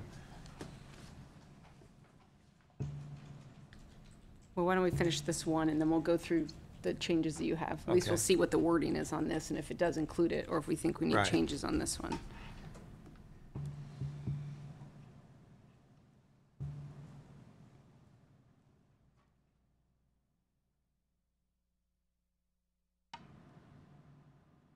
So that might have been all the points on the Farm Bureau. Yes, that would be the last one. I believe that Brina Blanton, Deputy County Counsel, I believe that, I guess I see that as more narrow as prohibiting the adoption out of all vicious dogs, because this is really a vicious dog that is taken under very specific circumstances. I can't remember if there is something in the code that already specifically prohibits the adoption out of vicious dogs.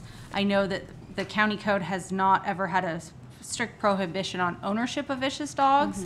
There is a section that allows for a process for impoundment, and then either some disposition of a vicious dog, whether it's giving it back to the owner with restrictions, and that's, I believe, the restrictions that you were talking about, Supervisor McCowan,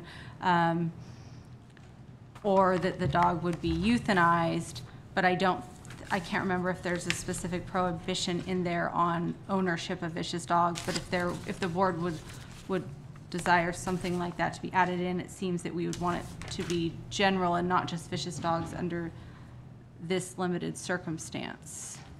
Well, and I don't think the concern is owning vicious dogs. I mean, if they keep their own dog after it attacks their own livestock, I don't think that that's the concern. I mean, this addresses the concern of impounding a vicious dog and then rehoming it to somebody else. Right, so.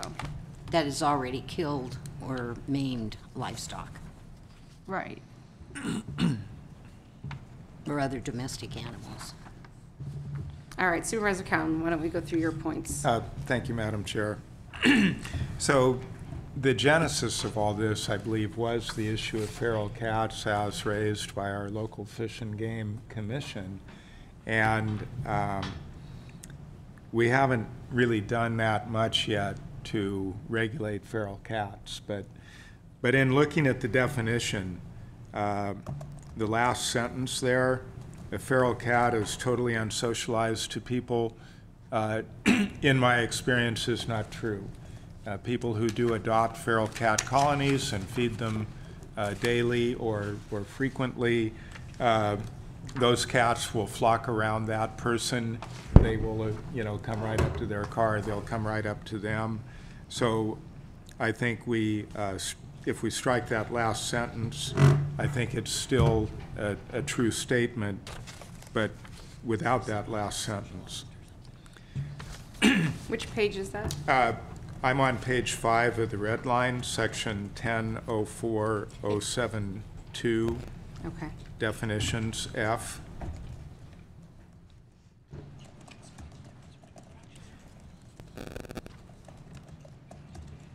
Comment from staff?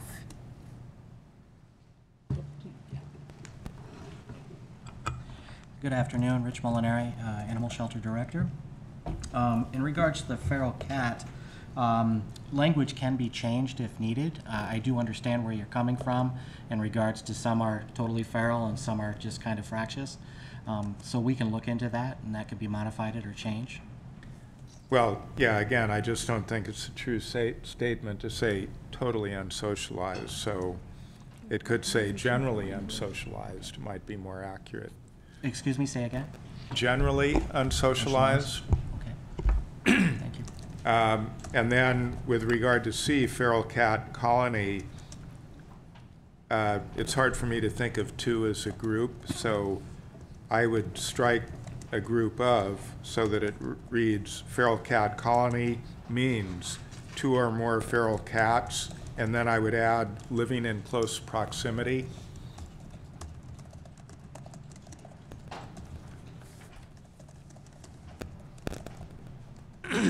Any comments or concerns, staff, with the suggested changes for feral cat colony? No comments or changes. Okay. And then on page 11, where we have a section on dogs, section on cats, I would actually break feral cats out so that, and this is page 11 of the red line, 10.08.020. So what is now section 2, I would renumber that as section .030, so feral cats is highlighted and easy to find, because I was looking for it and couldn't find it. So just to clarify, Rena Blanton, Deputy County Counsel, you would like feral cats as its own section? Correct. So none of the language would change except section 2 would become section 030.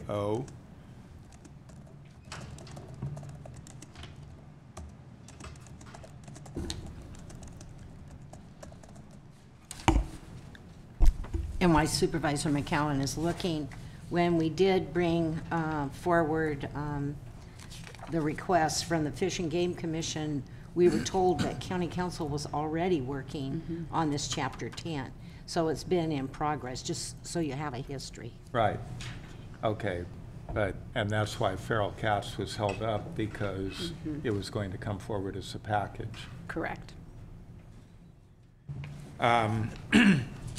So on page 35 of the red line, and this is under 10.24.100, section A3,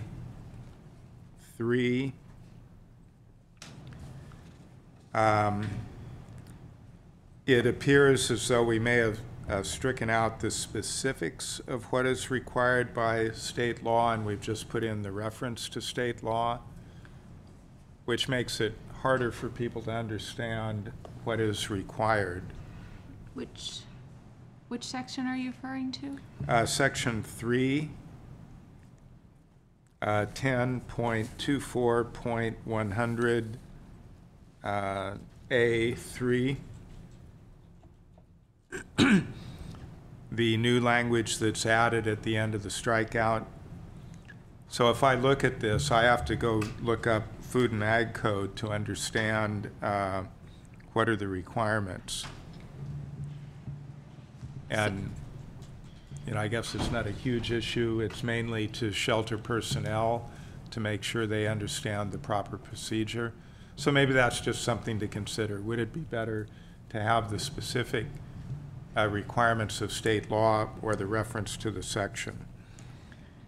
And then section 4 below that,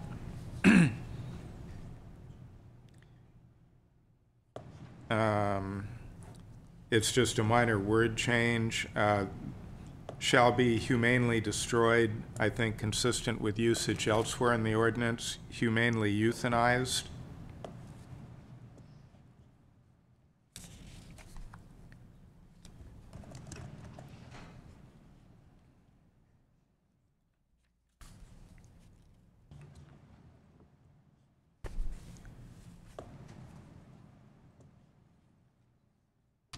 And then my main issue, we're requiring people who are maintaining a feral cat colony to register with the Director of Animal Care.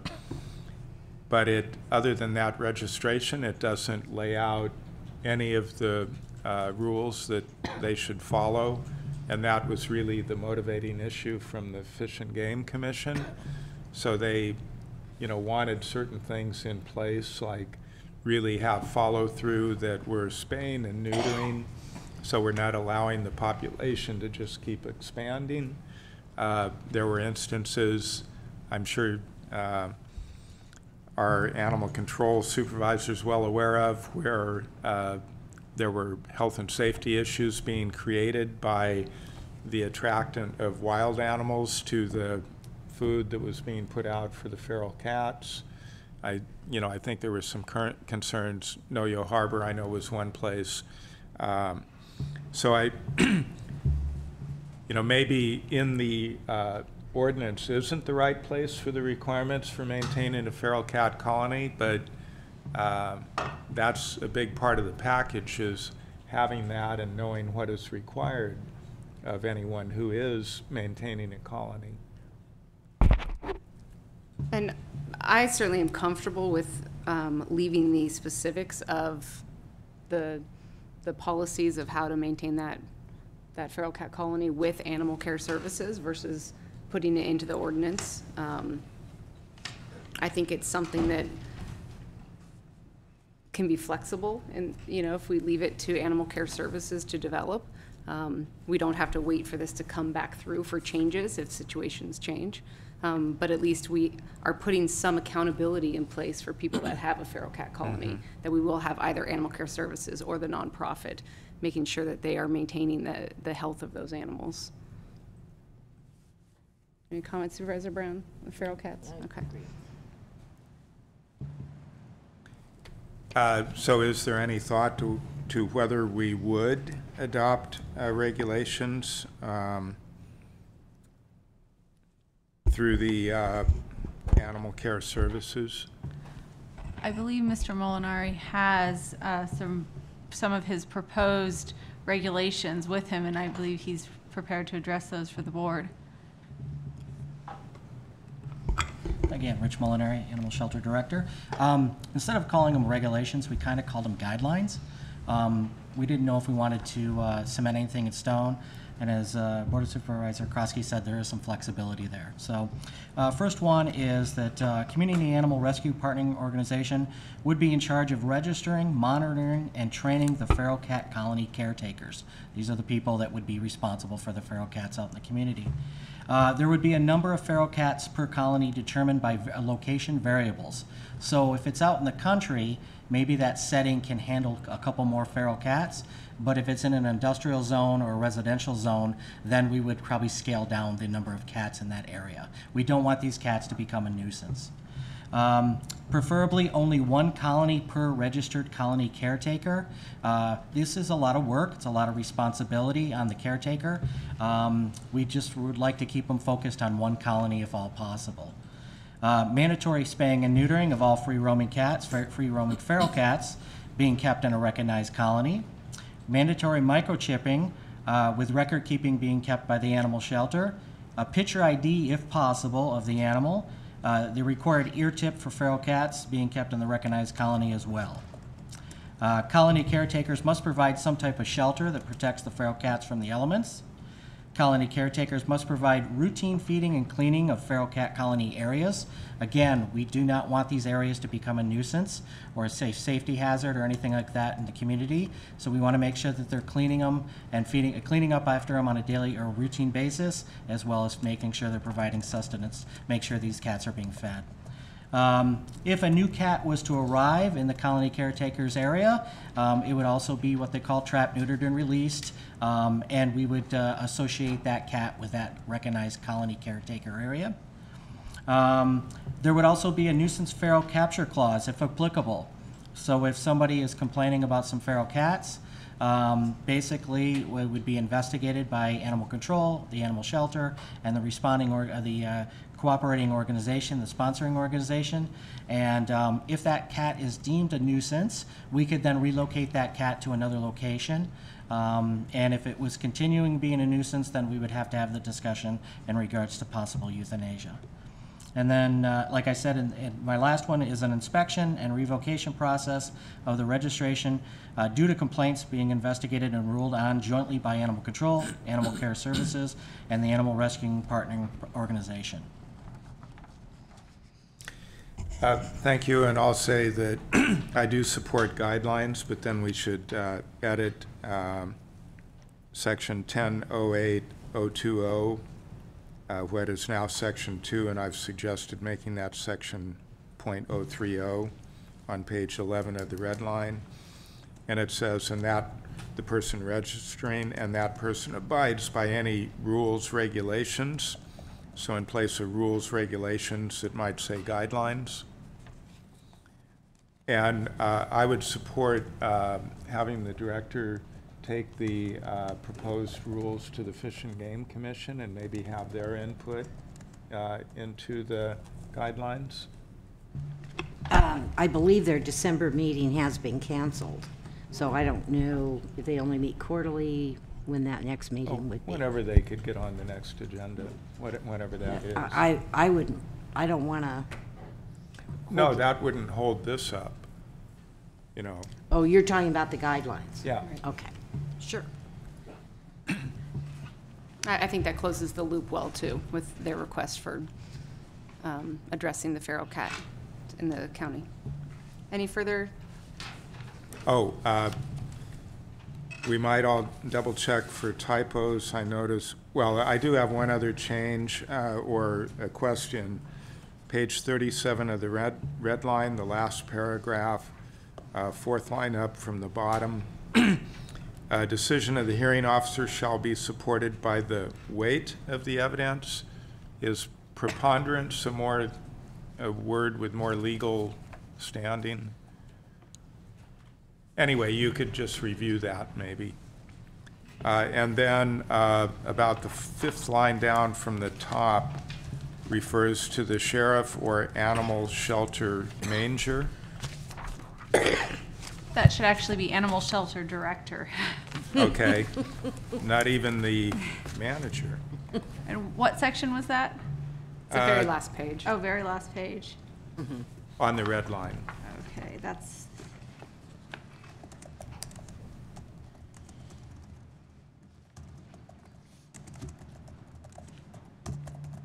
I think it's probably worthwhile to do a double check on some of the animal shelter director. I know on page 23 it still refers to the animal care and control as one, so I think perhaps just go through and make sure we don't have any of those left in there either. Supervisor McCown. Thank you, Madam Chair. Or perhaps staff could simply make all the recommended changes and it could come back on consent. And instead of trying to catch every single thing on the fly, but your option. Okay, I did have one other comment. Page 35, there's a, and that's 1024, that's the red line, sorry. Page 35 of the red line in section 1024-100. In A4, it does say any vicious or potentially dangerous dog impounded based on a violation of Chapter 1010 shall be humanely destroyed after the expiration of the time in which the impound may be appealed. So I think that does address the concerns from the Farm Bureau.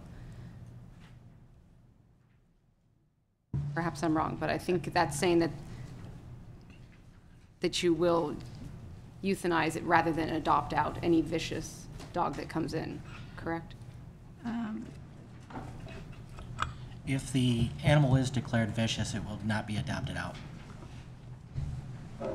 I don't believe the code specifically states that it shall not be adopted out, but as animal shelter director stated, I don't believe that that is ever, that is the general practice is to not adopt the animal out. I think that we, if this board would like, we can put something in there that specifically states that an animal that has been declared vicious shall not be adopted out. Well, I mean, this one says it shall be humanely destroyed, so I think that is fairly clear that it won't be adopted out. Supervisor McCown? Where does it say, will it be immediately destroyed? Not immediately. It's the disposition of impounded dogs, and it's section 1024-100, A4. I think it's the one where you said humanely euthanized. Any vicious. Mm-hmm.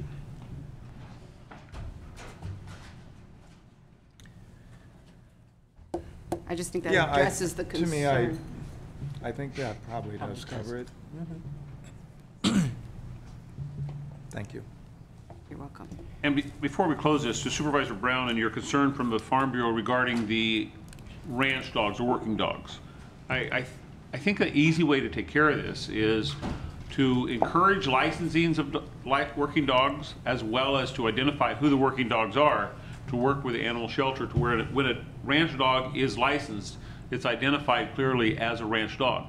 And that will help us increase the number of licenses, as well as allow animal control officers to identify which ones are an official ranch dog instead of, as George said, the Chihuahua that's protecting a chicken. Well, and I think most of those animals are registered. I would be surprised if that was true. Well, ours were. Thank you. And the big white dog that came in and stole my daughter's garden boot that was protecting sheep across the road had a license. I think most of them do. Rich Molinari, Animal Shelter Director. We have, I think, 66 non-commercial kennel permits on file, resulting in 467 dogs. When they get a permit, as the sheriff pointed out, they are not required to get a dog license. They are just getting a permit, so all the animals fall under the permit. Okay. For those individuals with just a single livestock dog, yeah, those need a Different. license. Yeah. And I won't make comments on how many I think are licensed. Understand the difference. Thank you. Okay, do we have any public comment on this item?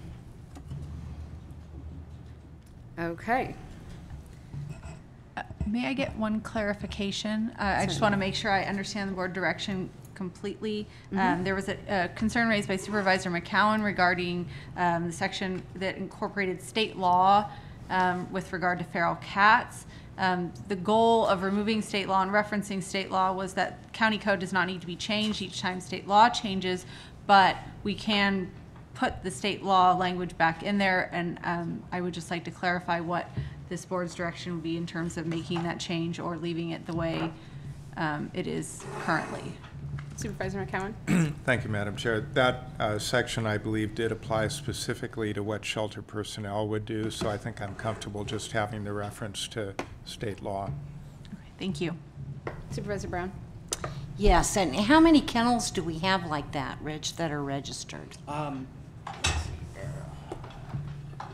That those dogs wouldn't be licensed? Are we talking about the non-commercial? I think when I pulled the information, there was 66 or 67 permits, and there was 467 dogs that fell under those permits. Under that. It averages out to like 7.15 per permit. I had one other additional item of clarification. This board raised a concern that came from the Farm Bureau's letter of having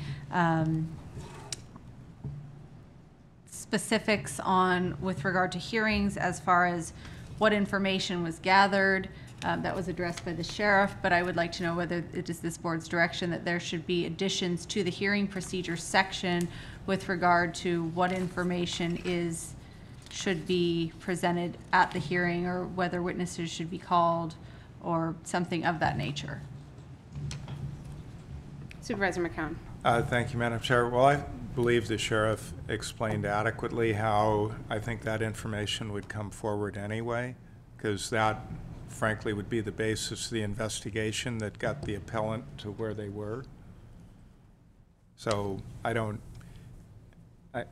think we need to formally provide that all the affected parties be noticed, because the basis of their complaint and that information would be included in the report that would be provided.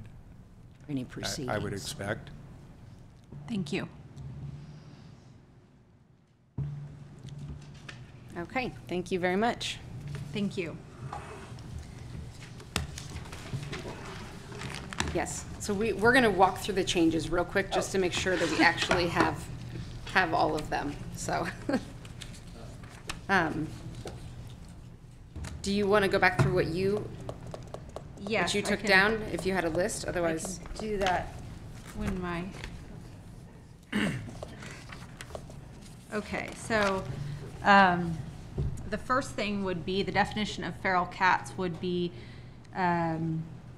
instead of saying completely unsocialized, it would be generally unsocialized. And so that would be a change to the last section of the feral cat definition. And the other thing would be the change to the definition of feral cat colony to remove the word group. So it would be 2 or more feral cats, and then a change to state living in close proximity to one another.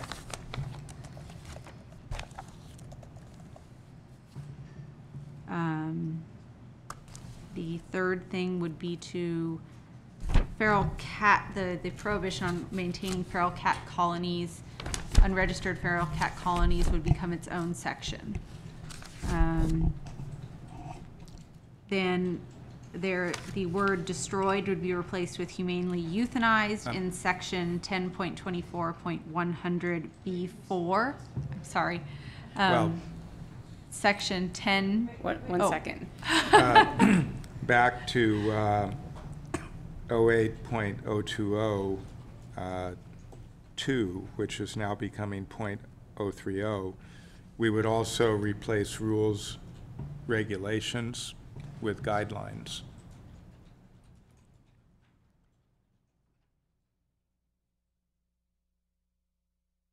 And rules, regulations was poor grammar anyway, but I believe Director Molinari suggested guidelines would be a more appropriate word. Yes. Did you get that one, Carla?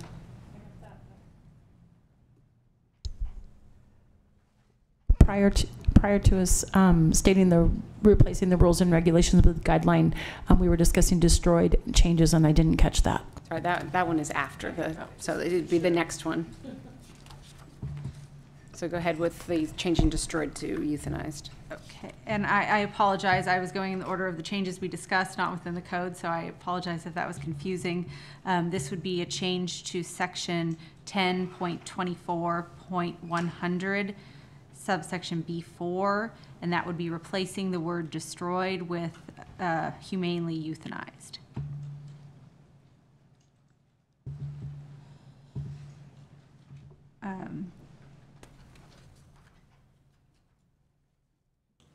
The next would be on the very last page, would be page, let's see, page 30. There's a typo.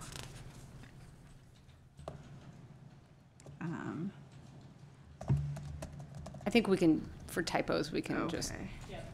Okay, well, and actually it should read, all references to animal shelter manager should read animal shelter director. And so you're going to scan the document? Yes. And then all references to, that still refer to the Department of Animal Care and Control should be separated into animal care services and animal control. So that would be, those changes would be any place in the document that we haven't caught them yet. Hopefully we found the only two.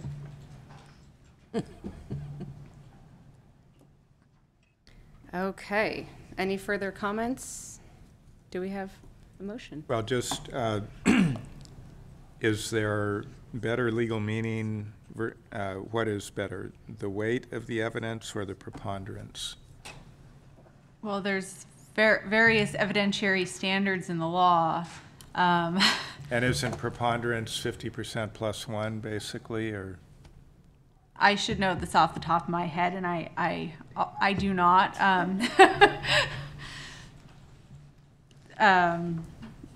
We have another lawyer in the room. Right. Sorry, what was the question? Preponderance of the evidence. The current ordinance reads the weight of the evidence, and Supervisor McCown would like to change it to say the preponderance of the evidence. So the problem is I need to look at what the procedure is before I would make an opinion on that. In terms of preponderance, I mean, that is a lesser standard. There's beyond a reasonable doubt. There's preponderance. It's a sort of normal proof standard. You're right, it would be a little over 50% basically. So, but I'm not sure if it's applicable in this situation, but you're saying you would prefer that over the weight of the evidence. Well, I'm thinking it has more defined legal meaning. Yes, that would be correct. And then this would be a hearing before a hearing officer, so formal rules would apply. Correct. So then I don't see that there would be a problem with that. So preponderance is preferred. I agree that preponderance would be something that would be easier to determine if we were getting into a situation where, for example, a hearing officer level appeal was appealed to the Superior Court, for example. So I agree that it would have it has more definable legal significance and weight of the evidence. Okay. Supervisor Brown. Thank you. And the reason this is important, I sat on the appeals hearing board, and we had one circumstance involving horses where we had over 100 people show up for the hearing. And so we need to make this as binding as possible and as clear as possible, because that was not a good situation. Okay. Do you have all of the changes? Okay. Do we have a motion? Well, I will move approval, incorporating the changes as discussed today. Go away. Why does she do that? Who's talking to you? I'll second. Okay, we have a motion and a second. Any further conversation, comments? Okay, vote by the button. Motion carries with Supervisor Jordy and Supervisor Hamburg absent by prearrangement. And my apologies, Supervisor McCowan. I forgot there's only 3 of us. Okay. Okay. Here at the moment. Thank you very much. Thank you. And with that, we will take a break until 3:20.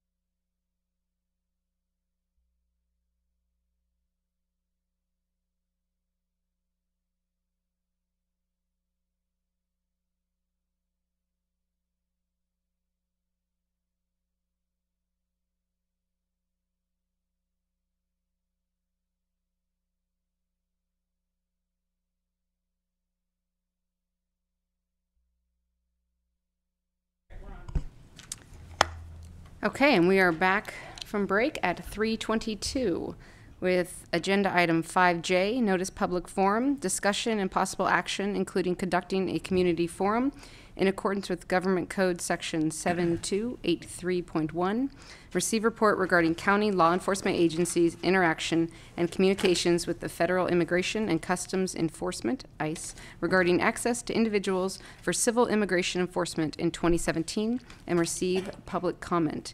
The sheriff and county council are the sponsors. County council, has proper notice been established? Yes, it has. Okay. Has telephone calls and correspondence been received?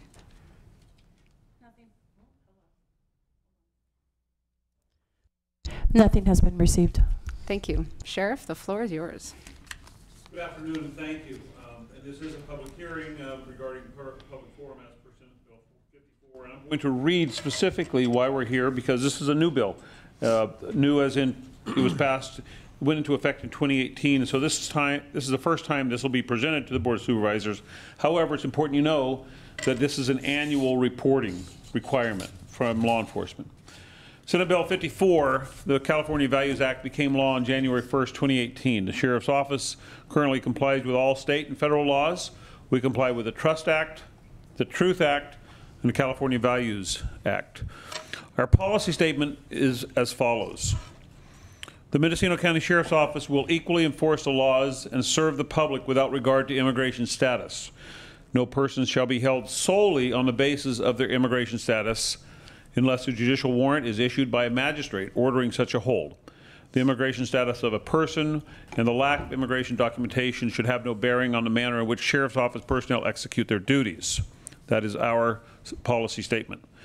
Pursuant to California Government Code 7283.1, the governing body of any county or city law enforcement is required to hold a community forum to provide the public information about immigration and custom enforcement access and actions regarding incarcerated individuals from the previous year. During that forum, the local law enforcement agency may provide the governing body with data it maintains regarding the number and demographic characteristics of individuals to whom the agency has provided immigration and custom enforcement access. So these are numbers that are very, very important that I'm going to tell you. Of the 4,700 bookings that the Sheriff's Office received during 2017, so last calendar year, the jail received 31 requests from the Department of Homeland Security to detain arrestees. Of those 31 requests, 15 were arrested by Immigration and Custom Enforcement, 4 were still in custody, 7 were released to other agencies, and 2 requests were withdrawn. I have the demographics of the age and the gender of those 31. Should you want to hear them, I'll be happy to tell you, but I would like to give this copy to the clerk so it can go into the record of today's meeting. As I said earlier, it is the Sheriff's Office plans to come before the Board of Supervisors each year, most likely in December, to give corresponding statistics of the actions of the Department of Homeland Security. So what I have just read, in our opinion, complies with Senate Bill and fulfills our requirement with Senate Bill 54. I'll be happy to take your questions. But it's fair to say of 4,700 bookings, and only 31 of these ICE had any kind of interest in. We're certainly talking about a small percentage of 1% where this is coming up in line. I'll be happy to take your questions. Thank you. Okay, thank you very much. Thank you. And we'll close the public hearing at 3:26, unless we have public comment beforehand. Okay.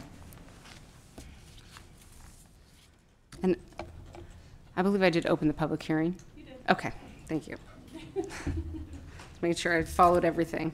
All right, moving on. Agenda item 5K, discussion and possible action, including approval of amendment of the Board of Supervisors 2018 master meeting schedule, adding a potential regular meeting on December 11th, 2018, and or other dates as directed by the board. The executive office is the sponsor. Yes, Supervisor McCown. Madam Chair, I will move approval of the recommended action. Okay. All right, we have a motion and a second. Do we have any public comment? Okay, we will vote by the button.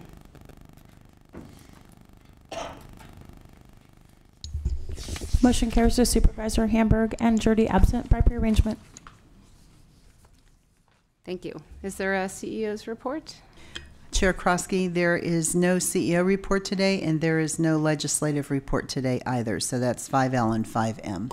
Okay, thank you. All right, that moves us to supervisor reports. Supervisor Brown. Well, actually, I should get out this big stack of stuff so I could go over everything. But since the last meeting, last report, Ukiah Valley Groundwater Basin Sustainable Groundwater Agency we met with our contractor. We also approved some appointments to the technical committee. And there was also an Inland Water and Power Commission meeting. Nothing more to report out of that. We did go into a closed session with our representative doing the negotiations with Pacific Gas and Electric Company, and did report back out. Then this last week, myself and several staff members, including our CEO, we were at the CSAC annual meeting in Southern California, and it was a week-long meeting. Each one of the 5 policy committees went over their list of priorities for 2019, and also visited their policies and made some changes. Those were all approved by each one of the committees and also by the CSAC Board of Directors. There were some really good presentations, and earlier today I talked about bail reform, which is going to be very interesting and how that comes down. There are some legal challenges now or proposed, so that may all change, but it'll be a different world, or a whole new world, I guess, for bail. And very interesting debate and conversation around that with those that actually have a lot of knowledge for bail bondsmen and how they get people into court and make sure they, appear, and how that's going to look in the future. I think that was one of the biggest issues that was discussed, and of course wildfires and resiliency and any proposed regulation. There was a lot of discussion about the new administration coming in at the governor's level and what that might mean. There was discussion about the beginning of a new 2-year session of our legislature. So all in all, you get really tired heading to all the meetings and attending all of them, but a lot of good information. And I would like to report that Humboldt County Supervisor Virginia Bass is now the newly elected president of the organization, and our friend to the south, Sonoma County, Supervisor James Gore, is the new second vice president brought forth by the Suburban Caucus. The Rural Caucus that I attended, basically we just picked an individual to go on the executive committee as an alternate, and Craig Pedersen of, I think it's Kings County, was elected to that position, and I nominated him. So, but I've known him for quite a long time, longer than I've been a supervisor, and it was a very good choice. And in fact, there were a couple good choices. But the executive committee for the organization meets quite often, and there are conference calls, so it does take a lot of commitment on the part of any of the county supervisors that step up. The Coastal Counties meeting was attended by Supervisor Ted Williams, and I will say both our incoming supervisors were there for the new Supervisors Institute, and I'm sure they will report at the very first meeting of the year. And they were attending quite a few of the policy committees and the different workshops that they had. And Carmel, I'm not sure, did they go, either one of them go on the workshop tour? Yes, Supervisor Brown, I believe that both of them might have gone on the tour. Yeah, I think they did.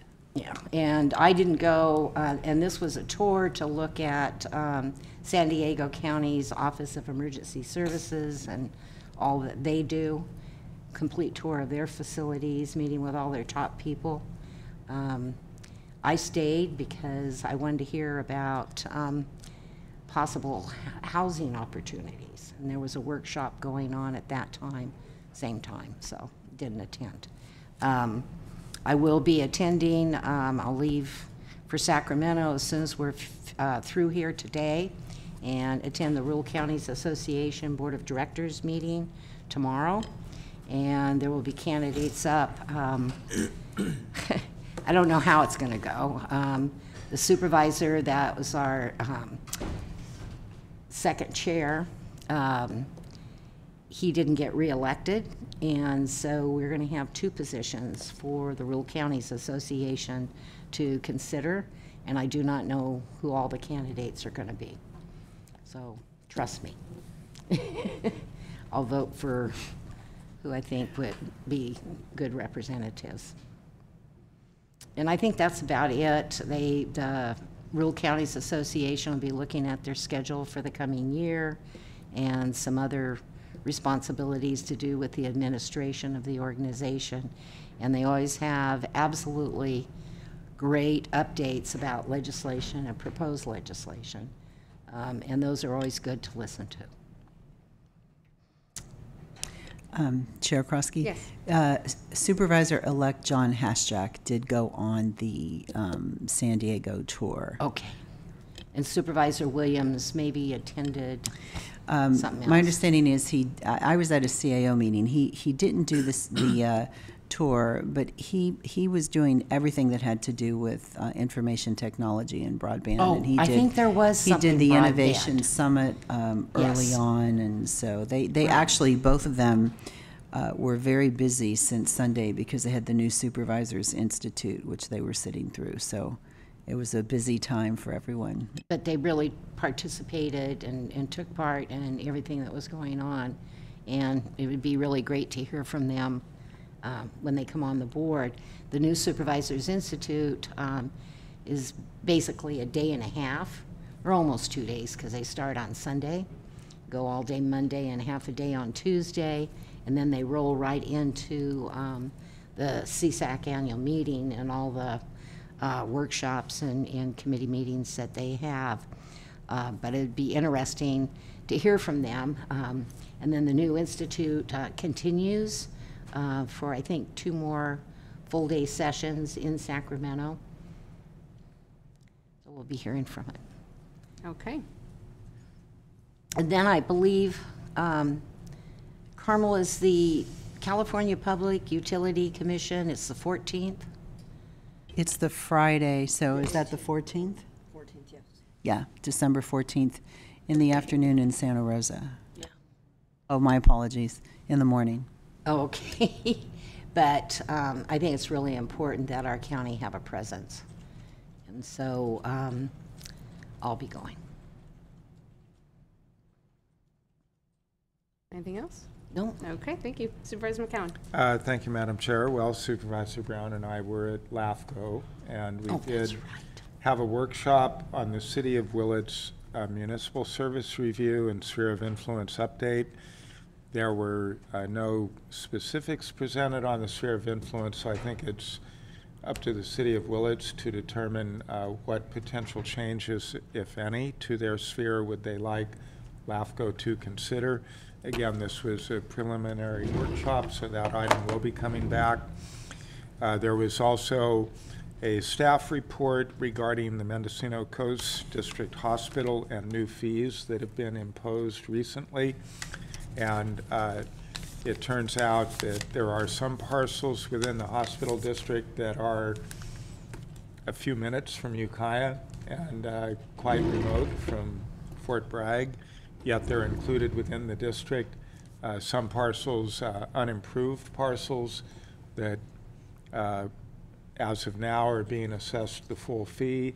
There's an option for the hospital district to either combine contiguous parcels and only charge one fee, or to determine that those parcels don't benefit from the fee and be exempted from it. So, you know, I'm sure that the district will be considering those issues in relation to specific parcels. And then also yesterday, excuse me, I did attend the groundbreaking for the Elders Village at Coyote Valley Band of Pomo Indians Reservation. And it was really heartwarming to see people being given the keys to their new homes. And so it's just another step forward for the Coyote Valley tribe, and they're, of course, have their new casino underway. They've also poured a foundation for a new hotel. They have other plans in place, including their own water and wastewater systems. So they're really making a lot of major strides forward for the future of the tribe. And the housing is a wonderful addition for all of us, for the entire community. Right. Well, and likewise, their casino and hotel projects do represent economic development that True. Do provide jobs to the community and economic activity. So, you know, a lot of positive forward movement there.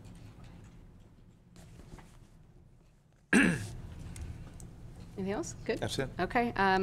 The only things I have, I did attend MCOG, which we did have a great presentation from the Walk and Bike Mendocino, giving a recap of their, I think it's 3 years for their Safe Routes to School program that they've been doing. It is coming to an end, that grant money is. Hopefully some of these things, they've either set up for them to continue without the funding, you know, just to be maintained by the school districts, and just a lot of really good impacts that they've done. So hopefully they'll either get some more money to continue some of them, or have them in a state where they can be maintained. And then I did attend the Stepping Up meeting. So that that one I will be passing on to you from now on. So I did ask them to put your name onto the list. Great. For when the next meetings would be. So, you know, we are getting some forward motion with that. Unfortunately, there was some miscommunication, and we did not have a representative from the sheriff's office. They thought the meeting had been canceled. So I think it's hard for us to make progress when we don't have everybody there. Hopefully, as we go forward, though, we can just, we did some good defining of how we want to take all of these terms that everybody in these different organizations are using to somewhat of a different degree, and come up with a common definition that we want to use walking forward with Stepping Up. So, yeah, I'm really happy with the forward motion that we've had with it, and I hope it continues. Great. And I did want to mention, speaking of LAFCO and the hospital district, that was actually, it was one district, and then the name change. But it was actually formed in 1966, and they followed school district lines for whatever reason. And so it, you know, just looking at it, it's a few minutes from this area and a very long drive for those same individuals. And not all of the parcels have homes on them. So they probably do not have mailing addresses, perhaps. So I'm not quite sure how, you know, people were notified in order to be able to talk to the board. But it hardly seems fair. If you have 10 parcels, and that's possible with the amount of acreage different families have, to be paying 10 times the amount. listing. Okay, I think with that, we can adjourn to closed session for item 9B, pursuant to Government Code, Section 54957, Public Employee Performance Evaluation. Can you please advise the status of 9A? Oh, sorry, 9A has been withdrawn. Okay. But we will be back to report. We will be back to report out from closed session, yes.